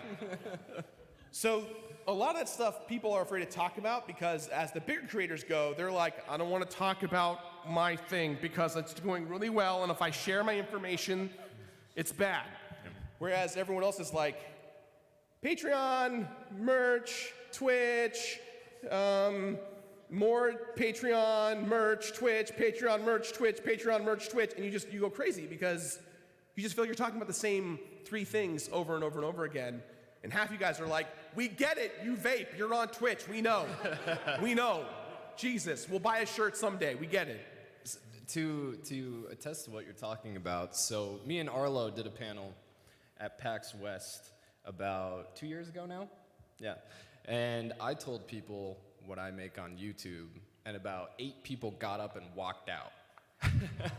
So I have a channel with 955,000 subscribers, and in order to keep that channel afloat, it takes 4 people working full time.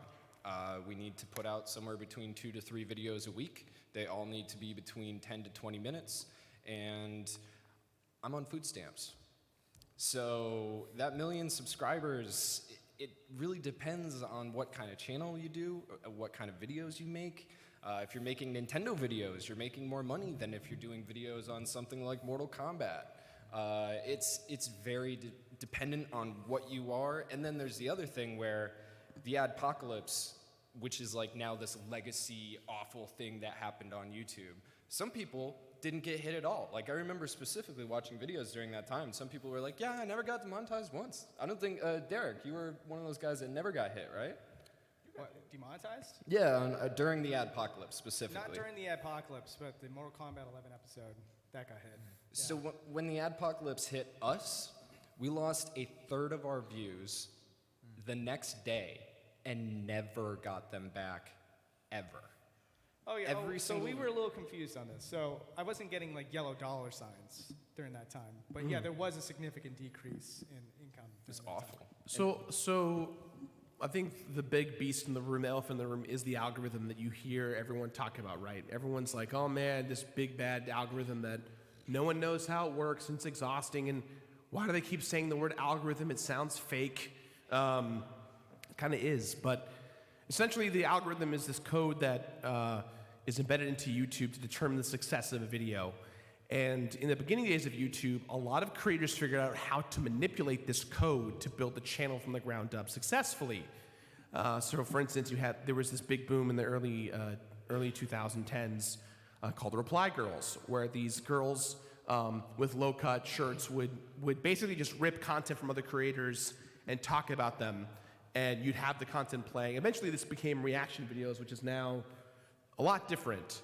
But it was clickbait, extreme clickbait. And so YouTube said, oh, we're paying out views based on clicks. That's not good. Let's change it and now make it about watch time. So now when someone watches a video's success is determined by how long a viewer watches the whole length of the video. That's why we had a big boom in things like Let's Plays, documentary videos. Any video that was over 10 minutes was getting surfaced a lot because a lot of you guys kept marathoning them. If you watch a series Let's Play from your favorite Let's Player, you're gonna watch 300 episodes of Minecraft. That YouTuber's channel is going to blow up. That's why everyone was doing Minecraft videos. That's why everyone was doing Gmod videos and GTA videos. Eventually, that watch time algorithm changed because once again, someone figured out how to exploit it. And so over the years, that exploitation niche, someone finds out how to manipulate it and they exploit it, and then everyone just does the same thing to the point where now there's anywhere from 8 to 12 algorithms that determined how successful your video is based on the first 24 hours of it coming out. No joke. I went to a YouTube gaming summit and I got to last year and I got to ask questions with developers and how this whole thing works. They explained to me there's 8 algorithms that take place in the first 24 hours of you creating a video. The algorithm changes every hour to do something else, whether it's surfacing it to recommended, making sure there's no swearing in the video, making sure there's no extreme violence in the video, making sure that it's the appropriate length if it can get recommended, making sure that you didn't steal content from other creators. And once it kind of does this checks and balance, it then shows the viewership, hey, this is what you want to look at. And then it changes, and it changes, and it changes. So if you're a creator who's making great content, awesome, that's fantastic. If you're a creator who's making good content and then one day it stops, what are you supposed to do?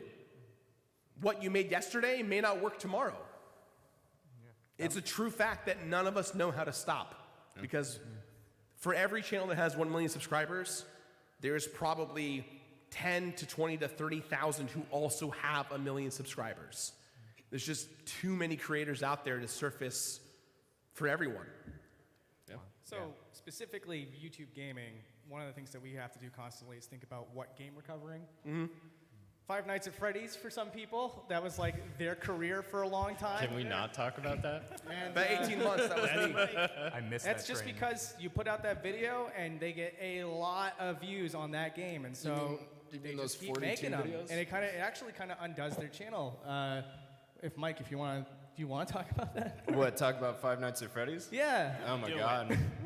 So, if you guys know Tree School, obviously, you know for a while we did quite a lot of content on a game called Five Nights at Freddy's. And before that, we did videos on everything from Metroid to Uncharted to Halo to Mario and Red, and you know, really did a lot of character-focused videos where our main show at the time was called The Story You Never Knew. And then, this was before I got on the channel. They decided that they were gonna do Five Nights at Freddy's because everybody was doing Five Nights at Freddy's, man. You gotta do Five Nights at Freddy's, you're gonna get paid. So, did the Five Nights at Freddy's video, hit a couple million views right off the bat. All of a sudden, Treeskull is instantly the #1 competitor to game theory in that sphere. So we went from an analysis channel to a theory channel overnight because all of a sudden all these subscribers are coming in and they're coming in and they're coming in and they're 11-year-old kids and they want Five Nights at Freddy's and that's all they want. They don't want to watch anything else. So then you put out the videos that you always loved to make, something about Mario, something about Zelda, and instead of getting 600,000 views on that video and making your paycheck, you get 20,000 views. And you're like, hey, what happened to my channel? Where'd everybody go? So you pissed off all the people who liked you and respected you for what you did before, invited in a bunch of people that only want one thing from you now and don't know you from a brick in the wall, and you're stuck with it. And that can happen like that. And it happened to us more than once. The second one we won't talk about, but it was rough. Our channel is suffering right now. Sorry, man. Honestly, like that brings to mind like the new thing that's happening where people are like creating a second channel for one game. I've seen that starting to happen. It's still pretty down low. Not a whole lot of people do it, but I've seen like Red Dead Redemption 2 specific channels where it's a guy's like, hey, check out my Red Dead 2 channel, and he'll, you know, you can make that kind of content. People subscribe for that kind of content, but then you don't have to worry about damaging your own channel. And you'll get 300. Like I know who you're talking about. 300,000 subscribers in like a year. Just bam. Yeah. Sometimes the temptation's very real. You know, it's like I get those opportunities all the time to cover those certain types of games, and I get all the opportunity in the world to just keep doing those games, and they'll give you immediate results. But that's not what my passion is. I'm a Nintendo gamer. I love Nintendo from the bottom of my heart. And of course, I do love PlayStation and Xbox and PC games too. And so my philosophy is to try to do a balance. I try to do like half Nintendo, half non-Nintendo stuff. And you are Keeps smart me man. happy, and it keeps me comfortable, but I don't become just, you know, like a prisoner to one type of game, you know? While at the same time, not getting those numbers that some other people get if you're dedicated to like Red Dead or something like that. But you were a smart man. You started by doing that. Like you didn't just start like I did. I did Nintendo-focused games for the first 2-3 years, I mean, and then when I wanted, your name's Beta 64. Like yeah. I mean, what am I supposed to do? Yeah. But once I started doing like Crash Bandicoot, that's about it. I did one recently on PlayStation All-Stars Battle Royale where someone had thank you. One person watched it. But I made that video because someone had just found a new prototype and I had exclusive coverage of it. Of this never-before-seen relic of history. and I put it out. I was like, PlayStation All-Stars Battle Royale, never before seen prototype, 40-minute documentary about all that documenting and stuff. It's one of my worst performing videos. Oh no. Just because it's Sony, and I didn't cover Sony that much when I started. She says, on the other hand, covered both from the very beginning, and he prides himself with that. I used to be a YouTube viewer long before I ever became a YouTube creator, and I just kind of saw those things coming from a mile away. It's like, if I just focus on Nintendo, that's the only audience I'm ever going to get. So from the very start, I have to make an effort to put in some stuff that's not Nintendo, otherwise I'm never going to have that audience. And yeah, it paid off in the end. It worked out. So, Arlo, you're specifically Nintendo nowadays, right? Pretty much, yeah. Pretty much. You tend to make content pretty quickly based on pivoting on what's coming out with Nintendo stuff. Do you feel like that's exhausting? Because I feel like Nintendo makes a tweet and you're the first person that's like, here's my analysis of that tweet. And I'm like, wow, not only did you make that so quickly, but you did it with a puppet and you edited it in like a matter of minutes. How do you do that? That's a lot. He has the puppet helping. He's got two people on I'd his team. say, I think my case is a case of just kind of getting lucky where, sometimes you get, shoved into a category that you didn't even quite want, and it's not really what you want to do. And for me, I started out, I did some, PlayStation stuff and stuff on, PC or whatever. And then when the Nintendo stuff started to just work, I was just like, okay, I love Nintendo. I actually do, love Nintendo games more than anything. So, for me, it was just I'm fine with that. It was totally good. Yeah, so it kind of happened naturally and just kind of works. I don't know. With the real secret with the quick stuff is I don't actually use the puppet for the really, really fast topical stuff. Oh, you just do the voice? I'm just lazy, yeah. And then you do inserts of the puppet and call it a day. I No, not even that, just the voice. I'm so lazy. It's theater of the mind puppetry. Well, I'm fast. When it's got to go out fast, it's just this guy right here. Gotcha. That's the thing. The smart people are the ones who do it lazy. There's a lesson for you. Be lazy. So before we switch over to the ugly, I want to talk about one last thing for the bad. The work hours. We never stop working, hands down.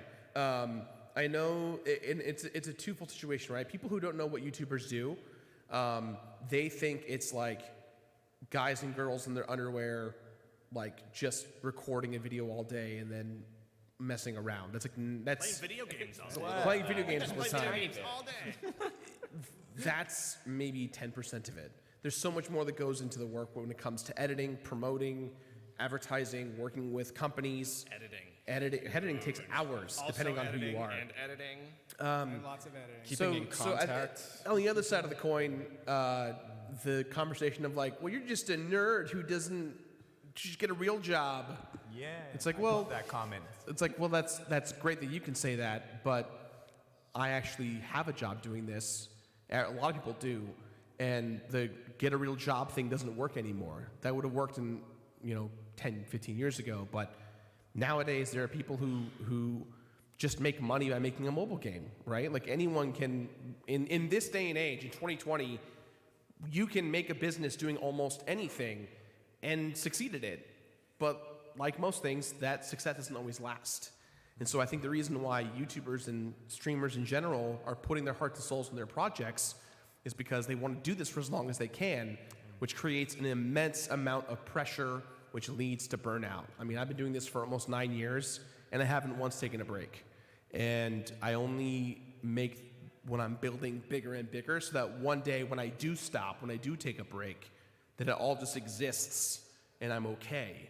But I've been working for it since the beginning. Not everyone else gets to do that. They have to go, great, this video got 1 million views. How do I make the next one get 2 million? Or how do I even get half of that? And it's a complicated mess. So Gerard, let me ask you this real quick. Yeah. You're a weekly show. How would you feel if you had to put out an episode only once every 2 weeks? If I had the ability to complete one game every other week and make a video about it? Yeah. No, well, as the algorithm is. Yeah. How comfortable would you be putting out only 2 episodes in a month? Absolutely not. Right. I beginning of this year, so on my channel I do 8 videos a month.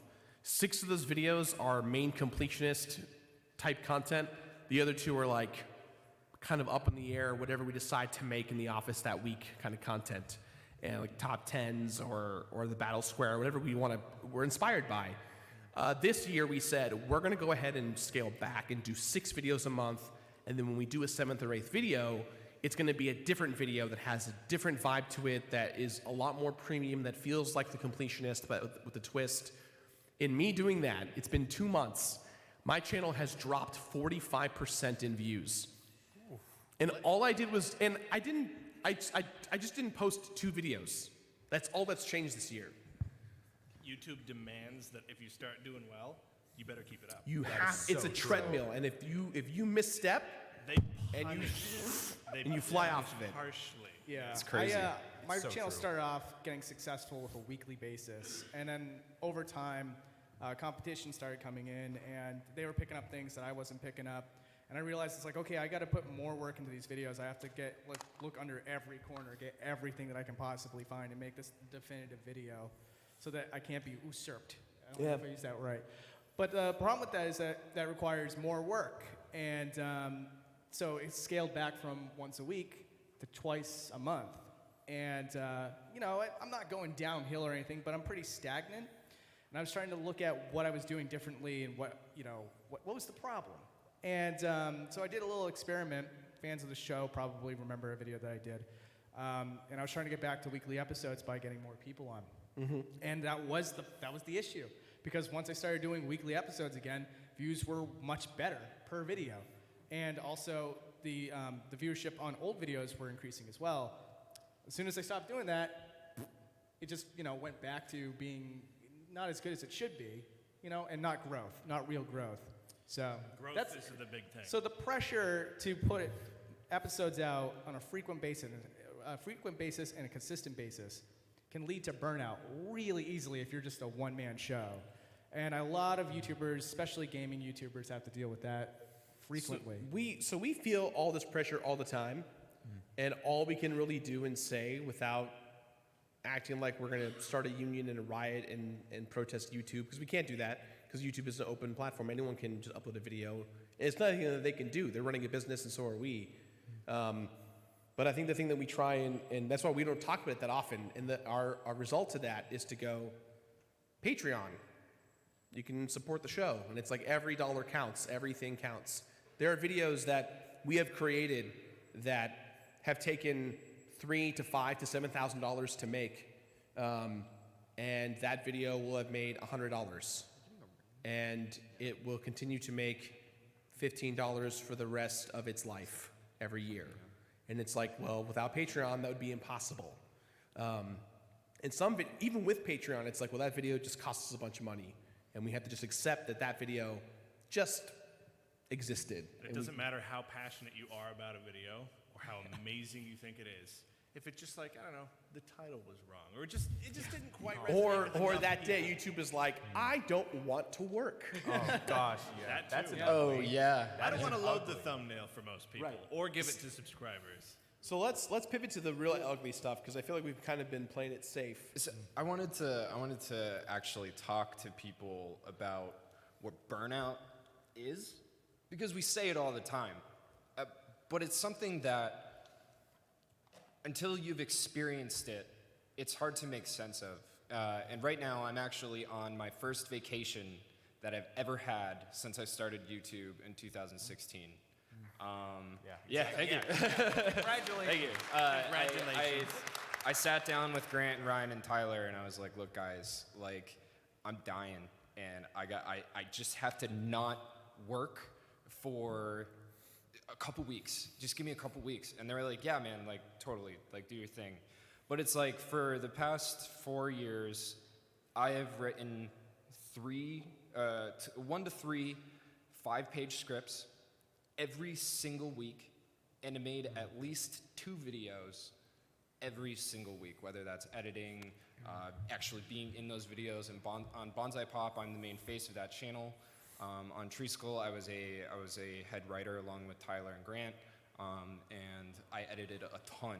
And when we were competing with Game Theory, part of what we were doing was trying to compete editing-wise, because we felt like we were getting so much traffic from Game Theory that we felt bad, and we wanted to make sure that our stuff was as good-looking as had. And that editing, you want like a minute of game theory editing is like 8 hours of work. Oh, yeah. It's insane, especially.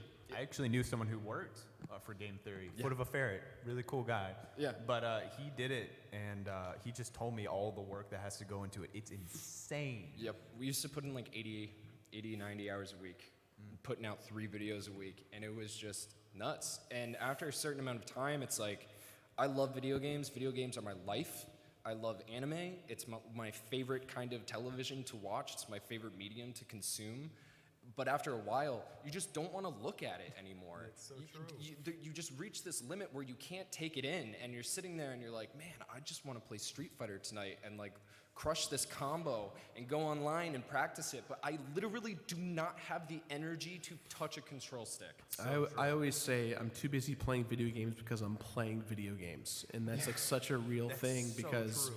you're always trying. I have to get this video done. I have to do this thing. I have to do that thing, and it requires a lot of focus. So I mean, I'll still pal around with friends. We'll still do multiplayer sessions and all that stuff. But yeah, because I have to work with video games as my 40-hour work week, I think of anything else to do after I'm done with that. It's like I'm going for a walk. I don't even play video games. I don't even do it anymore. I hire somebody. No. We just tried so hard to get you to play last night, dude. I've got 2 kids at home. So like when you got kids, it's like you get done with your work day and it's like it's family time. Yeah. I can't just go in a room and play video games all day. So like when I'm lucky and both kids are asleep by like 8 p.m., I get like 2 hours. And that's if I want to spend 0 time with my wife at all. Like just none. Just be like, yeah, go away. I'm playing video games. That's what I get. And that's the other thing too is like, you know, I have a beautiful girlfriend at home. I know she's watching. Hi, love you. But like, I work at home. She works at home, and she feels like she never gets to see me because I am just on the computer, like, just cutting and editing, writing. That's weird. Imagine living in the same house, being 25 feet away from somebody, and feeling like you never get to spend any time with them because they are always working. It's tough. This panel's been very lethargic for me. Just being able to hear people, I'm like, you understand me. Wow. Well, and that's a common misconception too. I mean, doing YouTube in the bubble that we do it in, you start to realize that people around you are all suffering in the same way. We just don't communicate to each other because we're just too busy. So when we take the time to go, hey, how are you feeling about this? How are you feeling about that? We can go, yeah, this is how we feel. This is what we're doing. And it requires us to talk, and we don't talk because we're too busy making videos to talk to each other. But it is nice when we do. Like, there is definitely a certain sense of community. Like, when I finally, one of the reasons that I started YouTube was because I wanted to meet like-minded people. That was what I wanted to do, because I live in an area where there aren't a lot of people out there like me. And when I finally did, it was exactly what I thought it was going to be like. Like, I met Ant at TMG. We had a great time. Bradley over there is like one of my favorite people in the world. Nintendo and I shared a hotel room at TMG, had a great time. Bradley, way in the back, has been awesome. All these guys. You know a lot of guys named Bradley. Actually, well, Brad, Swanky Box, where are you? I saw you sneaking here later. There he is. Oh, okay, I see him now. Yeah, like, oh, and that's Bandy over there too. Hey. Got a lot of cool people in the audience. Yes, like Nintendo. So they either all agree with us, or they're all like, these motherfuckers are crazy. They wanted to hear us complain. They're like, yeah, talk about it, dude. Talk about it. But yeah, it's great. Like, there's just such a sense of camaraderie, and especially in the gaming community. But it's nice. It's nice to finally get together and talk about it. So we got about 17 minutes left. I want to spend the next 7 minutes talking about the true ugliness of what it is to be a creator online. And in the last 10 minutes, we're going to open the floor to you guys to ask questions to us. So yeah, let's talk about the ugly, the worst things about the job that... I want to do an ugly. Can I do an ugly? Do an ugly. Yeah. Ugly. I've just been waiting for this one. It's so fascinating to me. No matter who you are, no matter what you do, no matter how fuzzy and cuddly and clean your content is, there will be people who hate your guts. Yeah. Preach it, brother. They will go on and on about you. They'll just make stuff up about you. They'll make up just lies and just say things that are just objectively untrue about you. There's nothing you can do. Yeah. Nothing. And it's all, and like the bigger you get, the more it is. You just become a bigger target, and people don't think you're listening half the time. Every day I mute 10 to 20 people on Twitter. Jeez, that's awful. Just because, especially with some recent stuff. Well, if you block them or acknowledge them, they're like, oh boy, the next 8 hours are going to be great. And they just go crazy. Yep. Well, you give opinions, Arlo. That was your first mistake. Yeah, whoops.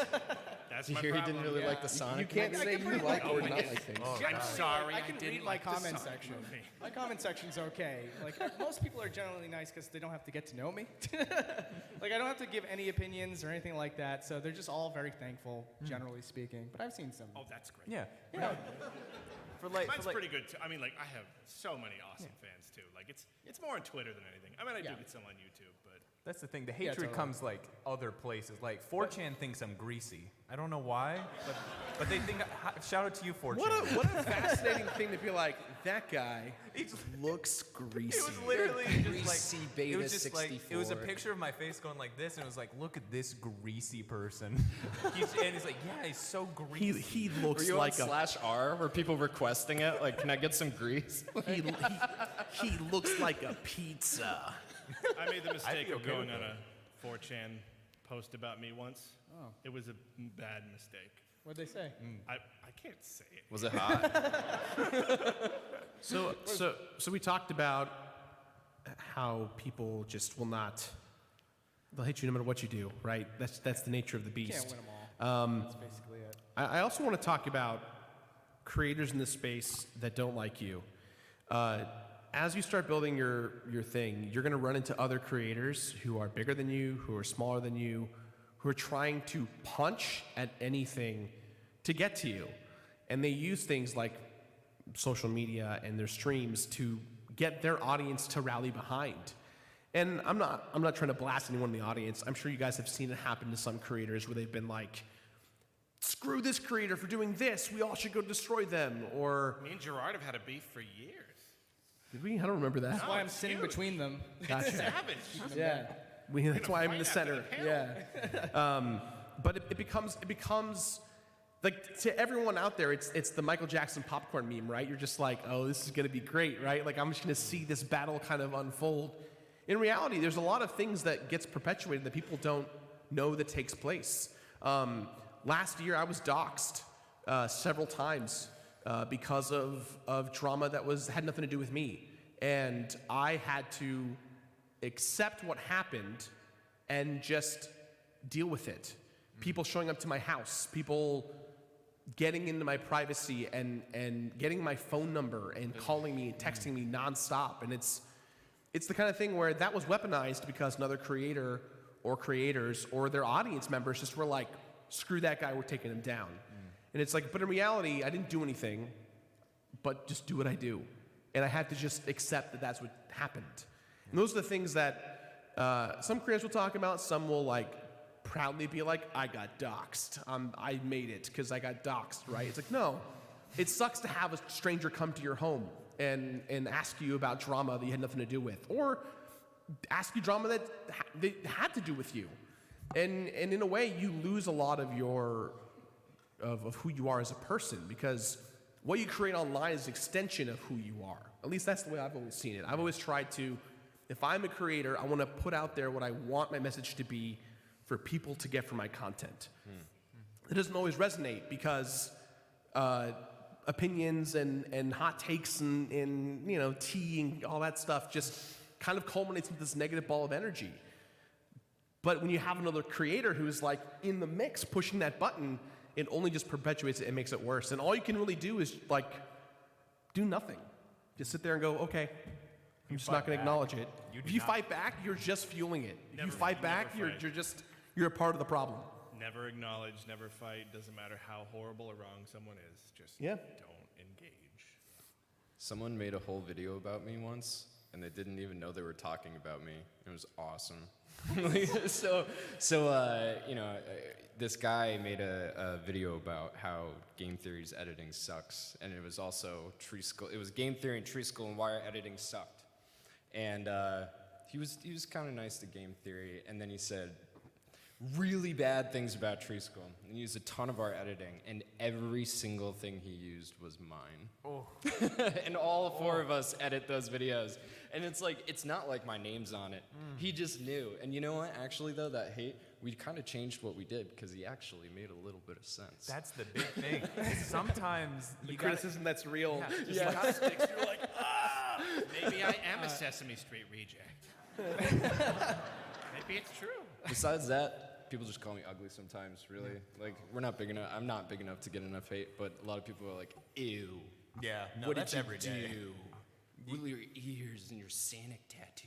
It honestly doesn't even affect me anymore. Just like on a daily basis, being called ugly and Yeah. gross. It's just like it's part of the job. Well, people don't know who you are. Like, if we didn't have social media to do what we do, would you walk up to someone and be like, "You're ugly"?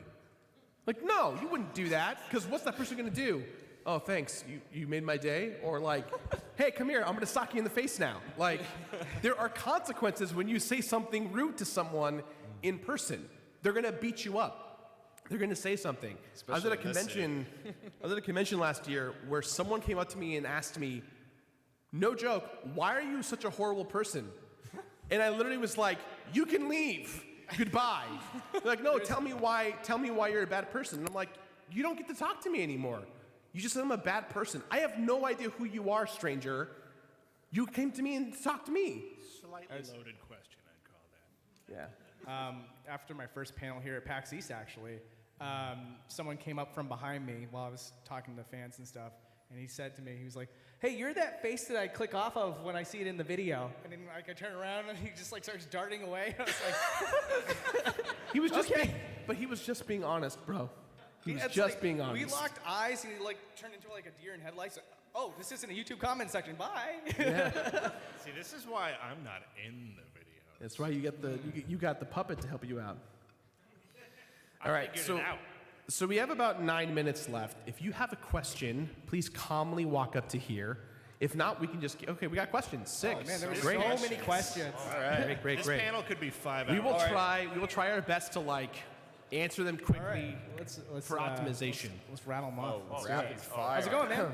Hello, my name is Brian. Hey, Brian. Hey, Brian. How's it going? So I had a question about collaborations, like between multiple YouTubers. Okay. Kind of like what's like the general process behind that? Like, like is there any anxiety? Like, like for me personally, I think like if I'm handing my footage to someone else and like they're editing it, like I'd be worried about like how I'd be portrayed. You know, like, is there anything? Yeah, like that? we're all going to have different philosophies on how to handle that. Especially, I'm sure with you have like a script and you just have them read the script maybe.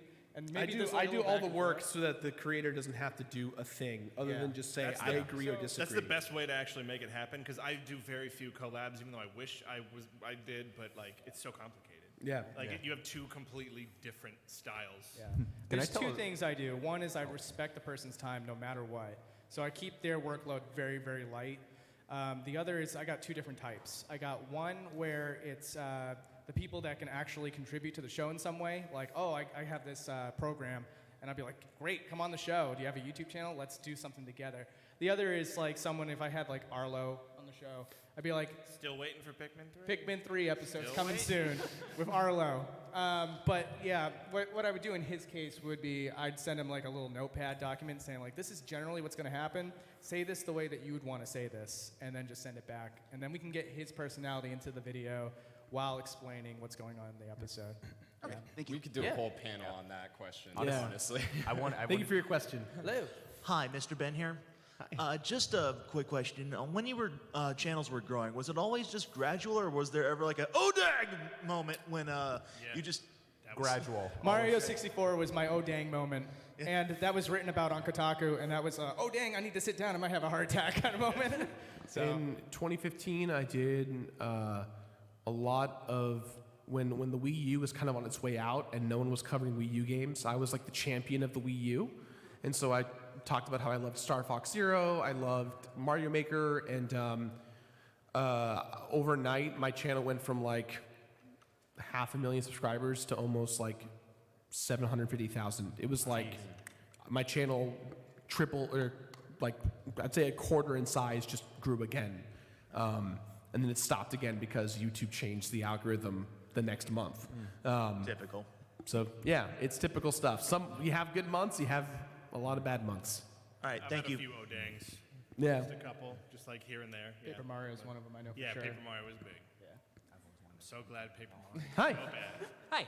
Hi. So it seems like Patreon is like pretty open and cool about being like, hey, people pay you money to do a thing. Yeah. And that's cool. It seems like that could be a problem wherein people might take advantage of that, and eventually that could be an issue, and then Patreon could cease to exist. Sure. What's the move when that happens? PayPal. Yeah, there's Yeah. other methods. PayPal.me. Amazon wish lists. I think there's already an existing competitor for Patreon, so I don't remember the name of it, but I know It got bought. Is it What is it? It got bought by Patreon. They own it now. Oh, did it? Great. Yeah. Well, there you go. I think I don't. The amount of money that Patreon's making right now as a company, they're venture capitalist funded, so they're not going anywhere. What I will say though is that there is a bigger problem, and it's that there are too many creators on the platform who are using Patreon. When I started doing Patreon, I was making a lot of money, and then all my friends were like, "Wow, you're making a lot of money on Patreon. I'm going to launch a Patreon." And suddenly my Patreon went from making a lot of money to making a lot less. And it's not like I'm mad at my friends, because people got to eat. YouTube, the subscription service, they have their own thing. It's like baked in, yeah. So Yeah, we got which- that too. I don't know who uses The membership. Well, if Patreon goes under, you're going to be using that really fast. I probably will. Thanks, guys. Thank you. Thank you. Hey guys. Hey. Great to meet you, Arlo. Hello. Hey there. What kind of videos do you think work the best? Games from the 80s, the 90s, the 2000s, or the 2010s? Do you think one gets more popularity levels than others, or do you think some of them are quite the same? So there's actually, I forget the exact math. Shane from Digino Gaming knows the algorithm pretty well. He said that the retro boom on YouTube is actually based on the current year of what we're creating and based on nostalgia for gamers. So right now, if you are a creator online who's making content on Nintendo DS, PS2, Xbox Original, GameCube, you're in algorithmic search. And in about a year and a half, it's going to be PS3, 360, and Wii. And so it's a certain, it's like 10 years plus 5, something like that. So when I started doing it, it was all Super Nintendo, Genesis, that kind of stuff. And eventually it shifted to N64, PS1. There's guys like Cat Icarus showing up and so on and so forth. So yeah, there is a certain algorithmic sweet spot where if you decide to cover this, then this works. And obviously, the big thing too is covering the new stuff as well as it comes out. Yeah. Does it also depend on what's currently going on in the world? Like, do you think the Sonic games got a huge spike when the movie was coming out? Like that kind of level? Sonic always does well.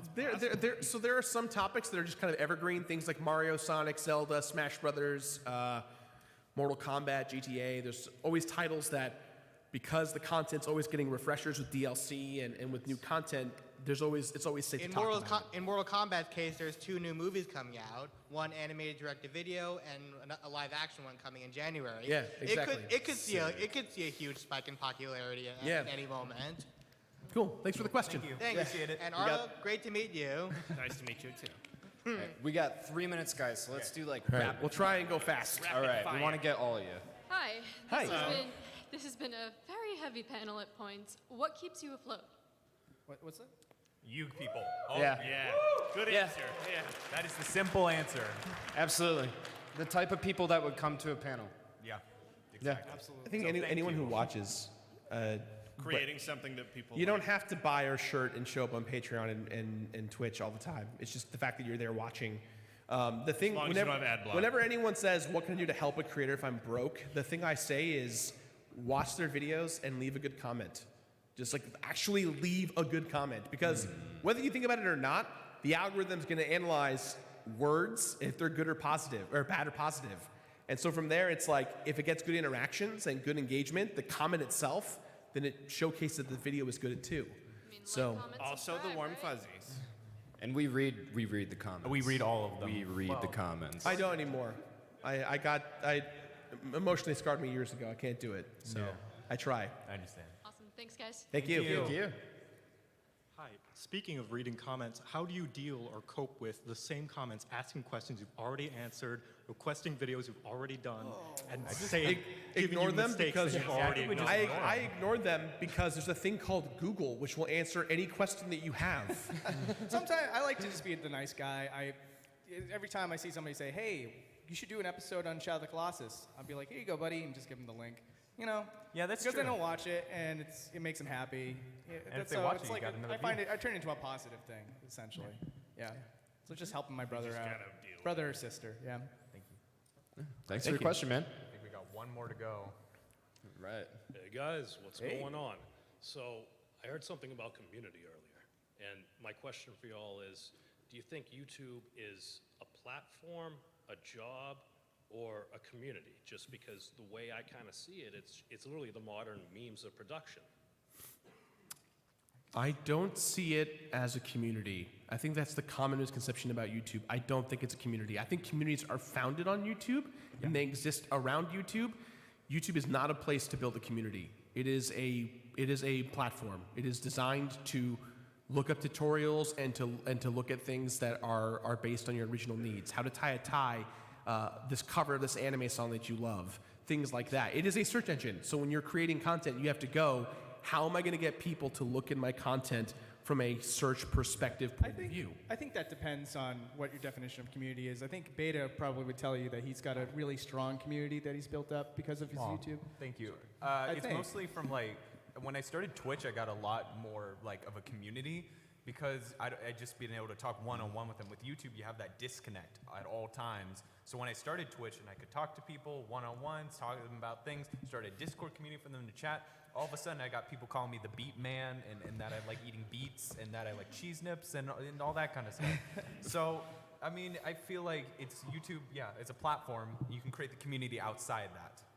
For me, with Bonsai Pop in particular, we started a Patreon right away. And one of the things that people seem to like a lot about it is that we treat weebs with respect, like they're human beings, you know? And the community has been absolutely fantastic, and the YouTube comments are almost always amazing. But I look at YouTube like, if Netflix was Warner Brothers, I would look at YouTube as Sundance.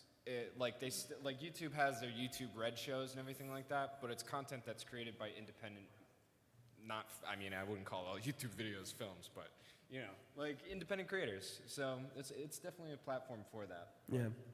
It's new media. Yeah, that's what it is. Well, guys, we're out of time. I hope you all learned something. I hope you enjoyed the panel. I hope that still it like wasn't YouTube. depressing. Yeah, I know. And you're still beautiful. Thank you so much for coming. Well, if you guys want to say hello, we'll just be right outside. Hopefully we don't murder anyone in the process. But thank you guys very much. Thank you. Thanks for coming out. Yeah. Thank you.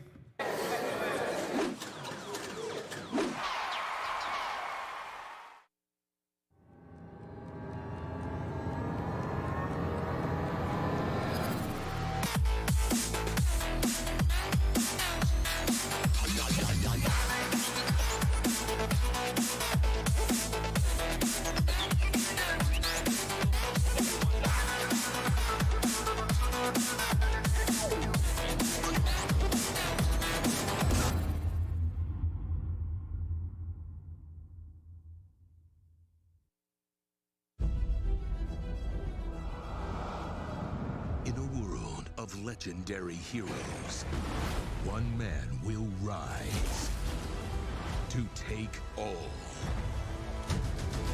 of the credit. This game has something that no one else will.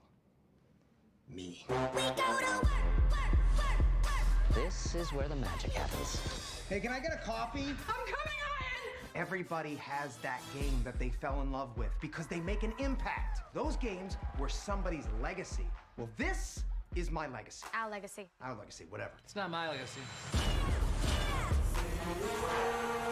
I have a BA in Women's Studies. What exactly is women's studies? It follows the experiences of women and the contributions they've made to... Inquiry withdrawn.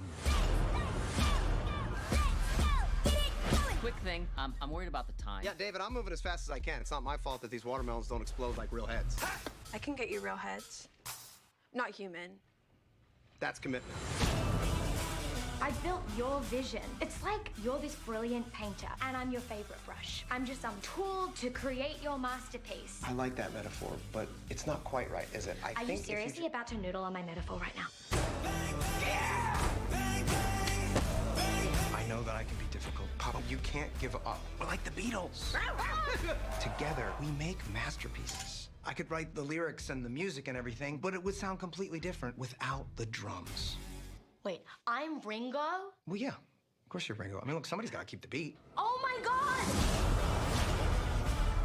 At least you brought me breakfast. Oh, this is mine. It's prescription. A prescription bagel? Legally, you're actually not allowed to ask me about Whatever. it.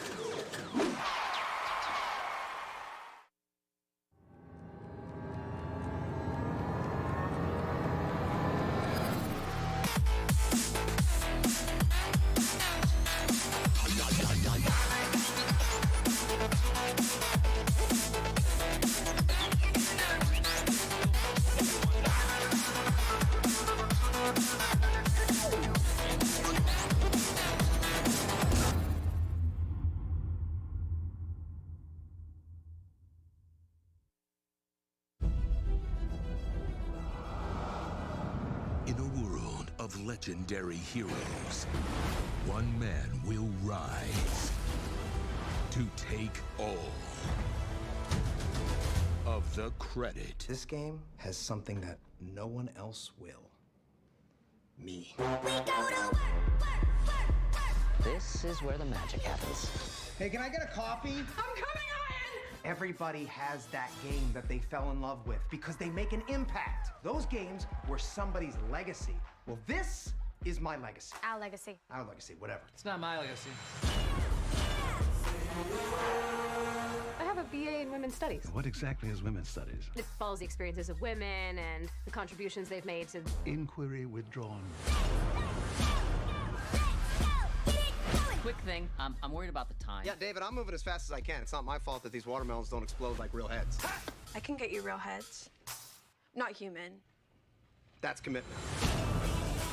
I built your vision. It's like you're this brilliant painter, and I'm your favorite brush. I'm just some tool to create your masterpiece. I like that metaphor, but it's not quite right, is it? Are you seriously about to noodle on my metaphor right now? I know that I can be difficult, Papa. You can't give up. We're like the Beatles. Together, we make masterpieces. I could write the lyrics and the music and everything, but it would sound completely different without the drums. Wait, I'm Ringo?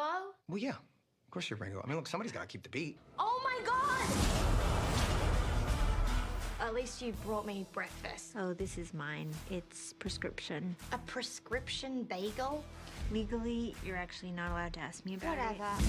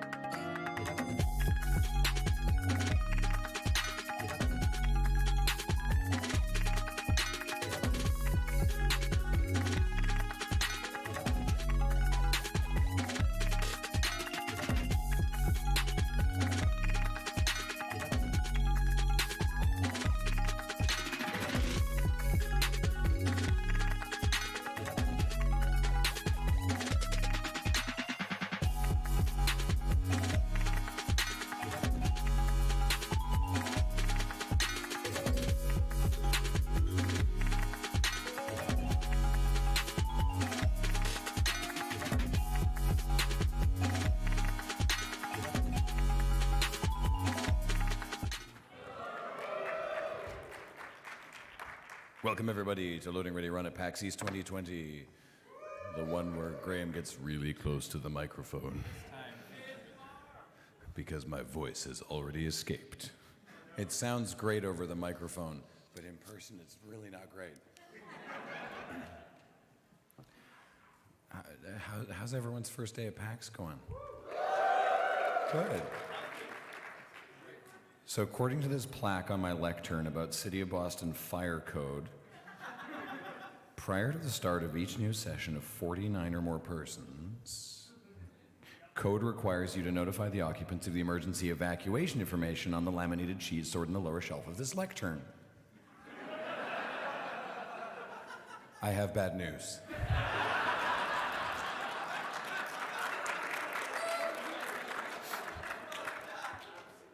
The good news is you'll smell great.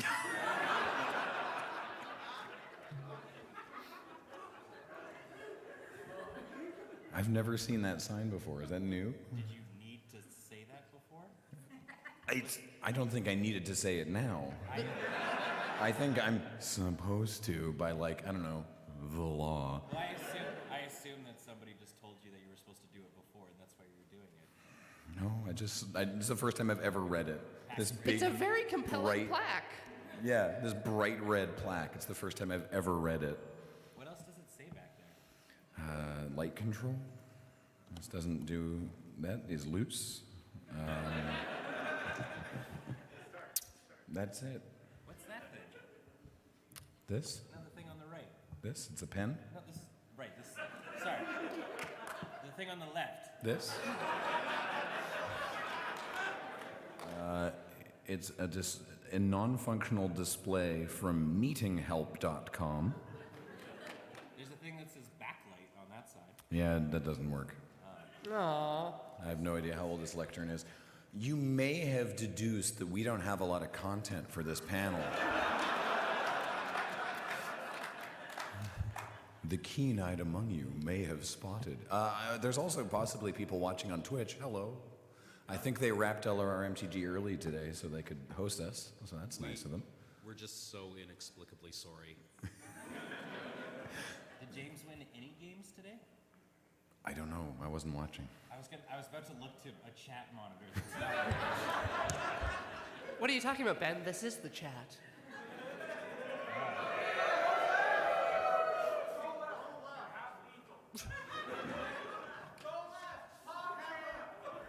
Everybody's emojis were their own faces. Yeah. When I was building the slideshow, I opened up the PAX West slideshow because I usually just open the most recent one and build from there. And I've only forgotten to change the name of the PAX once. And that one we were like, all right, Desert Bus is coming up. We got a PPR next week. Panelist is coming back. RoadQuest is happening. Corpline is happening. And that's all done now. Yeah. Yeah. So we have thank you. We have nothing new to report at this time. We're just real glad we've done the things. Well, it was great because it's like we just the other day put up a video of looking at the Mario Kart Vancouver track, and he's Oh, there's a button!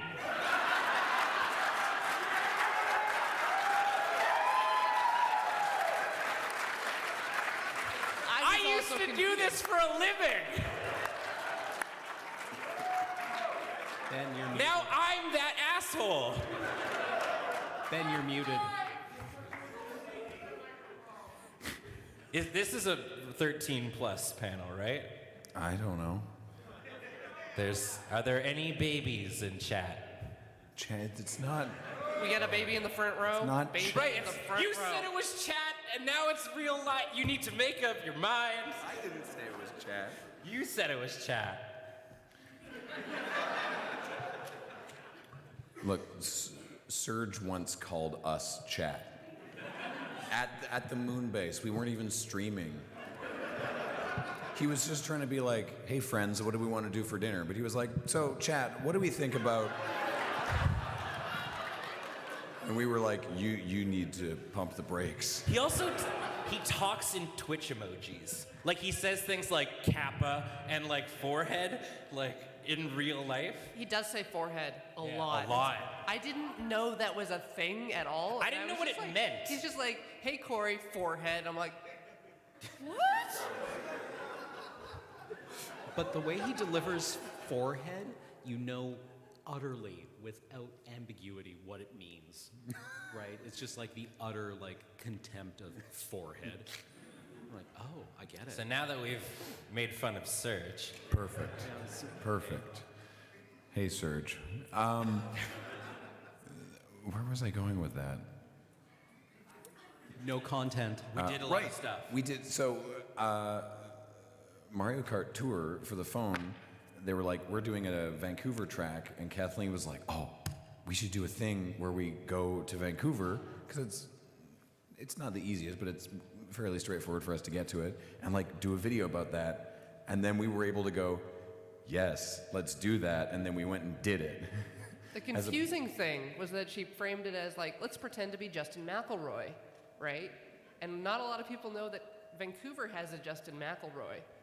Well, she did tag the correct one because she follows him on Twitter. But yeah, He's famous in a different way. There's a CBC, the Canadian Broadcasting Corporation. There's a CBC contributor in Vancouver named Justin McElroy, and I'm pretty sure his Twitter bio is like, no, not that one. And no, we asked him actually to be in it, and he was super into the idea, but he works for the CBC, and they were like, we're not signing a release for that, so couldn't get him, which was a shame. But the video turned out well, which is not what we're about to see. We're just going to watch last week's Crap Shot because it came out the same day as the Mario Kart thing, and then we'll watch another thing later. But it's mostly Q&A tonight. But this Crap Shot turned out really well, so let's watch it. He's not gonna like this. Bad news, boss. We can't do the heist tonight. Our wheelman got taken in. Damn, we got 3 guys ready to do a job. Okay, what's the play? Something simple that everyone knows? How about Mr. Starshine? No, we don't really know anyone that tall. The trolley problem. Ooh, I don't know which way I'd go on that one. Plus, we'd need 3 more guys. The red-handed monkey. Where are we gonna find a parrot on 5 hours' notice? Flap on down to the apple patch? Oh, no, Corey's allergic to apples.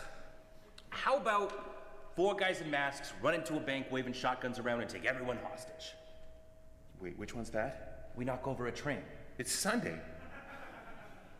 Warm fuzzy blanket. No, my wetsuit's being taken in. The Sting? Oh, it was great. Thanks so much for recommending it. I can't believe you hadn't seen it yet. Right?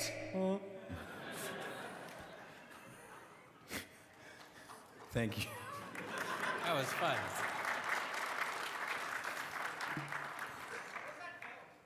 That was filmed in a grocery store in Victoria that had a flood and shut down.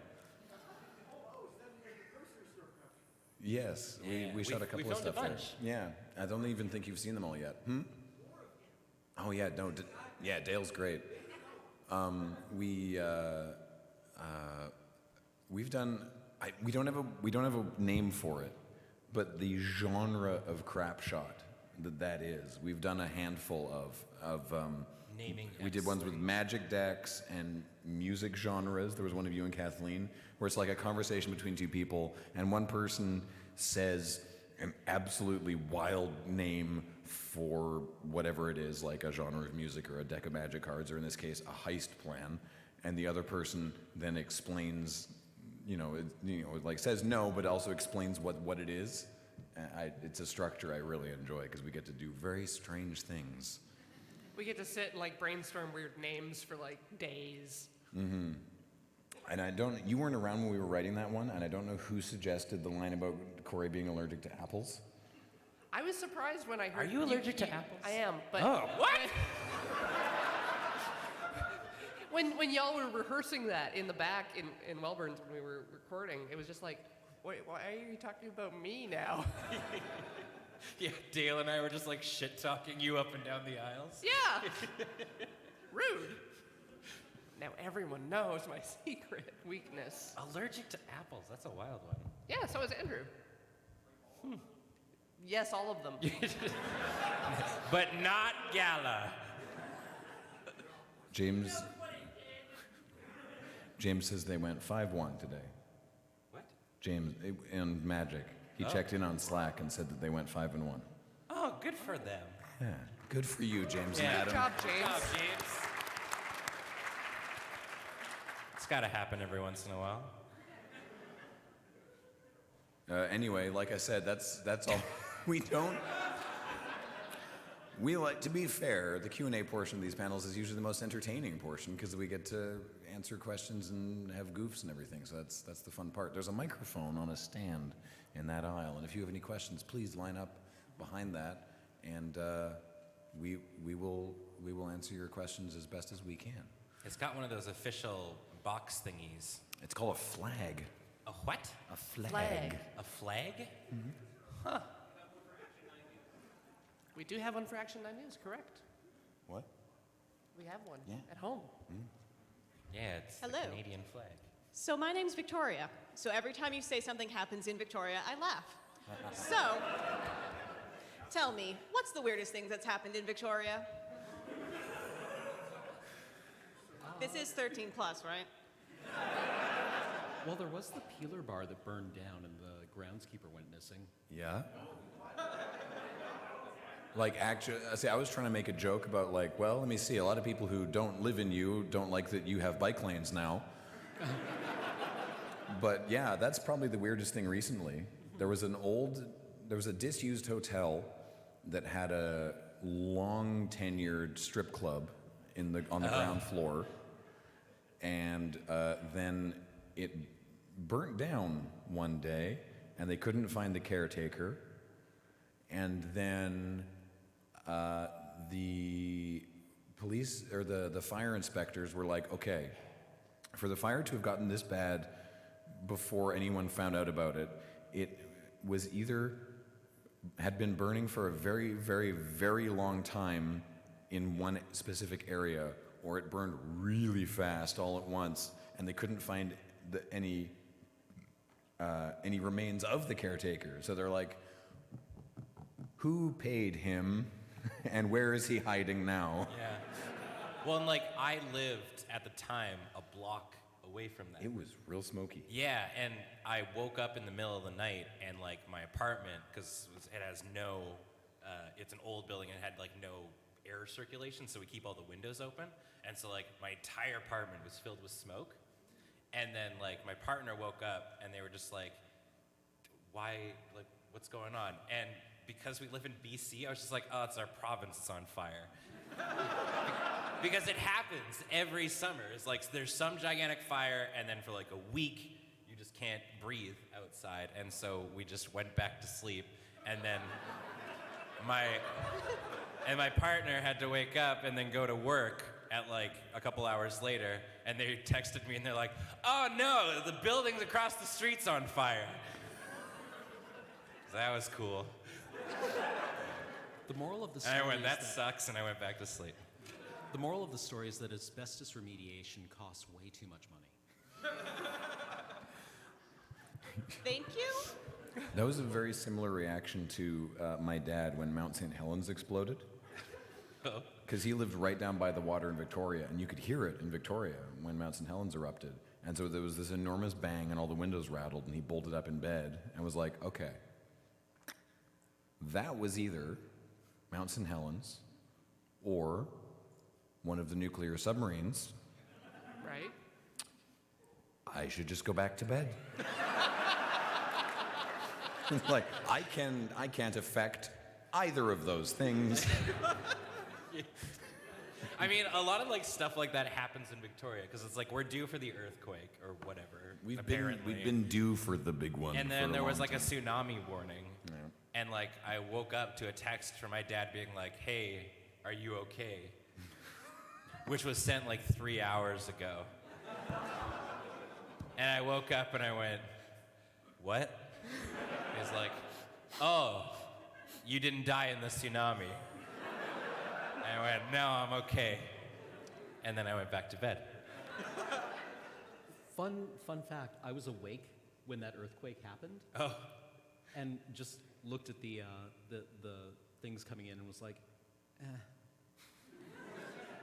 I didn't feel. I was getting tweets being like, "Are you?" Because people here, oh, there was an earthquake in Victoria. Loading ready runs in Victoria. Are you guys okay? And I was like, I didn't. Did you feel? Did you feel anything? Didn't feel a damn thing. I felt it. I was in bed, and I just assumed that it was just like We don't vertigo or something. We don't live that far away in town from one another, and I didn't feel it at all. You're really hard to wake up when you sleep, though. When was it? What time of day? I may have been awake. I don't know. It happens a lot, man. Also, we have a race every year where people get in bathtubs with motors. Yeah, the bathtub race. Yeah, at the Oak Bay Tea Party. Yeah. Don't worry about it. Bathtub race. Turns out if the internal displacement of a vessel is large enough, it doesn't really matter what it's made out of. Duh. Now they use special boats that are designed all weird and just called bathtubs, but it used to just be literally a bathtub with an outboard motor strapped to it. I never stayed for the races, so you've kind of disillusioned me a little bit. Well, then they've got to. It gets really intense near the end because they got to beach the boat and hop out and run up the beach and ding a bell. Oh, so it's kind of like a biathlon. It's basically a biathlon, yeah. Sick. Anyway, yes, next question. Right. That was one. Great. We'll get them all. Seems like you guys have a pretty consistent answer. Oh, I guess I was asleep. Beach is giving me crap live, by the way. Hi, Beach. We miss you. He just said, I bet question 2 will be amazing. Well, here's hoping. All right, so this is for Ben, Corey, and Cameron. I'm curious, as newer members... Are we about to smack talk Graham? Not necessarily. I was just curious, as newer members to Lure, what your experience has been like adjusting to being part of the community as someone who came in after it was formed. Y'all are really weird. Yeah. A lot of people like magic. Never knew that. Yeah, it's like a cult. I didn't really play all that much Magic before I joined Lure, and now it's all-encompassing in my life, which is pretty neat.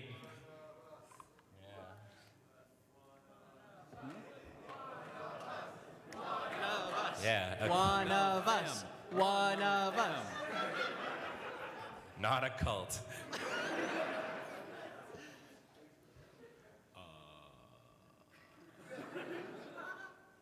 I don't remember life before Loading Ready Run. I've gone back in time and edited YouTube back into my high school days, right? I don't know if my brains are cobwebs or what, but It's amazing how your brain does that, where it's just compartmentalizes. It's this is how things have always been. Oh yeah. Does anyone remember having to tape songs on the radio when they came on? And you would just have to camp. I can't recall. With a blank tape, being any second now it's gonna come back.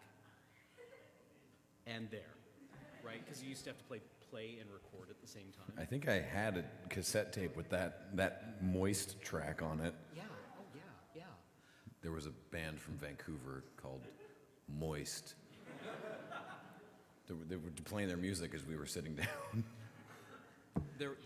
Don't worry, there was a chain of causality that made sense to us at the time, and the logic was internal and consistent. Yeah. But can you imagine, William Gibson has this essay called Dead Man Sings, where he talks about just what kind of the effect was of being able to listen to somebody who had died, or listening to the record of somebody who had died, and he talked about Elvis. Right, and the strange dream state of being able to watch a movie for the second time. Because when a movie point being on the internet is weird. The internet is a very deeply weird thing. Yeah. Yep. Yeah. And I think we're still adjusting to it, and probably will be for a century or two. Yeah. Internet's. I don't even remember what it was like. I don't remember what I did in the evenings before I had a kid. I truly do not remember what I would do. Yeah, not a clue, right? And it's just like, You played Destiny with me, Graham. Yeah, we used to play video games. Wait, that's a lie. that's Destiny's fault. Touche. Awesome, thank you. Cheers. Hi. Hi. Okay, first off, my name's Dave. I go by Modown Joe on the Discord, Twitch, Twitter, hello. those places. Hi. So, as I mentioned, and the Discord is, if I may give a minute to plug it, it is staffed by a bunch of incredibly kind, talented people and myself.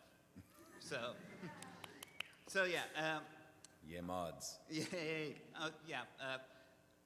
First, you brought up that bathtub race, and now I just was thinking back to my hometown and how they actually have, they do something similar, but with beds. Like, they push, people have a race where they push beds, and it's a charity thing, And then the beds, are well, boats? I mean, it's entirely landlocked. Oh, it's not on water. Oh, that makes way more sense. I've definitely seen in my hometown people on sodden mattresses in the middle of the street, but I think that's a very different thing. Yeah. Well, I would let's imagine- also remember, Cam, where you grew up, that they used to have an event where they would just get on a piece of furniture and push it down a hill. A cliff? It's called the Sandblast. They don't run Sandblast anymore. You can find a video online of why. Sorry, what was what were you saying? And the second thing, Ben, I have something I want to confess. I was the mod that timed you out during the Road Quest premiere.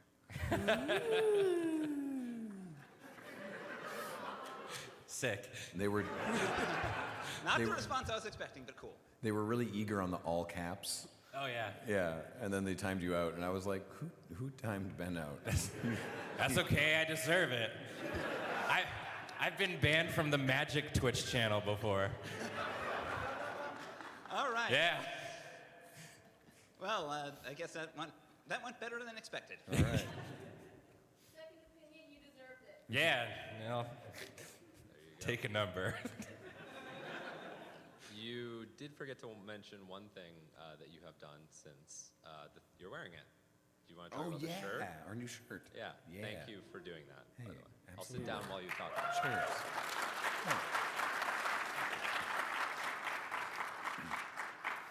Hello. Hello, I'm June. I'm Coffee Princess in chat. I've got a serious question and a joke question. Serious question, what's y'all favorite crap shots you worked on? That's the serious question. Okay, we got off easy. Is a really stupid one that hasn't come out. Yeah. Oh, that one. That one's awesome. Is it? Oh, it's not the one we're watching later. No. No, I know exactly which one you're thinking of. Because it's stupid, Yeah. not weird. Well. Oh, that one. What hell have I wrought? Okay, I have a thing where every time I watch one of our crap shots that I wasn't around for, I have this reaction where I go, why do we only film funny things when I'm not around? Because after you've written something, acted in it, and seen all the retakes and the reshoots, it ceases to have any emotional impact on you whatsoever other than fatigue.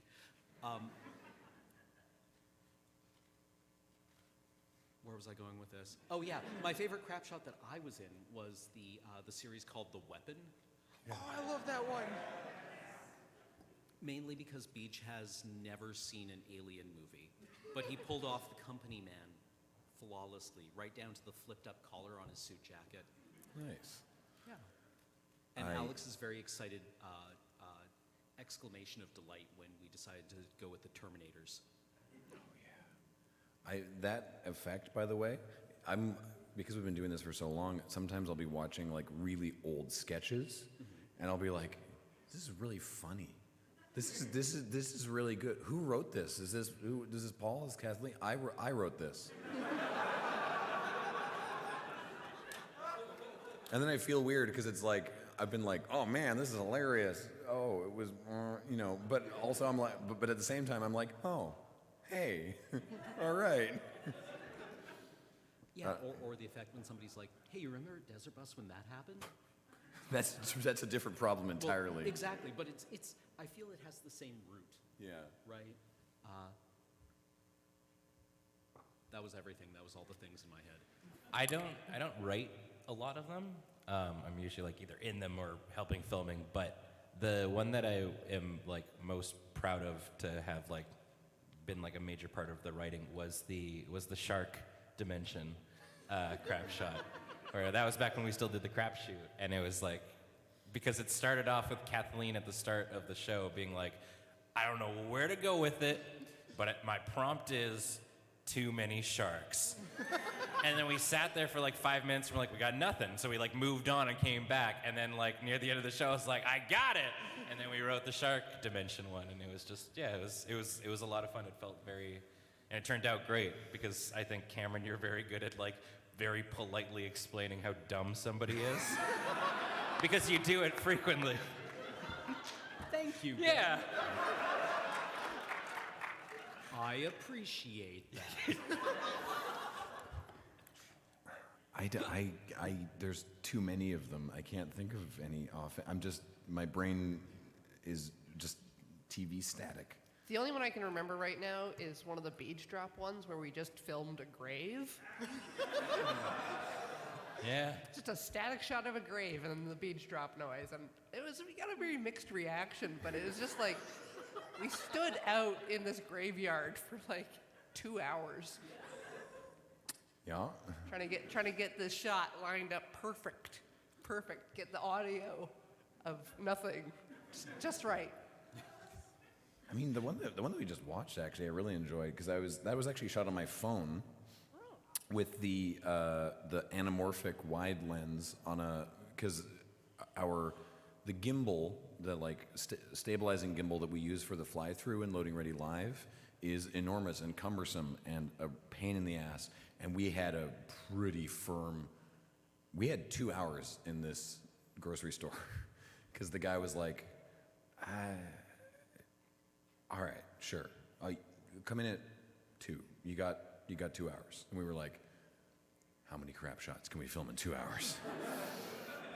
All right. And so it was like, but I have a handheld gimbal for the phone. And so, yeah, getting to be like super widescreen, Steadicam shot, for like a walk and talk for the dumbest dialogue. Yeah. Yeah, yeah, that was fun. I started in an old meat locker at that scene. Yeah, it didn't smell great. No. It had a weird latch on it, too. What was the sign? Oh, it said absolutely no horseplay in the meat locker, I think. That's probably way off, but...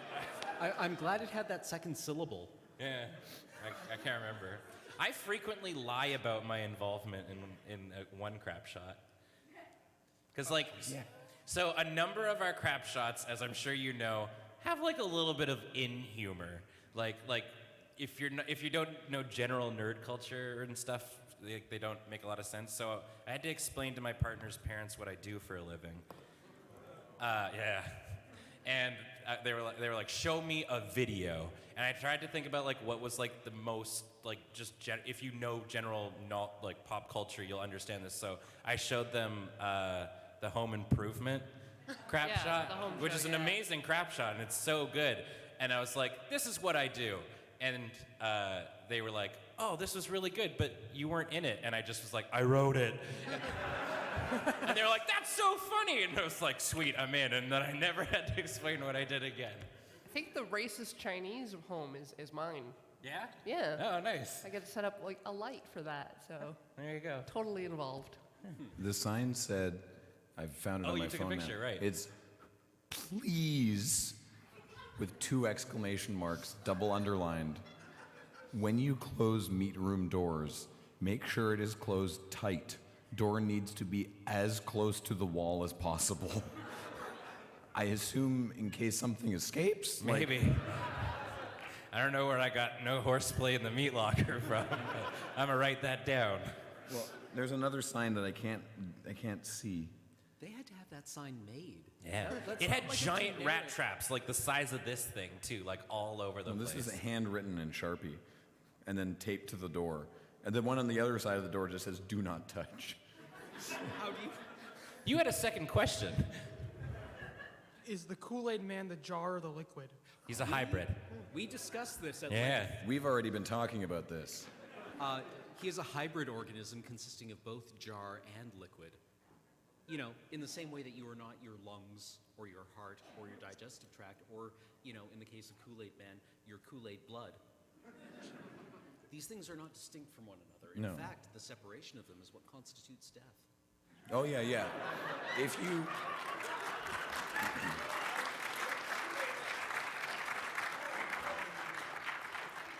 If you drink the Kool-Aid from the Kool-Aid Man, he absolutely will die. And Or now take you're a over your vampire. body. Or take over your body.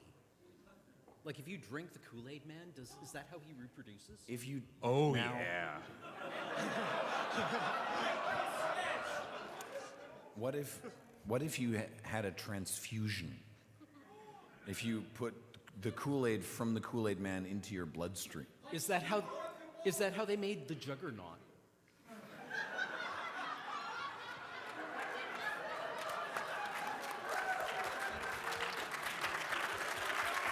Love me. His, And you just take the cup, his- put it his- on your head, and then you're the Juggernaut. his actual mutant power was being able to survive having his blood replaced with Kool-Aid. And the side effect of the transfusion was the running through walls. Yes. Yeah. I'm Has glad you're nothing to picking do this with the up. hat. The hat's just decorative. All right. Okay. Okay, first, just side note before I start my question, Cameron, you might want to put your microphone a little bit closer so I can hear you a little bit better. I feel like I'm at work right now.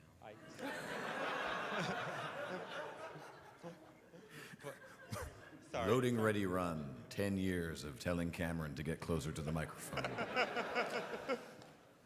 So anyways, I'm Charlie. I recently marathoned all of Friday nights after watching Graham's amazing win with Bear Force One on game nights. I had to check it out. Thank you. So I have a question now that I've marathoned the show about an actor that appeared very early on in the series that I haven't seen since. How is the Phyrexian Juggernaut doing?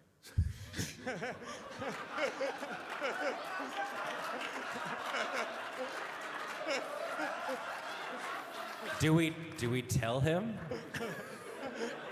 There was an incident with some Kool-Aid. Are you ready to break that illusion to Graham? I hope the fame didn't get to his head. What if we have like some sort of redemption for the Phyrexian Juggernaut? Yeah. That could be fun. Yeah. What? Oh, pacifism. Right. Yeah. Right. He just really chills out. I like that a lot. I hope he's doing okay. Thank you. Thank you. Yeah, the Phyrexian Juggernaut discovered pacifism and became a Ronin when his...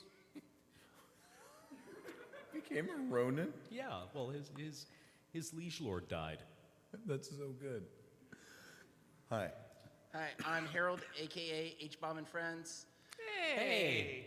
I asked this question to Graham and Cam back PAX South 2016, and I wanted to get Corey and Ben's take. I'm from Florida. Do you have any questions for me?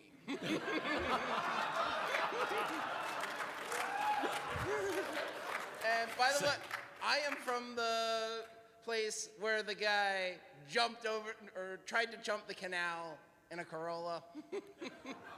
Wait, sorry, like,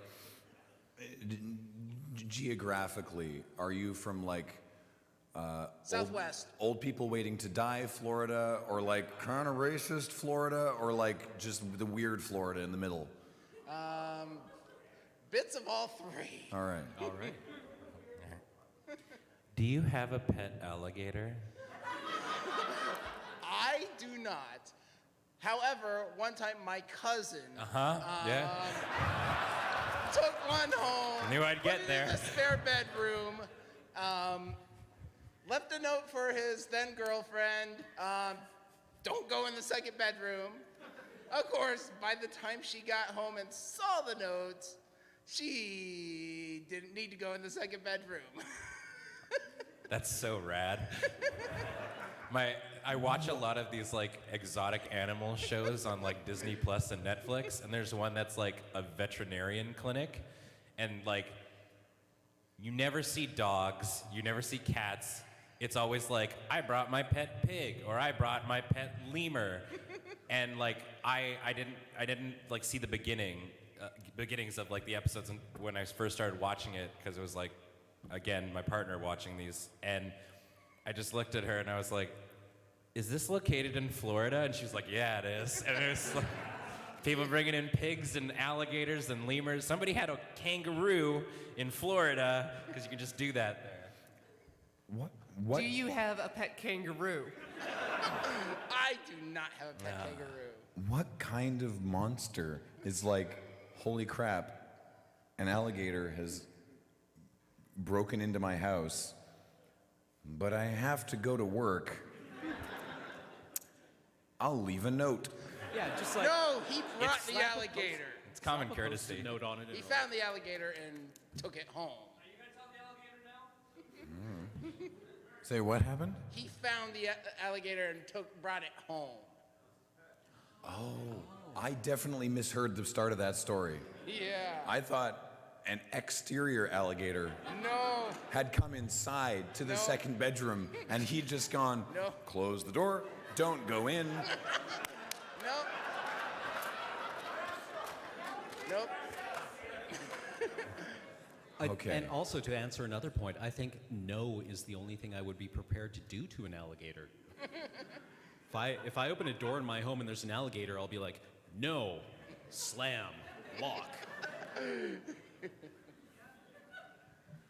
Thank you. Hello. Hello. This is my first PAX, so I want to thank you guys for being very nice. That's not true. Graham, I knew. And anyone else in the audience who laughed at that, you guys, yeah. I'll make it quick. Have any of the four of you, I think I know the answer for Graham, have any of the four of you walked out of a movie in a movie theater? Almost, but the fire alarm went off, so I got free tickets to a different movie. I was not responsible for pulling the fire alarm, Which but one? it was Don't Mess with the Zohan. I have. And it was actually during, I think is it Guardians of the Galaxy 2? No. Because I can't remember which movie it is, and spoilers, I guess, at this point. The scene where Groot dies, the sound in the theater cut out. And so for the entire back half of like the big climax scene, no sound for it. And so it's just like, no, I didn't understand what was going on. So we walked out and we got a free movie out of it. And then I watched it later by real means. I believe you mean Disney Plus, the streaming service for all. Yes. Yeah. Disney. Netflix. Yeah. I have not, actually. I think when I was very young, I almost walked out of Congo, based on the Michael Crichton book. Yeah. It had gorillas and lasers, yet somehow sucked sour ass. It was terrible. That's one man's opinion. Sour ass. As King Cool is already aware, I walked out of Freddy Got Fingered. Good. Understandable. Yeah. Apparently, it was really close to the end, but Rip Torn was spraying Tom Green with elephant semen, and I was like, I'm out.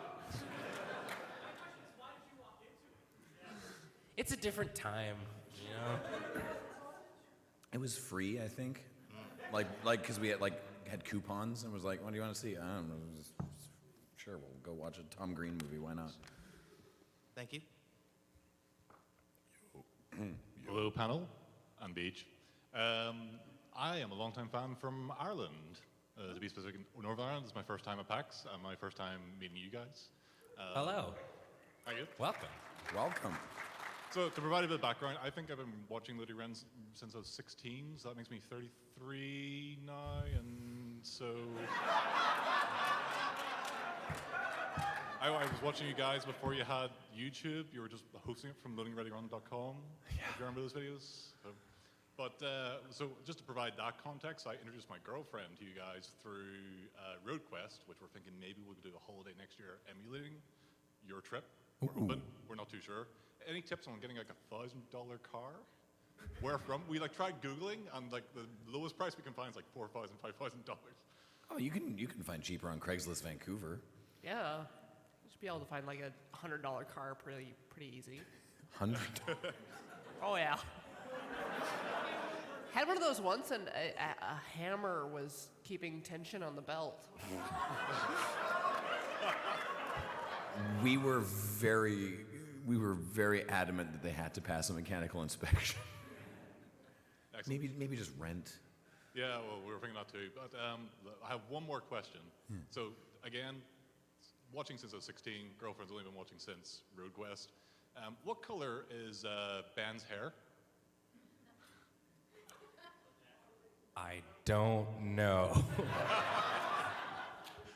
It's like blonde, but then I have a red beard. Dirty blonde. Yeah. And reddish beard. She was talking about the ginger one on the way up here, and I was like, what ginger one in RoadQuest? Matt's the ginger one. She meant the ginger one in RoadQuest? In RoadQuest, okay, yeah. right, no. 'Cause that's our only reference for Loading Ready Run. Yeah. So I was like, I guess that's me. Yeah, you're the ginger Certainly one. not James.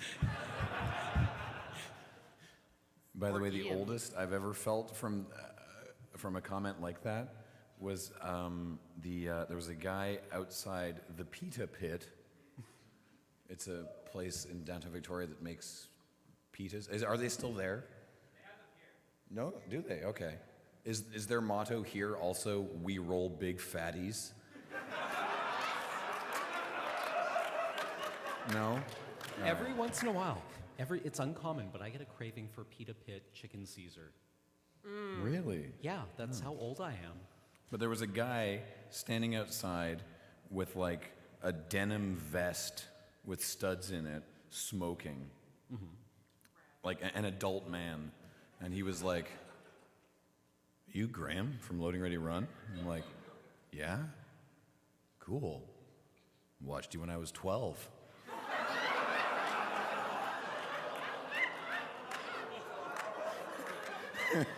And I was just like, thank you, goodbye. Oh my God. Wow. Yeah. It's time to just go into the earth and never emerge again. What I should have said is we're much better now. If he was watching in like 2003, 2004. Anyway, hi. Hi, I'm Ritalin, and I have a couple questions. The first is, how do you guys determine which of you is going to act as a straight man and who's just going to be the one that's completely off the wall? Because it tends to vary from time to time, and I didn't know if there was some sort of consistency that you know. Not really. Like we have a little bit of typecasting sometimes, Yeah. but beyond that, it's just sort of random. Yeah. I mean, sometimes someone will be like, "Oh, can I try that this time?" Because I don't usually get to or whatever. Especially in crap shots, people can play out of type a lot. But yeah, there's We no always hard- make James be the cop. That's just because we find it funny. I actually think that's a kind of bullying. Was it also because No, he was not like really. the only one who had a vehicle? I can't remember. Because like I just figured because he could drive. Drive his like not police car. The other question is, now that you're all in on both the Friday nights and Commodore Hustle, which do you find it easier to do? Roles that are similar to your life, or roles that are completely outside that, like the crap shot characters, one-offs? I reject the premise that the things we do in Friday Nights and Commodore Hustle are similar to our real life. Based upon that. But vaguely through a inspired dark mirror. by. Well, I think like. By the way, that bit from the latest Commodore Hustle where Cam stayed up all night painting an army and took second place in the painting contest, that was true.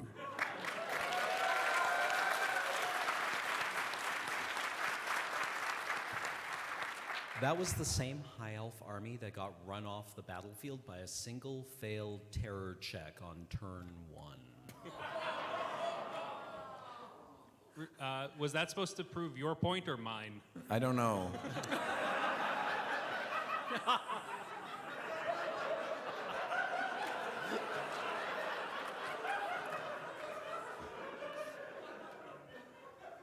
I don't know. I don't find any more difficult than the other because even when we're playing ourselves, we're playing such wild versions of ourselves. Yeah, I think every character that we play in a lot of these is just hyperbolized versions of who we kind of are. Yeah.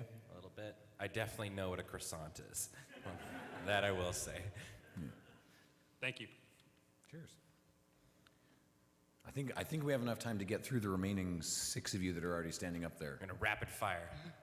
All right. Well, real we quick. got 15 minutes, but Oh, no, never mind. All right then. Real quick, I'm gonna say this.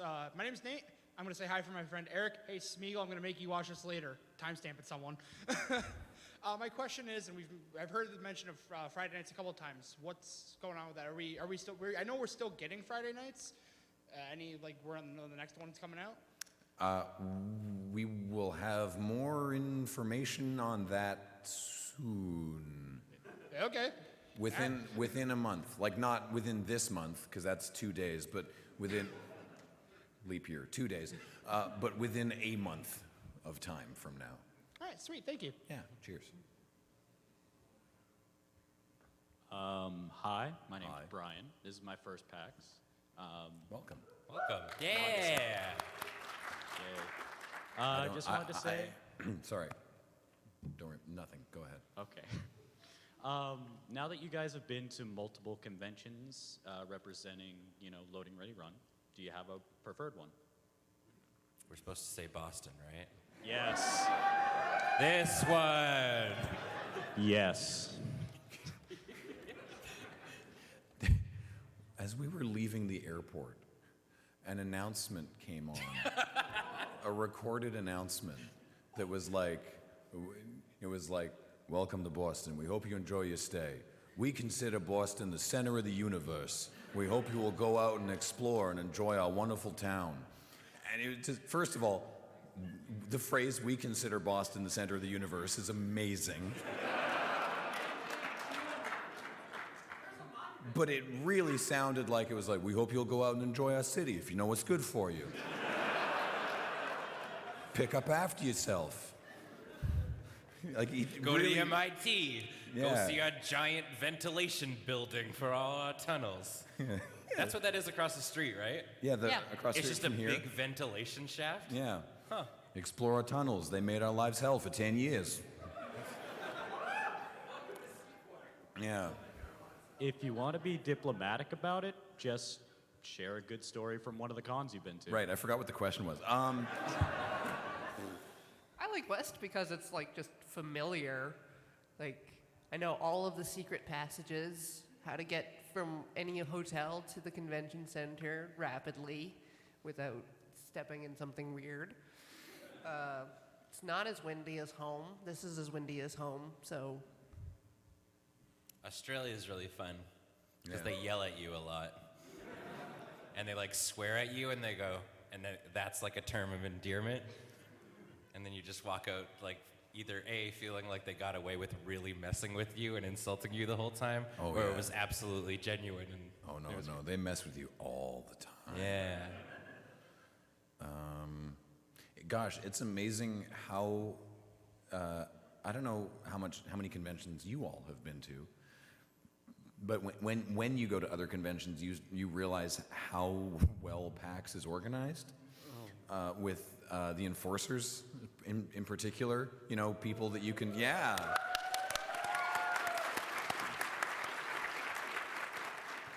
That not just that there are people in sort of volunteer staff shirts, but if you go and ask one of them a question, they'll actually know the answer, or at least if they don't know, they will admit it and not make something up, and they will try to find someone who does know the answer, which I mean, I only went to TwitchCon once. Maybe it's gotten better. Yeah. Wouldn't, yeah. Sorry. Hey, what's up? What are we broadcasting? Right. It's okay. They're not on the step and repeat. Usually they are, actually. Usually it's like PAX and Twitch on the step repeat. Right. That's what this is called. Gosh, I don't know. One of the first conventions I ever went to was a local anime convention, and Sakina-con? yeah, it had a different name back in the day, but they were playing a fan re-edit of the end of Escaflowne, where it had a more satisfying ending. And there was just so much screaming. Not in the video, from all the girls watching. Oh. The more satisfying endings that they make out. Oh, And like yeah. stay together. Smooching. Yeah, but it was so loud. That would have been better if you didn't like make the adjustment on that the audience was the one screaming. You're like, they were making out and there was so much screaming. The audience was making out and the movie was screaming. I disassociated for a while. When the acid wore off, I was in Portland. Good answer. Yeah. I'm a big fan of most of the PAXs. The thing is, someone's always asked us, like, what's your favorite PAX, right? And it's like, I love the familiarity of West. I love how chill South is, and the Riverwalk is great. I love how well organized this building is for East. It's the easiest PAX to navigate to get around the show, and it's so good. And I mean, Australia is in Australia, which is Australia is awesome. So. Yeah, this is clearly the best PAX. But I really, I love West just because I know where everything is and it's very familiar to me, which is why Magic Fest Seattle is great. Because it's an event that downtown Seattle is actually capable of, fully managing.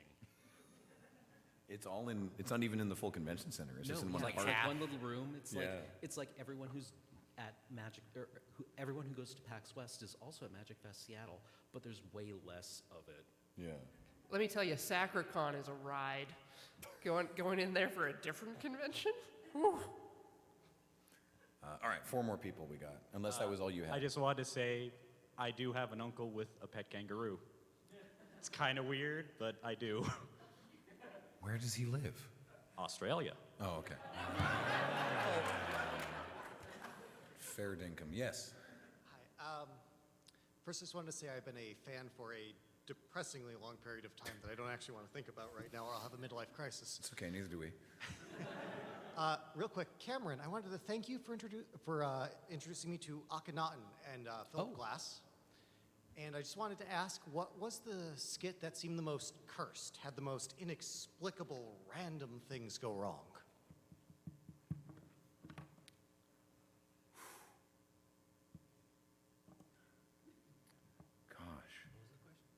What skit or sketch or whatever had the most, was cursed, had the most things go wrong?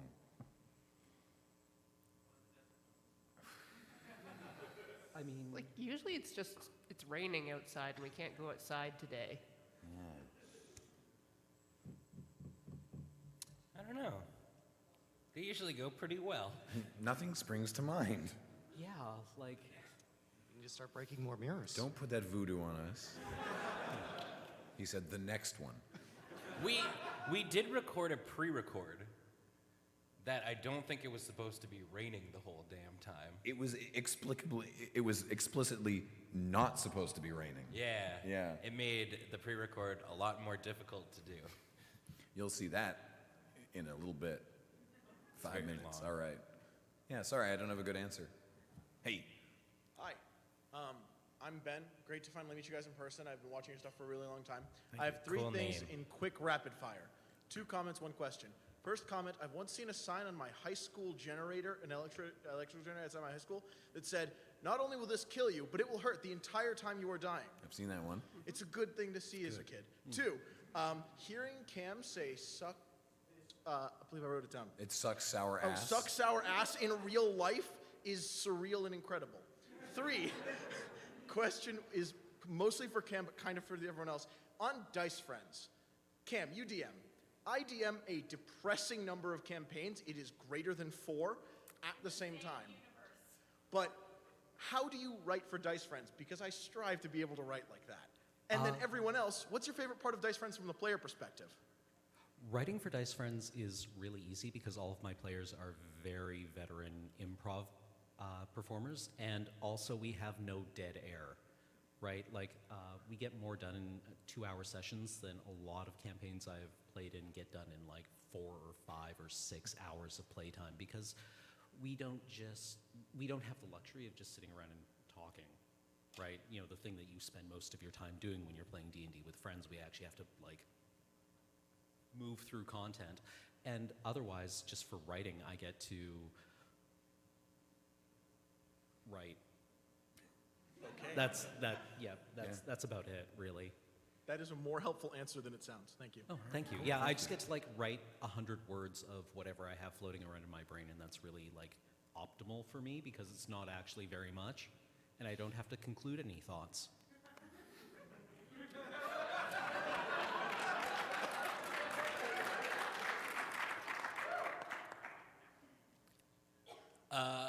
I actually really just enjoy, so I haven't done a Dice Friends in a little while, but what I really do enjoy about being on them is everybody who we've had as a DM, whether it be Cameron or Kathleen or Dale, all of them are people that really care about the story that they're trying to tell, and they put a lot of heart and soul into those things, so it's just a lot of fun to work with them because they're all people that are like, I'm telling this story, but we're also telling it together, so let's figure out how we're going to do it. Like, I'm sure you've seen Dale be like, I want to do this, and he's like, yes, you do. How are you doing it? And he's like very good at kind of like yes-anding you. So yeah, it's a good experience. It's fun. The fun thing about Cameron's campaign specifically is that you'll end up in kind of a different conceptual space than normal, especially if you contrast that with like a dungeon crawl where you're just being a murder hobo like normal. So that's fun. It's fun to have weird words and whether or not we should murder this thing or not come up. Okay, thank you. All right, last 2 questions. Let's bang it out. So hi, I'm Gloria or Transgrammatic on the Discord. I've talked to you all today. So this is more of a fun story. In trying to explain to one of my friends why I was so excited to come meet you guys, I decided to show them a crap shot. Said crap shot is the fundraiser. And the exact response I got was them falling on the floor, nearly stopping breathing, and saying, wow, I didn't expect a real-ass commie joke from a popular YouTube channel. Which one's the fundraiser? The one that ends with, you do Eat have the a Rich. disease. Capitalism. Right. Oh, right. Just wanted to share that. Well, thank you. All right, so I actually have a quick legal question. So for my high school talent show, it's my senior year, and I wanted to do your guys' Who's on First. Oh yeah. With my friend Chris, we did it in our senior year of middle school, and we won first place. Nice. We got like $20 in Dunkin' Donuts. It was great, and I was wondering if I could perform it there at my high school. Is there any way you can record it? I would plan on it. Then please, yes, and send me a copy. I want to see that. 'Cause That's awesome.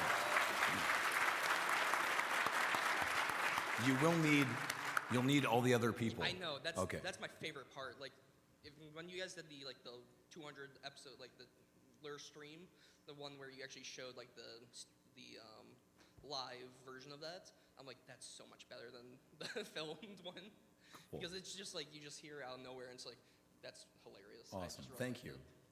Thanks so much. Friendly enforcer. By time, do you mean time or 30 seconds? Like time. All right. Well, then that's time. You'll have to watch the crap shot on Tuesday like normal. All right. Thanks, everybody, so much. We have a table downstairs. Much appreciated. Thank you.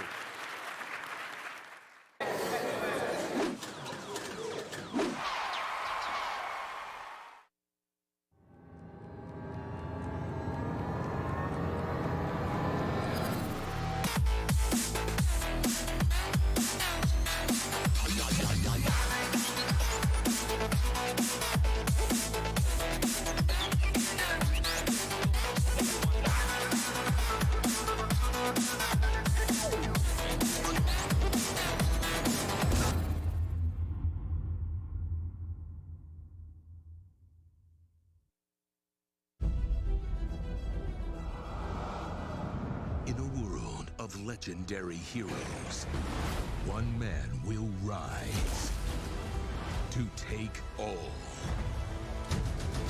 of the credit. This game has something that no one else will. Me. This is where the magic happens. Hey, can I get a coffee? I'm coming on! Everybody has that game that they fell in love with because they make an impact. Those games were somebody's legacy. Well, this is my legacy. Our legacy. Our legacy, whatever. It's not my legacy. I have a BA in Women's Studies. What exactly is women's studies? It follows the experiences of women and the contributions they've made to... Inquiry withdrawn. Quick thing, I'm worried about the time. Yeah, David, I'm moving as fast as I can. It's not my fault that these watermelons don't explode like real heads. I can get you real heads. Not human. That's commitment. I built your vision. It's like you're this brilliant painter, and I'm your favorite brush. I'm just some tool to create your masterpiece. I like that metaphor, but it's not quite right, is it? Are you seriously about to noodle on my metaphor right now? I know that I can be difficult. Papa, you can't give up. We're like the Beatles. Together, we make masterpieces. I could write the lyrics and the music and everything, but it would sound completely different without the drums. Wait, I'm Ringo? Well, yeah. Of course you're Ringo. I mean, look, somebody's got to keep the beat. Oh my God! At least you brought me breakfast. Oh, this is mine. It's prescription. A prescription bagel? Legally, you're actually not allowed to ask me about Whatever.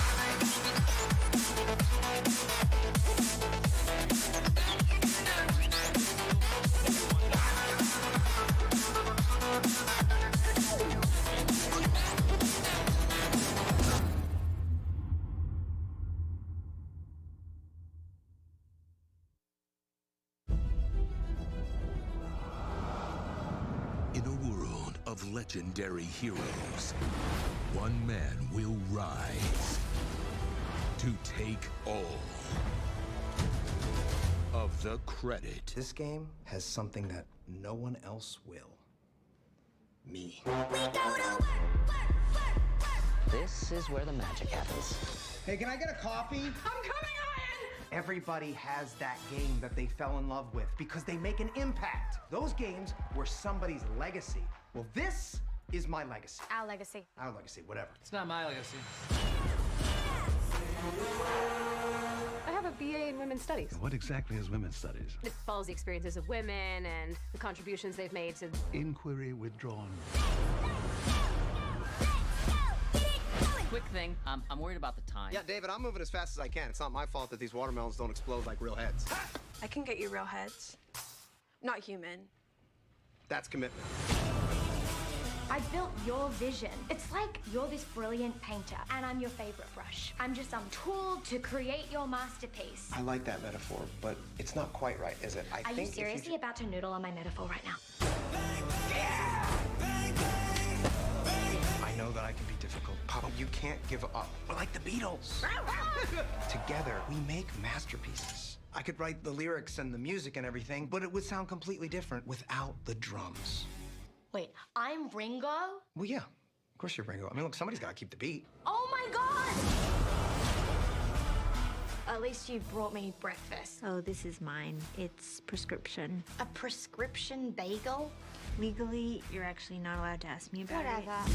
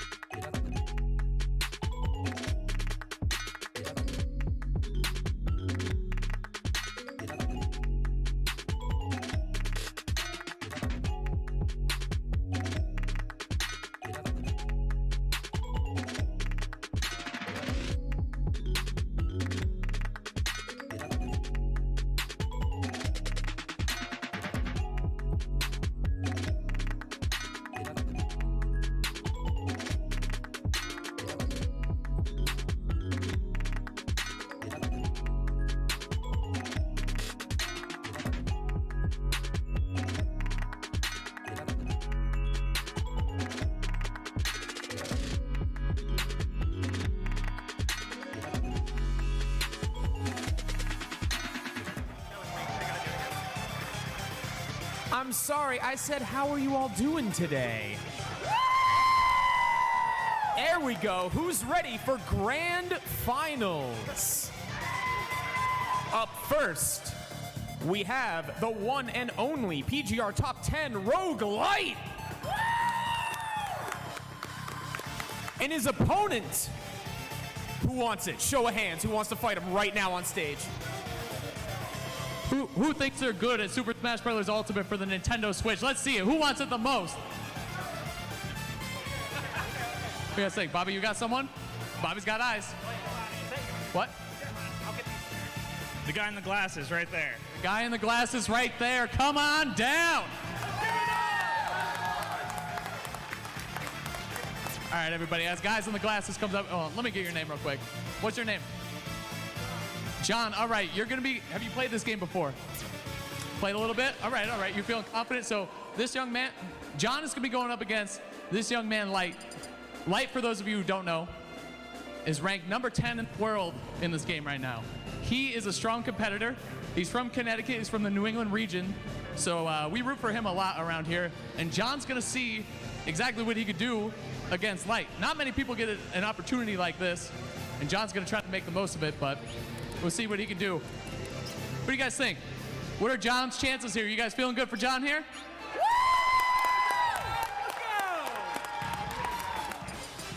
And how many of you like Light? Yeah, that's right. You can boo him if you want. He's used to it. It's cool. So what we got here, standard tournament rules. We got 3 stocks on the board, no items. What stage you going, Light? Light? What stage? Everyone can hear me except for you. What stage are we going? Pokemon Stadium, a classic. For those of you who don't know, how many of you follow competitive Super Smash Bros. Ultimate? Raise your hand. Make some noise. Oh, we're just going. Oh, John is. Are you ready, John? Are you ready for this? Okay. We got a classic here. It's going to be Link against Fox. Oh, John up to a start, but he gets parried right away. And this is what Light is known for the most. These falling up airs. Look at the damage racking up so fast. This Link cannot find his way out of the disadvantage. This is so bad for him. Oh, boy. John is swinging, though. I got to give him a lot of credit. Looking for that down aerial again. Oh, now that, for those of you who didn't know, Light is playing as Fox McCloud, one of the fastest characters in the game. As you can see, oh goodness, he's already taken off with this lead big time. Slow down, Light. Okay. Comes John, swinging a lot with the Master Sword. Can't really find anything though, because Light is just dancing around him. What do you guys think? I think John needs a little boost from the crowd. He's on his last stock already. We've only been playing for 50 seconds. What is going on right now? He's got a grab. He's looking for the up B again. He can't find it. Light isn't giving him anything. He's just bouncing this Link all over the stage. Oh, God, you gotta like that. That was actually kind of cute. Let's hear it for John. Let's go, John.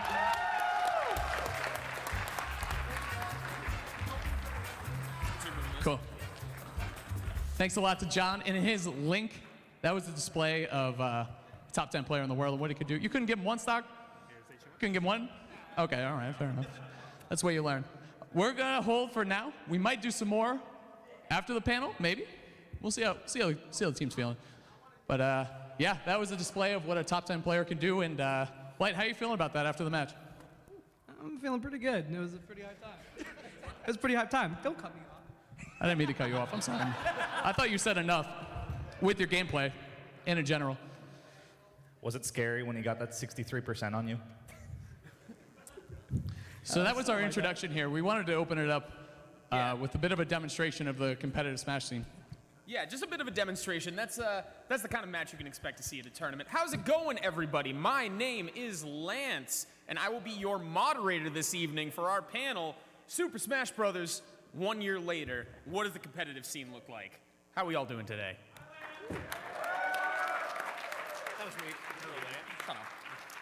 Up first, let's introduce our panelists here.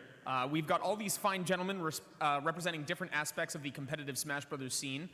So I will let them introduce themselves. Ooh, and we're starting with me, muted Mike. But hello, everyone. My name is Mr. Escalator, and I have gone to my first tournament about 12 years ago. I entered the Smash scene.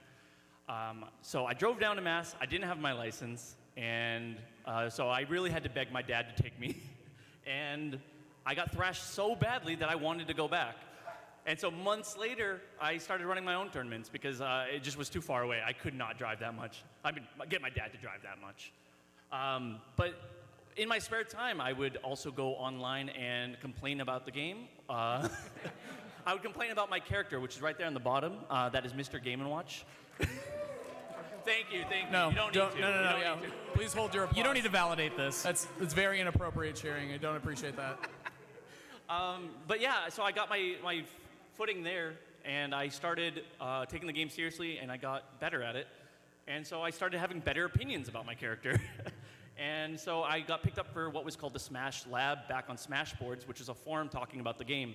And I would dissect mechanics about the game, mostly about my character, and it's kind of the mathematics behind the moves. From there, years later, I got into ranking players themselves and judging their wins, losses, and I would be kind of a prime player for. In New England, I would rank our top 10, top 15, and a lot of the individual states for the last several years, which I guess Light has been there a few times now. So, I'm also pulled up for tournaments and helping them set them up based on players' skill, and we kind of separate them based on that. But the real reason I'm here for you all tonight is that I'm talking about community. And that's going to be a big spoiler for a little bit later, but I founded the New Hampshire Smash scene with the exception of Melee. I did not do that. But I did really get us started with our Facebook group and everything else. So that's the big thing I'm passionate about. But I'm joined by several other passionate people today. Yeah, I guess I'm up next. What's going on, everybody? My name is, my tag in Smash World is Hazmat. My name is Matt. I started playing competitive games in the early Street Fighter days. Street Fighter 3 Third Strike, for anyone who played that game, it's sick. Anybody? Yeah. The game is godlike, first off. Yeah, as you can see, I couldn't leave the Ken behind. I still play as Ken and Richter in this game. But anyway, so I started playing in Street Fighter, and as I got older and kept playing and getting better at the games, and I really kind of found a place for myself in Smash, doing what I do most, which is talking about the game and just really appreciating what top players like Light can do with the game and what anyone can do with the game. So kind of transitioned from a player to a commentator more, but I still do both. So love talking about the game and commentating big tournaments and, you know, kind of sharing the stage a little bit with big time players like Light. Yeah, and I'm going to be talking about what it means to be a part of the scene and being there at tournaments and how impactful that can be to someone's life. Easy crowd, easy crowd. All right. Hey everyone, my tag is Big Spill. I am a tournament organizer for the New England region, and I've also worked on tournaments around the United States. I started playing Smash around Brawl, and I'd play probably every other day at my friend Tyler's house, and he's actually in the crowd here. So Let's go, Tyler. Let's go, Tyler! Give it up for Tyler, guys. Let's go, Tyler. So really, my passion for Smash began around when I played with Tyler. And when I got to college, Smash 4 came out, and I just wanted to play out of my dorm room with my friends. And eventually, that kind of evolved into having a bracket, and where we just played against each other, and we had a winner, and we made a homemade trophy, like out of the dining hall plate and like a KFC bucket. We made like a trophy. And eventually, 1 year later, I was having 60 people come for these weeklies. Like we just played every week. And so I just kind of grew this club, and now I run tournaments around Massachusetts and around New England. So what I do is I do a lot of the on-site operations for running the tournaments themselves. I'm also a panelist and a statistician for ranking the members of the community like in a top 10 fashion around the states, as Escalator does. And yeah, I just kind of use this momentum into Ultimate, and I won't be stopping anytime soon. So I'll be talking about a lot of the community growth as well as running tournaments and what that means for me.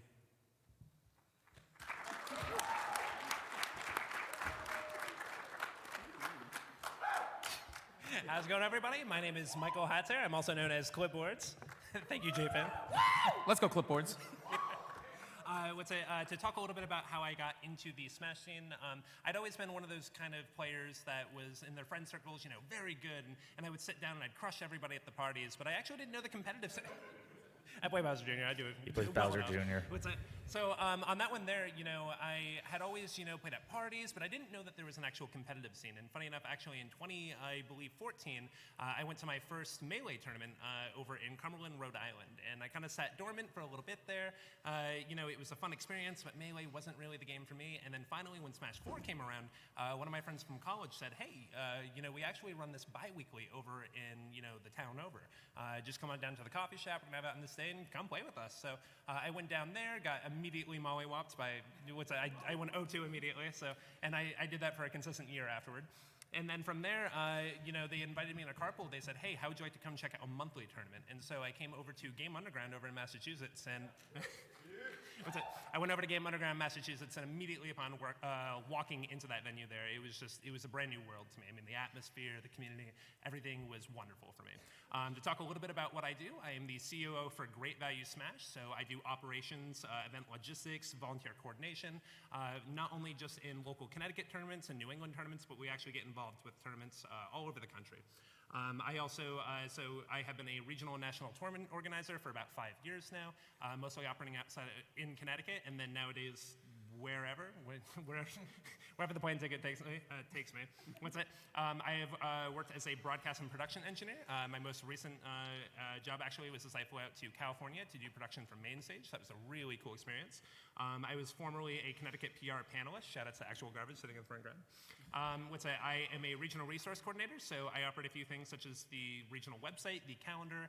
I do TO coordination. We have an actual group that TOs kind of get together, make sure we're working together, our organizations, we're not overlapping events.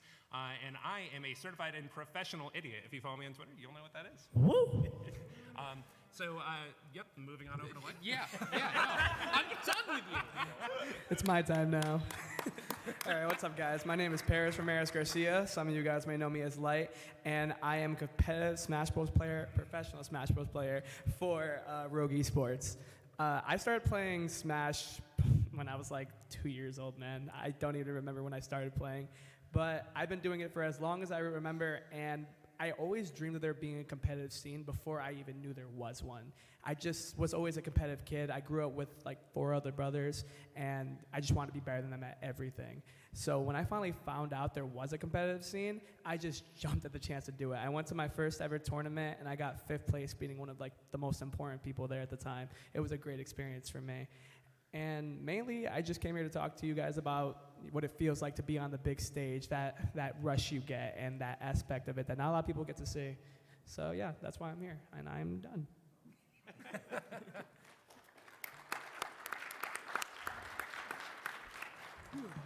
Hello. My name is Bobby Wasabi. I play Villager, and I'm very sorry. That's going to be the most profound thing he says all night. He's mad because it's a 70-30 matchup against Bowser Jr. Do you play Villager? It is. I've been a competitor for about 5 years now and have dabbled in a lot of roles in the community, including TO, as well as Twitch streamer. Follow me, twitch.tv/BobbyWasabi. The I is an L. I'm sorry again. And I'm just here to talk about, my growth in the scene and seeing, Ultimate kind of being cultivated from the ashes of what was Smash Wii U. And just talking about how, the power of community coming together and how that can affect people. Also, please play SpongeBob Battle for Bikini Bottom, Rehydrate, on the show floor. It is there. It is my favorite game. They're remaking it. Thank you, Purple Lamp, and the show. I love the show. It's a 6 speedrunning community. The show rules. Play Rehydrate. And real quick, before we really dig into the meat of this panel, we are going to be doing a live amiibo giveaway. All the amiibos are up here, and you can also see them up on the screen. They are custom PAX themed amiibos painted by our good friend Okami Swan. Follow her on Twitter. She does tons of amiibo alters. She takes commissions. She's fantastic. If you want to enter, you could just go to that URL that is right up there. It'll be on the bottom of all the slides. Don't worry. And there are multiple ways to enter. You can enter through Twitter. You can enter just by entering your name. There's a bunch of ways. We'll be picking names at the end of the panel. You do have to be physically here to win, though. No, sorry, people on Twitch. I'm sorry. We're just not going to ship them. Yes, you can enter right now. Go, and don't worry. Pull out your phone. Go to your web browser. Stop paying attention to us. That's not why you're here. Wait. It's right there. Yeah, the link is going to be on the bottom right. Yeah, it'll be there through the whole presentation, so you guys can enter, Yeah, you've got until the end of the night. We'll tell you when we're cutting it off. But anyway, so why are we here? Who here's plays Super Smash Brothers? Yeah! Yo, let's go. Super Smash Brothers is a fun game. It's super cool. You can play free-for-alls with your friends, all kinds of items. But there's another side of the Super Smash Brothers world, a competitive side. A side where your brain looks like this. where all that matters is beating your opponent with the best strategies, the best tactics, even if your opponent is playing casual, like this. Wait a minute. There have been a number of Super Smash Brothers games, for those who are not aware. Who here has played Super Smash Brothers Ultimate on the Switch? The current one. Let's see those hands. Yeah. Who here has played Smash 4 on the Wii U or the 3DS? Hey, wow. You know what? Fair. You're right. Who here has played Brawl? Super Smash Brothers Brawl?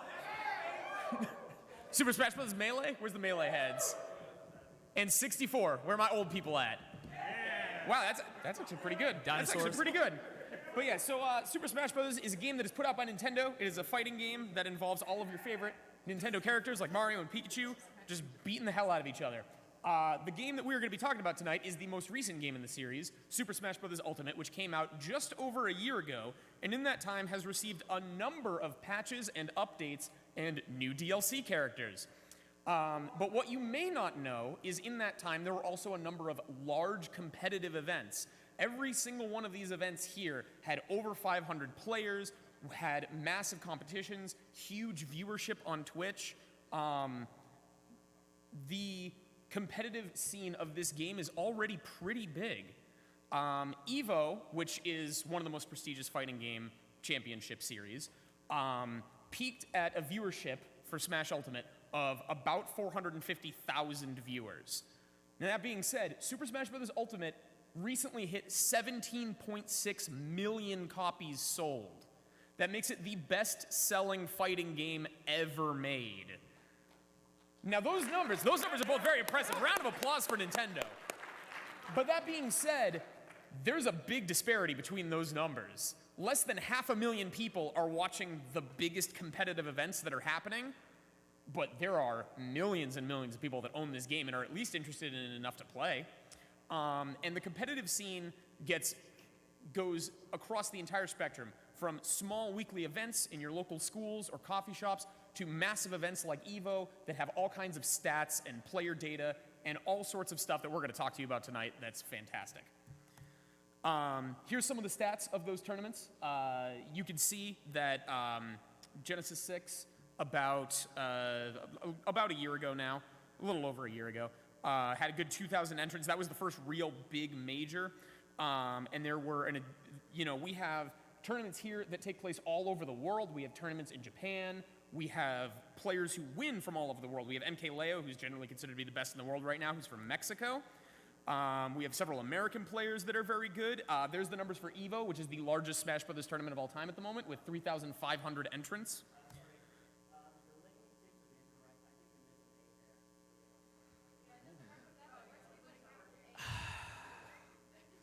We'll edit it. Go ahead. Jump in the... All right. I mean, I have to fix it on every slide. Wait, I'll fix it. We will get this fixed. Yeah. That was our way to make sure you stay through the whole presentation. We got and you. Yeah. This is our secret. That's how we get you to stay. Cool.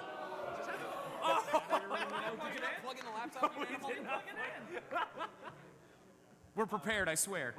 We're also professionals. But It's anyway, about yeah, so how well back a to, major to goes. major tournaments. As you can see, Genesis 7, that one took place about a month ago, and our good friend, Panda Global Mars, won that. Let's give a shout out to Mars. From right here in Massachusetts, good friend of all of us, excellent player. Should be charging. There we go. Beep. Cool. All right. So yeah, let's get into this. Let's talk about the tournament scene, the competitive scene, and what it can mean for you. Why you should join us. Why you should come join this great community. Cool. So actually, Light and I are going to talk about this one a little bit, and what it guys? means. Is your mic on? Yeah, that's We're on. good? All right, cool. Couldn't hear you. All right, we're good. All right, cool. All right, you go first. You go. All right, I'll go first. All right. You want me to? All right. Yeah. All right, I'll go first. So the thing that's really cool about Smash Brothers, and one thing about it is that it's a grassroots scene, and the way that the game is played, unlike a lot of other games that have these big online tournaments and huge prize pools for playing online, the thing about Smash is that you have to be there to play. It's a whole experience to be around everyone else playing the game and having the same experience as you, and finding people who enjoy the same things as you is such an important and good thing about Smash. So Yeah, and something I want to add on about that is it's really important to know that this is a grassroots scene. A lot of scenes have company support, and us having a grassroots scene just shows this scene was made purely out of the love and passion for this game. Everyone who's in the scene right now just has that passion. They love seeing other people play the game as much as they do. yeah, so basically, I wasn't done. That's Oh, all right. Yeah, thanks, that's man. fine. Thanks, dude. Appreciate that. I'm kidding. So basically breaking it down into two main categories is going out as an individual, you're going to have a role and a purpose when you go to a tournament. Are you a player? Are you a commentator? Are you an artist trying to sell some of your art or your favorite characters? There's so many different things that you can do and achieve in the Smash community that kind of hinted at that earlier. That's why we're all up here is a couple different reasons. Professional player, commentator, TOs, statisticians. What else we got? That's it, everyone? All right, they're on twitter.com. It's a free website. Make sure you check it out. So everyone can have a different role and purpose in the Smash community. It's something that I love about it, is that everyone can get such a different and unique experience and still feel fulfilled, even though we're all attending the same event. All right, now you can go to the next slide. There you go. Cool. So talk about role and purpose. Being a part of the Smash community is about being a part of something that's bigger than yourself and how you can best contribute to it, which is something that I love about it, because there's some parts of being a part of the Smash community that I could never do. Like running a bracket, I don't know how you guys deal with it for more than 5 minutes when people, neither do we. Yeah, Very barely. Very barely. I don't have the natural skill set to deal with that one. I could be a top player if I tried, but yeah, man. It's easy. Yeah, that one's easy, but I decided not to. But it's just amazing that so many people can show up to these events and get so many different experiences and feel so fulfilled at the same event. So pretty much when you go to a tournament, you want to feel good about yourself and what you did, whether that's being a great competitor, being a TO, being a commentator. And it's kind of like just finding more out about yourself through the community, which is something I think is so special and important about the Smash Brothers community. For sure, that's the beautiful part about it. Like you said, everybody comes for a different reason, but like it's still Smash. Everybody's doing their own part to help each other do what they want to do, and it's just, like I said, it's just beautiful. It is. Yeah. You have opportunities to express yourself in and out of the game, so as you guys saw earlier, doing commentary and really getting into it and feeling the moment, that's something that I feel like I can express myself very well with. I feel like other people might get nervous up there. And for me, it's playing the game. When you play the game, you just get that rush of, am I going to beat my opponent or not? Am I going to go to the next round? And everyone's there just cheering you on. I just love everything about that. And the cool thing about Smash is you do it at like a professional top national level, but there's so many different layers to it. You can find a local tournament, like we said, in coffee shops or, I don't know, in an alleyway somewhere with 10 other people. Not in an alleyway. Don't play Smash in the alleyway, by the way. Don't do that. But what you can... You never done that? No. Can't say I have. But the thing is, it's not necessarily about where you are or what you're doing. It's about your own goals and feeling good about yourself through the community. All right, next slide. Cool. So one thing that the community did for me as a person and for I think everybody up here is that it taught us how to set goals and how to achieve them, from going to your local scene to kind of leveling up and getting better and kind of being on the national stage as a competitor or TO or selling your art or whatever it is that you do that makes you feel good about yourself in the community. Sorry, I was looking at something about my first tournament. I want to go deeper on that, but more on a major level. I think someone's first tournament is something that's very important because obviously it's your first experience. And for my first tournament, everyone was so welcoming when coming to my first tournament because I guess, it's kind of just somewhere where everyone could come together and play. So it just felt a little different for me. I've never been to a community like this before. So I feel like it was just really overwhelming, but it was in a good kind of way. Actually, I want to hop in on that. My first tournament, which I alluded to back when I drove, my dad drove me down there. I didn't know anybody there, but as soon as I saw everyone just having fun and they knew each other by names or tags or whatever, they all just seemed so tight-knit. And it was a huge crowd. I was like, how can you just know everyone and be friends with everyone? Well, I found out that's just the norm. So that drew me in too, honestly. Yeah, for sure.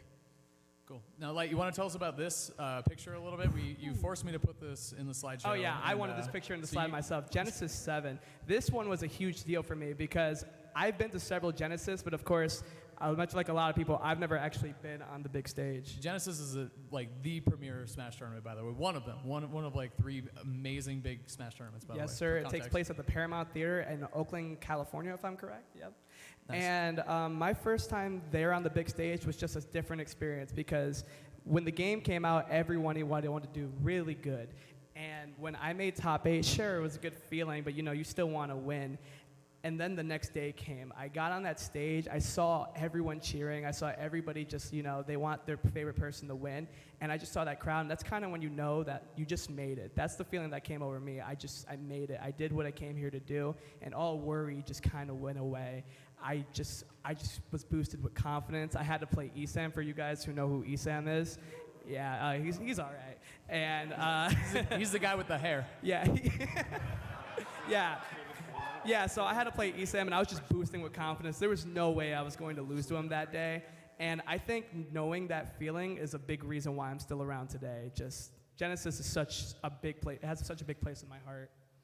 Yeah, and that's something that we kind of wanted to emulate here for you guys when you first walked in and we had John step up and play against Light, is that big tournament feeling, being on a stage, having people cheer for you. It's an experience like no other. Cool. So hopefully the sound sounds okay. Yeah, there you go. So that was here. That's a Boston-based tournament series. It's actually in Worcester now. It's called Shine, and that is Mars. For those of you who don't know him, he was playing against another top player, Rashid Rose. Dark Wizzy, a.k.a. They're all right. They're all right. They're okay players, yeah. They're okay. Yeah? All right. Thank you. So you wanna go? Okay.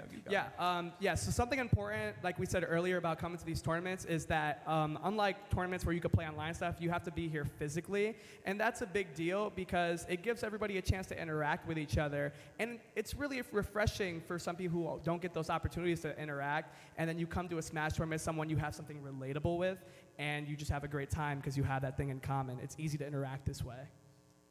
Yeah, exactly. Yeah. So, cool. Okay, and finally, too, like I said, you can find your way in Smash in so many different ways. This is a New England vendor here, and his name is Drizzen, and he sells all sorts of different. Yeah, woo, that's right. Give it up for Drizzen. Let's go. The thing about Smash. Drizzen hosted my first weekly. That's right. And the dog, too. I don't know if you guys saw, he's got a dog. That's not in his shirt. He's actually holding that dog. So the thing is, you have to be there in order to participate in Smash. That's the one thing that I love about it. You have these kind of stereotypes about gamers. They never leave their rooms. They don't do this or that. The thing I love about Smash is that you have to. You have to hop on a plane or get in a carpool for 8 hours in order to compete and contend and buy the art and sell your art and commentate and do all these things. You can't. Smash is the thing you have to be in person for. It's a real person experience, and that's something that I really, really love about it. And it's about being a part of something that's bigger than yourself and being there in person and being there with everyone else who shares the same love and interest as you. Cool.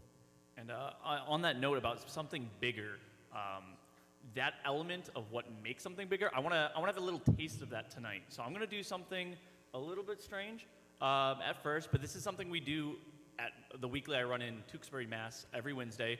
So I'm going to need some help on this one, but I'm going to give a count of 3, and I want to hear a hearty yeehaw that's going to echo throughout this. So I'm going to stand away from the mic for this, but I'm going to need you guys to make up for my lack of volume on that. So on the count of 3, I'm pulling my arm back, all right? 1, 2, 3. Yeehaw! Thank you. And so that is a little taste of the magic that is community. It's something that turns just a video game where you play single player, you beat a giant gloved hand or something like that, or you go online and you beat faceless people you'll never meet, or get beat by and keep playing them forever. It turns it into something magical. So that little bit of that secret sauce is community. It's the people around you, and you can slide through because these have transitions. Escalator decided to be fancier than the rest of us when he set up his slides. Yeah, he has the magic on his slides. But yeah, like this is right here. That is a bunch of New England players going to Wisconsin. That's a huge group, and there's still people that aren't in that group photo that we took. Most of us flew.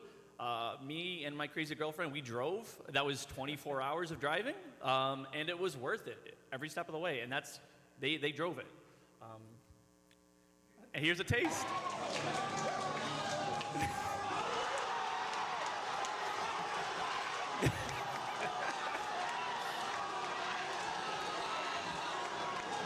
I love this. I can't get over the people hugging each other. No, this is so great. You can move on This to the is next some slide, of but their like, happiest days. That is just a taste. Like a lot of these people, I would imagine they don't know each other, but that's in Nintendo New York, and that's the reveal of not even a character. I mean, Sans is a character. No disrespect, Mr. Sans Undertale. But it's a costume that got revealed, and everyone went crazy. And that context of other people around you sharing that experience, that shared just element, it just turned something that was like, oh, that's cool, into what the heck, I'm going to hug this person next to me right here. Haz, I love you, man. It elevates it.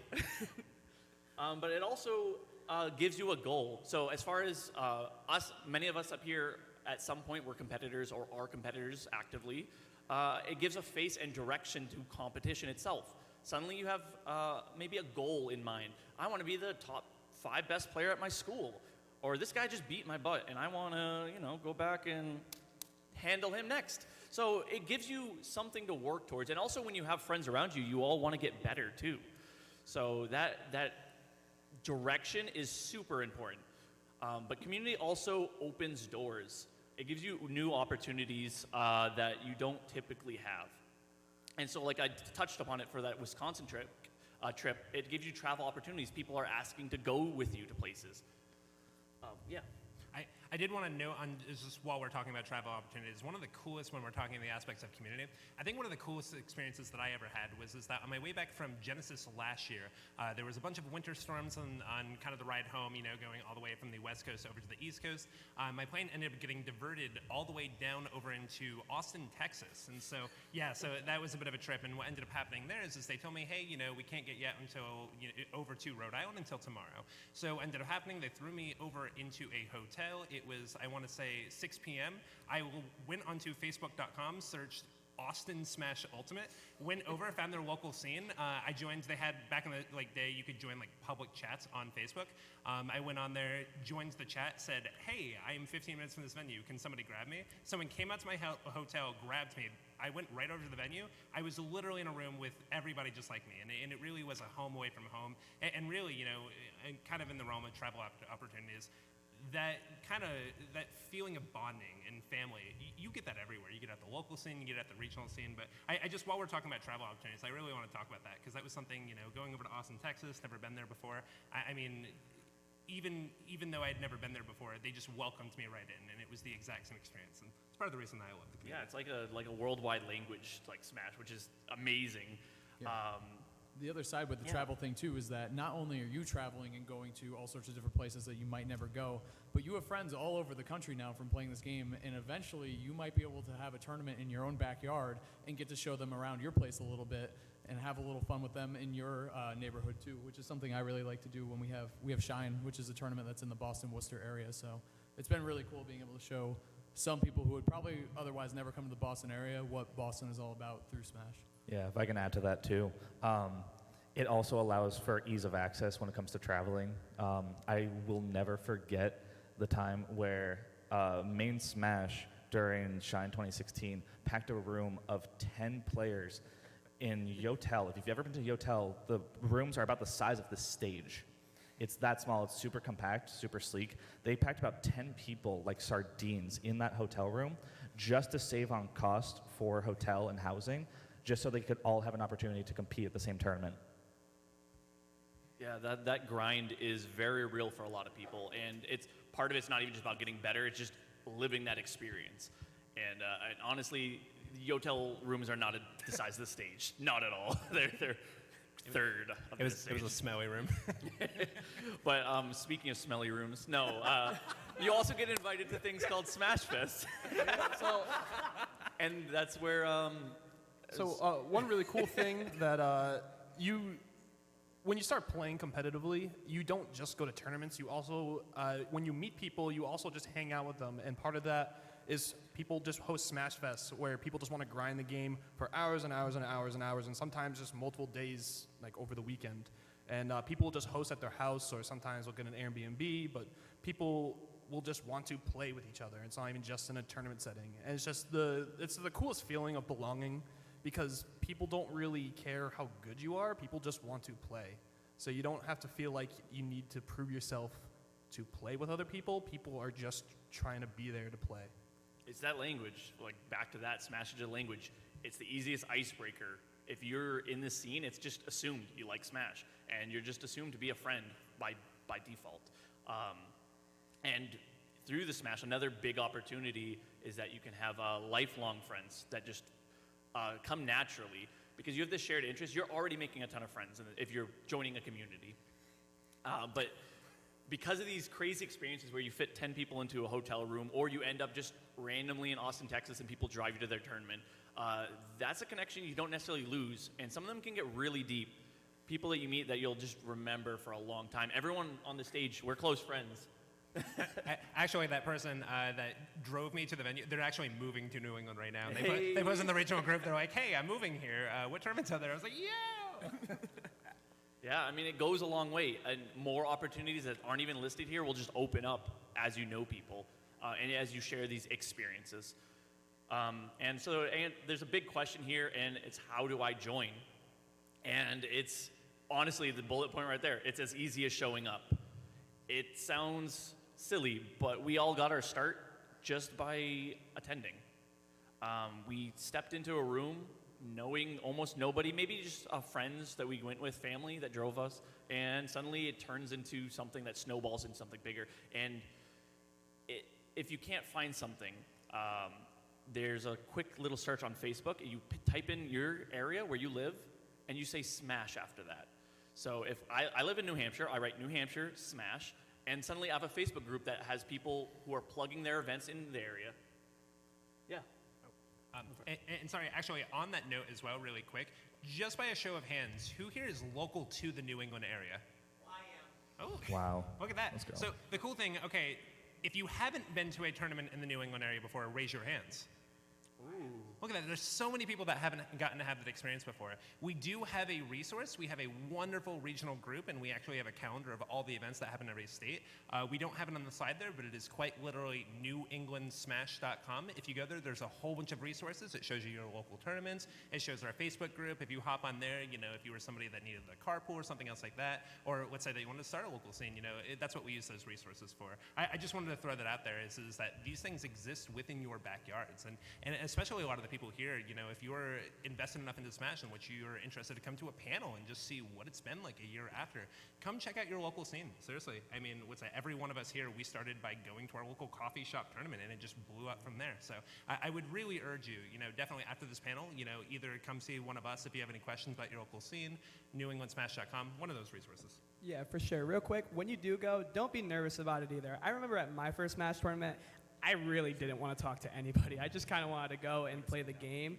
But, all this, when you go, it's going to be a packed venue. All these setups are just taken up, and you're going to feel like you need to talk to people, and there's nothing wrong with that because everyone's welcoming, and eventually you're going to make friends at that local just because you want to play on a setup. Yeah. Oh, this is my slide. Convenient. Yeah, funny about that. Oh, okay. Yeah, man. Something else we got to talk about here is the hobbies. Nah, I'm kidding. Yeah, it is a hobby. I like to think of it more as a lifestyle. Some take it as a hobby. But for me, when it comes to me going to Smash tournaments and stuff, it was all about the competitive drive for me. I wanted to be the best that I could be, and I settled for no less. I'm still not settling for no less. And not everyone has to be like that, but it's definitely what I wanted. Something important to remember is that everyone around you is here, they're here to compete, they're here to beat you, they're here to stop you from what you want to do. And at first, that feels like kind of a bummer at times where you lose in tournaments and it's not what you wanted, but at the same time, it's an inspiration. It's an inspiration because, oh, this guy beat me. Next time I play him, I'm going to destroy him. I just want to make sure I beat him and I beat everybody else and I make it to the top. So that's something in the scene that was a huge drive for me. And, don't be afraid to show off. Once you're good enough, you could do whatever you want to your opponent, man. Just have a great time. Go, yeah, you know what I'm talking about. Oh, another reason I want to mention for, going to the Smash scene is just escapism is a good way of putting it. Everybody has stuff going on in their life that you don't really want to talk about or you want to get out of it for a bit. And going to the Smash scene, it's a great get-out mechanism. When you go in there and you just don't have to think about what's going on in your life right now, you're just playing the game, having a good time.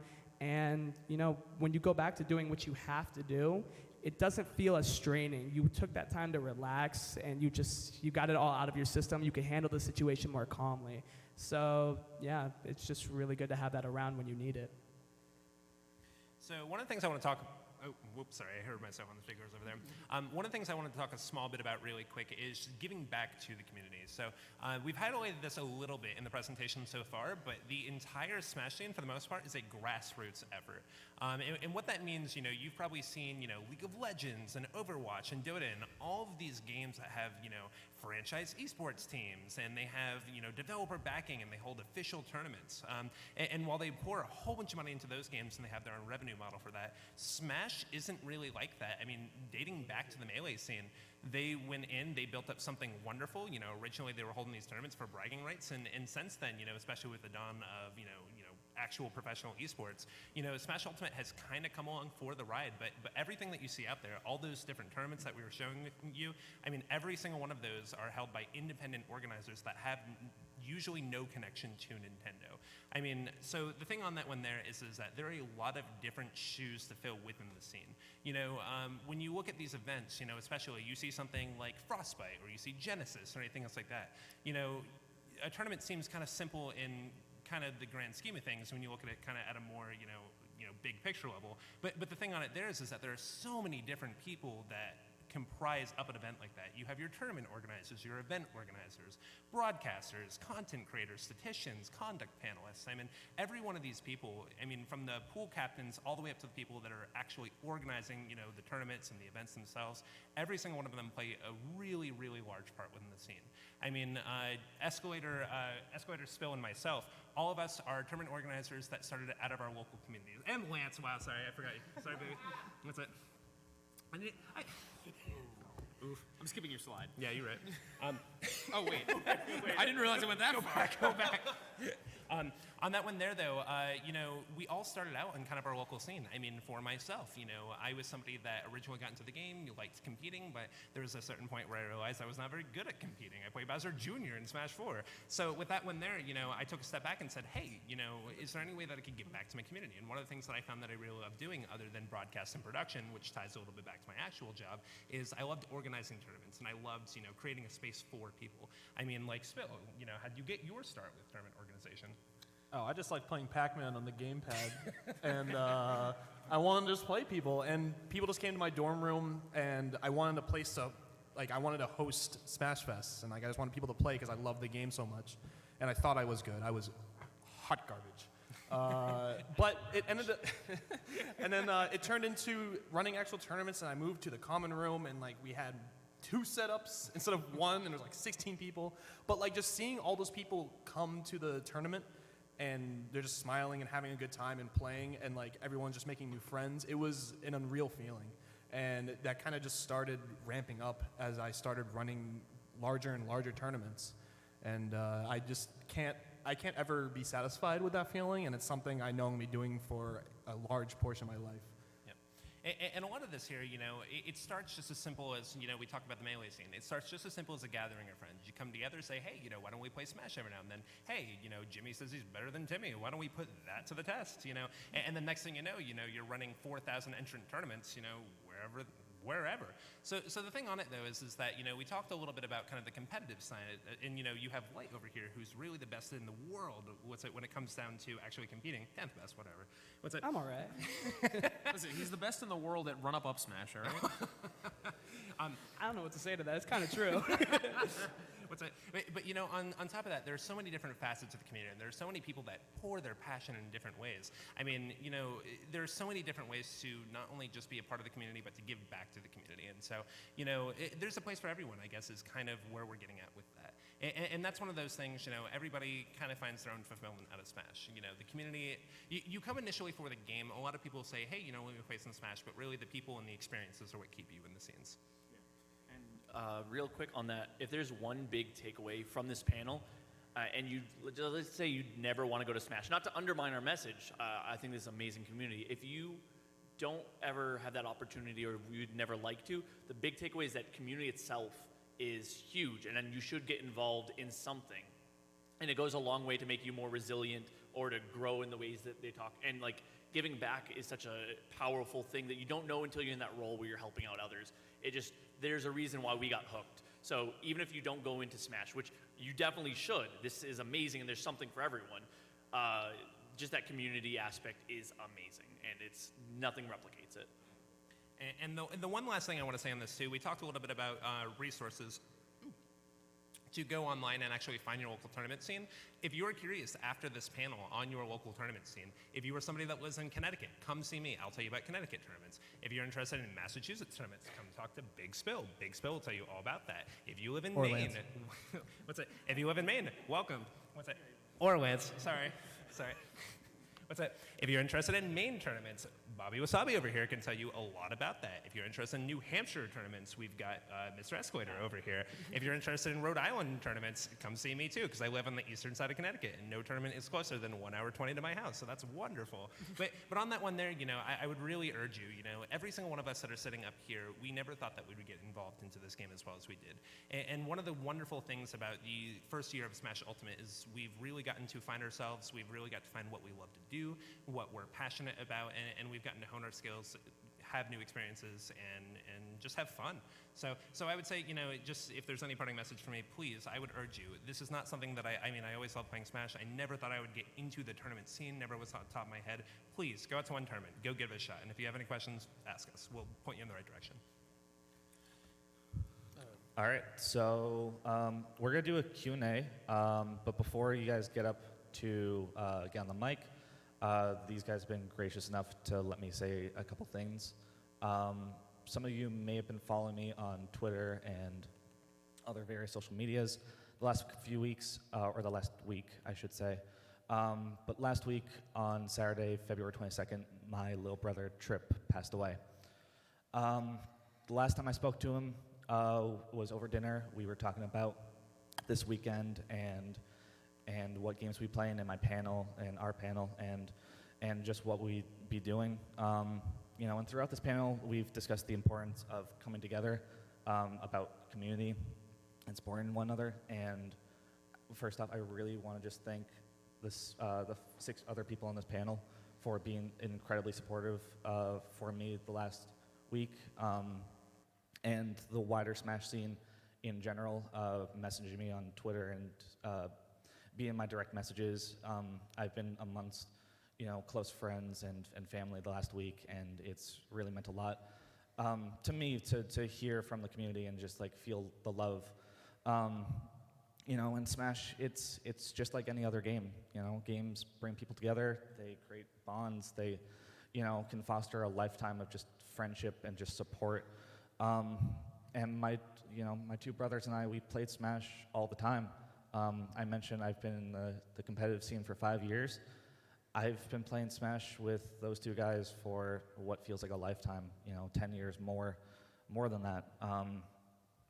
And I kicked his butt a lot, but that never stopped him from enjoying the game and being interested and being invested in the DLC, the upcoming characters, how I'm doing in bracket, how my character's doing, how the characters he played were doing. So I guess what I want to say is, Trip, we love you, and let's hope for Kazuma Kiryu from Yakuza to be added, because that was his favorite. So let's hope he gets in.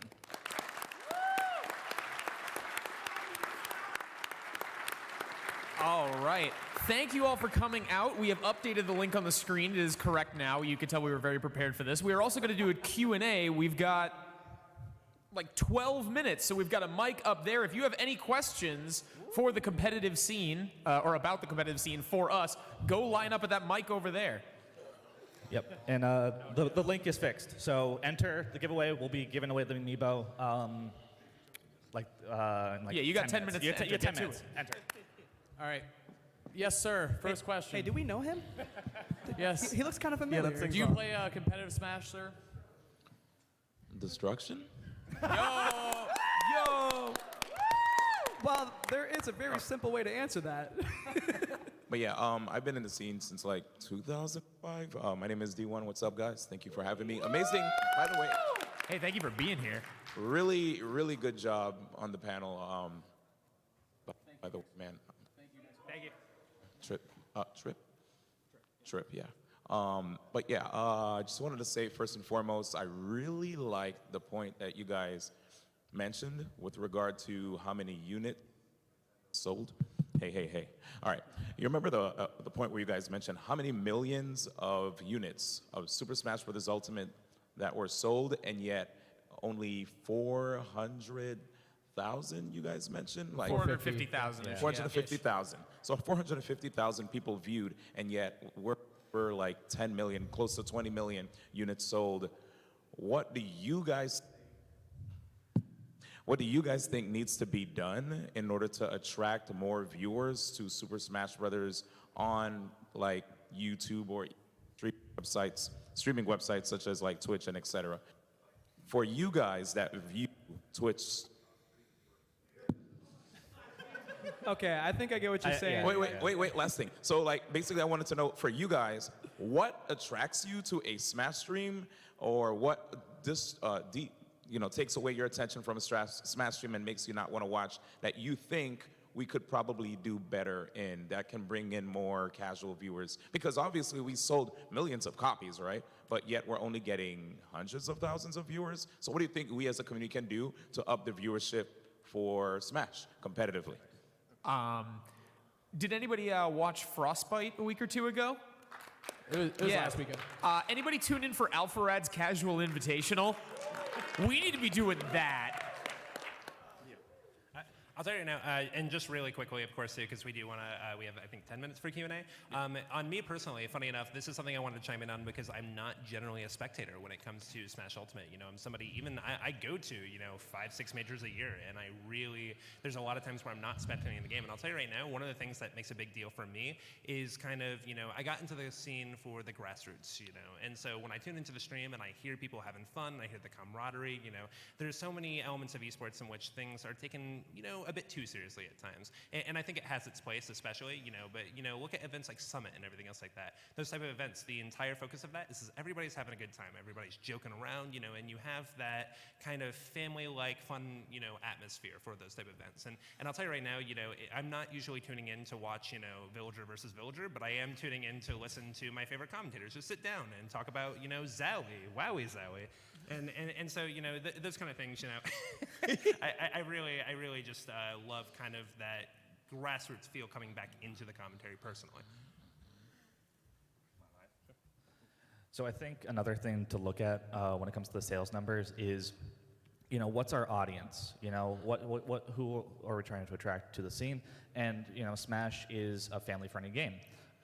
There are, probably not an insignificant amount of people who play Smash who don't care about the competitive scene, who want to just get drunk with friends and hang out, or who, family friendly, who are, little kids and just growing up and maybe someday will start to watch competitive Smash, but this is their first game. Everyone has to start somewhere. So I think, trying to find ways to connect with those audiences. Why should little Timmy, who's 6 years old, who just got a Nintendo Switch for Christmas and has Smash Ultimate, why should he log on with his parents' permission at twitch.tv to be able to watch a Smash tournament? Like, why should he have interest in that? And I think that's a really important question that not only stream producers have to take a look at and say, hey, how can we make this as watchable as the MLB or the NFL? And just appeal to kind of a broader audience while also focusing on, like Clipboard said, the grassroots scene and just the core people who really care about the game. Yeah, it's a very difficult thing that we all struggle with as tournament organizers all the time, is how to attract new people. What makes people want to go to your event? What can you do that people want to see? And it's a constant battle. But thank you. Thank you, guys. Thank you. Hi there, I'm Tu. I'm from South Boston. Hello, what's up? This is for everyone on the panel. I was just wondering, I know that Nintendo already chose the characters, but who do you want as DLC? Ooh, yeah. Ooh, solid question. Phoenix Wright, all the way, right, all the way. Let's go down the line. So start with Light, go this way. Yeah, Light. My answer, probably not the most popular. If anyone knows the character Rimu from the Toho series, yeah, you're one of those. Yeah, I am one of those, and probably Crystal from Star Fox. But that's it for me. I gotta say. Well, I got one who I love. Let's hear it. Either one or the other, but they would be perfect. Crash or Spyro. Great answers. Solid Yeah, I'm choice. fine with that too. I gotta say, I gotta go with the strongest woman in the world. Chun-Li from Street Fighter is my choice. Solid choice. Keep that away from me. I'm going to go old school, and I'm going to die on this hill until they're a me costume, but I want Gino from Super Mario RPG. All right, well, he took mine. So I'm going to go ahead and do the left field pick and say Master Chief. While we're on the topic of old school, my personal wish is hamburger helper from Walmart. Here's the Phoenix Wright. Dream pick that won't happen because he's Peach's neutral special. I want Toad really bad. Like, I'm serious about that. My realistic pick is I would love Rayman. I would love for Rayman. Ubisoft needs representation. All solid in this choices game. all around. Thank you very much. Thank you. You said Phoenix Wright. You already said yours. I did. Phoenix Wright 2. Hello, everyone. My name is Rollo. I go by Rhyme. I've been on the competitive scene since 2015, I believe, PM days. I started in Mexico, so I love Smash. I just wanted to ask, it kind of carries off of D1. I just wanted to, and then also a comment that Clipboard said. You said that Smash is not necessarily similar to Overwatch or League of Legends. And in my eyes, it seems like there is something missing, that it's not really pushing Smash to its limit, I guess, to be as big as Overwatch and League of Legends. So 2 questions. One, do you think it is due because of the format of Smash, which is one player versus one player, unlike Overwatch and League of Legends, where it is a 6v6 kind of situation? And then 2 is, do you guys think it's Nintendo is at fault for not really investing a lot of their attention like Blizzard does for Overwatch or something like that? So I think the base product is incredible in terms of harvesting a competitive viewership, because it brings you, I think all of us kind of started this way, you play with items on, with computers, with, everyone's done this, right? Free for all in these crazy stages. Then you start playing and you get a little better and you start getting invested in the scene and maybe start taking it competitively and seriously. So I think naturally, I think the team question is a really interesting one, actually, because 1v1, I mean, I think Street Fighter does really well in terms of viewership, too. Evo, and, it does really well in all those. So I think fighting games in general, that's just the format. So I like that. But Smash does have, the cool thing about Smash, it's such a versatile game, and you can do things like team battles, or you can do Squad Strike is like a new format that I really like. Yeah. So I think it'd be interesting to try to experiment at bigger tournaments with different formats and see how that works. It's something I've actually been really interested in for a while. I will say that even in traditional sports, you see a kind of divide between team sports like football and 1v1 sports like tennis, where the team sports people allow themselves to get a lot more invested in a team as opposed to a single player, because they could be lifelong fans of the team even though the team's switching players. So that is a factor. There always will be that element with regards to all fighting games. But yeah, Nintendo could, help us out, but they just don't. So, that is what it is. Thank you. Nintendo could really help us out. We got time for like 1 or 2 more questions. Well, we can go. Hello, I'm Ben. I'm from Bedford, which is nearby, which is within good driving distance from Boston. What's up, Ben? As Smash 4 and Ultimate were getting released and characters were revealed over time, have you had a mindset like, oh, he or she will be great for competitions or tournaments, or think, oh, they're competitive worthy? Oh, dude, half the time when I'm at work, when I should be doing my job, is just imagining various characters in Smash and their movesets. That's literally just all that goes through my head is how. Or any characters characters could be. that you have personal favorites or attachments to. That's in both 4 and Ultimate. Any characters that are new additions that have that you're personally attached to. If you grew up with Castlevania, for instance, you would be so excited to have Simon or Richter there. Or tons of people who grow up with Banjo-Kazooie who are overjoyed when they were announced. Well, there's the thing, too. A character gets added in, and we've seen it kind of runs the risk of ruining that image of the character to some people. I know people to this day who will not play Bayonetta 1 or 2 because of Smash Wii U. And on top of that, I know people who were super excited for Banjo-Kazooie and just despise the character now, and despise Banjo-Kazooie as a franchise because they dislike him in Smash.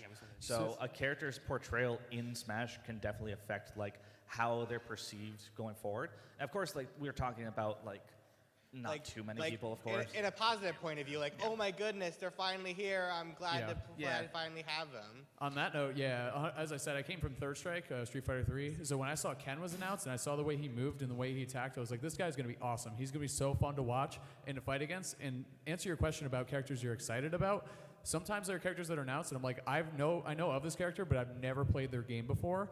And now I'm interested in playing their game and getting to know them a little bit more through Smash and then playing their own franchise games. I did that exactly with Castlevania. I played a couple Castlevania games and really liked the franchise. Love the music too, obviously. It's so good. And so I started playing as Richter and Simon at the beginning of Ultimate. And now I've played and completed, I think, 4 Castlevania games. And I'm working on, I just bought, actually literally bought one here at PAX. So yeah, I Well, like that's that a the lot. thing. There are several characters who Smash was their introduction to. Some people didn't know about Bayonetta because it's a more mature game. Right. Or Yeah. some It's people. there's also an interesting element of Smash where a character's depiction out like in their own series in terms of like how mature they are and that sort of thing doesn't necessarily reflect how good they are. Like you would think that say Princess Peach wouldn't be very good in a fighting game because she's always getting kidnapped all the time. But she's really good and probably top 5 in this game. But thank you for your question. We got time for one more, and then we're gonna do the Amiibo giveaway. One more question. Hold on. I'm not going to do the last question. I'm going to let him do it. I just want to say it's a Q&A, not a conversation. You got to learn how to speed that along. Just let's say it. Let's say it. Security. Did he have a question? I don't know. Hi. All right. This is the last one. And by the way, really quick, guys, we will be around after the panel, so if there's anything you want to ask us on the side, we'll be right outside the conventional. Yeah. Room. I've been playing Smash since like near the last year of Smash 4, and I've gone 0-2 in every single set. All right. So love that, yeah. You show up every week and you go 0-2 every week? Every week. You want to know what the most important part of that statement is? Every week. You show up. Yeah. All right. What? Yeah. Question. But yeah, go ahead. What was the question? Usually I stick around because I have friends there that I just like staying with. But I know some people who stopped attending because they just keep losing. They don't feel like they're improving. So what would you say for anyone who's maybe lacking in their confidence with their skills? So, if I can go just really quick, as somebody that went 0-2 for quite literally the first year, and just really quick, kind of back, a lot of us started, I mean, maybe before Smash 4, but a lot of us were heavily involved in the Smash 4 scene. I played Bowser Jr., considered a bottom 3 character, and people asked me, why are you doing it? What are you doing? I would go to tournaments, I would get frustrated, I'd play Bayo and go 3-2, go back to Junior, go 0-2, what am I doing? So on that one there, there was a lot of times in which I asked myself, hey, why am I going to tournaments? And, I think what a lot of people do is they put a little bit too much weight into their immediate wins and losses. And I think the best thing you can do is don't put too much pressure on yourself when you walk into a bracket. If you're somebody that goes 0-2 a lot, come on in, just say, hey, what can I learn from the sets that I went through today? And think about it too, a lot of people that you play have been playing competitive tournaments maybe for 3-4 years. And without getting too far into seeding, the bracket's kind of stacked against you at first too. So, anybody that's going through that, going to the tournaments, going 0-2, I would say don't put too much pressure on yourself and socialize with people when you go to events. Like I said, a lot of us came here to play the game and then realized that maybe we're not so good at the game. So, while competing is important to a lot of people, and it still should be, there's definitely a lot of value in kind of just getting to know people around you too. Play some friendlies, get out of your comfort zone a little bit, have fun. Yeah. If you don't feel like it, take breaks. To piggyback on clipboards real quick, and 2 parts to that question. As far as personally reframing how you're focusing and not just like the results, I went 0-2, that's not the thing that should matter. The thing is that you're making growth in strides, and it can be little things each time. Like you watch your character on stream, like if I watch Meister, I see he does something I'm not doing yet, and I do it in the next tournament. I feel really great about that, and that's just the growth you want to look at, not necessarily who you're beating, who you're losing to. But the second part that I want to address real quick is as far as friends who are dropping out, and they're people who you go with all the time. I've had that with my brothers stopped competing, and I haven't been able to get them back into the scene, but I'll still play Smash. So sometimes there's going to be people with different focuses and different priorities, and that's okay. And you can still share some sort of magic of Smash with them. And it might not be the tournament scene. It might be even just viewing a tournament, watching people like Has talk and watching Light play, and that might be a way you can still connect with them. But as far as getting them to go back in the tournaments, I've not been able to get my brothers, and they're still fiends. They're just not going to go to tournaments now. So. All right, thank you. So we're at time right now. Like Clipboard said, if anyone has any other questions or just wants to talk to us about the Smash scene in general, feel free to approach us. We're gonna be chilling out for the next, half hour or so. But before that, Really quick shout out. Can we give a quick shout out to all of you for being a wonderful audience this entire time? Oh, thank you guys. and all the people that are part of our local scene that showed up to support us. Round of applause for you guys. All right, so we're gonna pick the winners of the Amiibo giveaway. So the real first reason you're all winner. here. Is it they choose or we? Yep, first chooses and then first chooses and then second chooses what's left and then third gets what's left over. You have to be so here for They it, have to be here for it. So first winner, Jeremy Mullet. Let's go. Come on up. And then the second winner is Will Luca. So these are custom painted PAX. Custom amiibos. painted. Follow Okami. She's amazing. She does work like this all the Who do you time. pick? Last winner is Pam Wan. Pam Wan. In the back. Let's go, Pam. Thank you all so much for coming out. If you are interested in your local Smash Brothers scene, if you're local to New England, you can ask any of us. We know everything. If you want to know about your local scene for wherever you're from, go on Facebook, type in whatever city you live in, Smash Bros. And there will be stuff near you, I promise. Smash the Sixer, you are all sick as well if you play. Follow Clipboards on Twitter. Thank you. Thank you all for coming.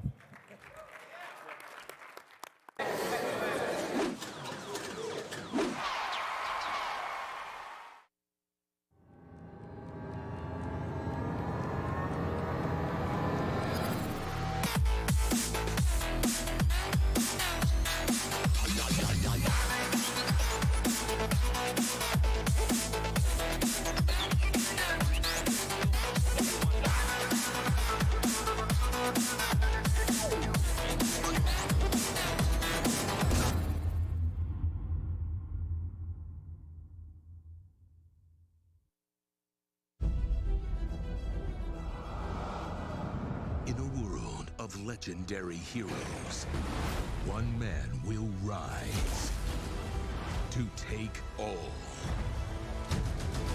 of the credit. This game has something that no one else will.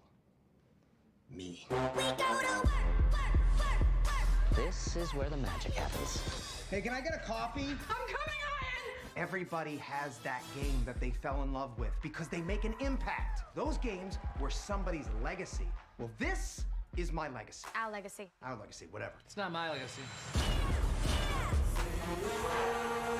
I have a BA in Women's Studies. What exactly is women's studies? It follows the experiences of women and the contributions they've made to... Inquiry withdrawn.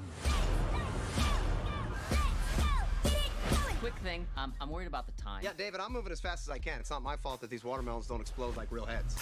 I can get you real heads. Not human. That's commitment.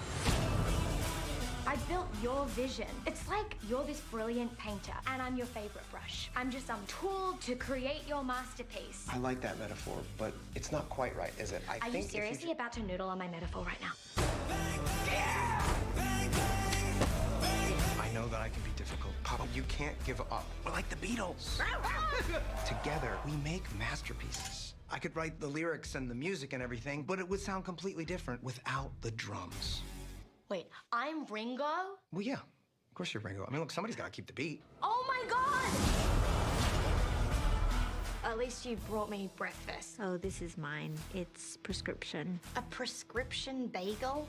Legally, you're actually not allowed to ask me about Whatever. it.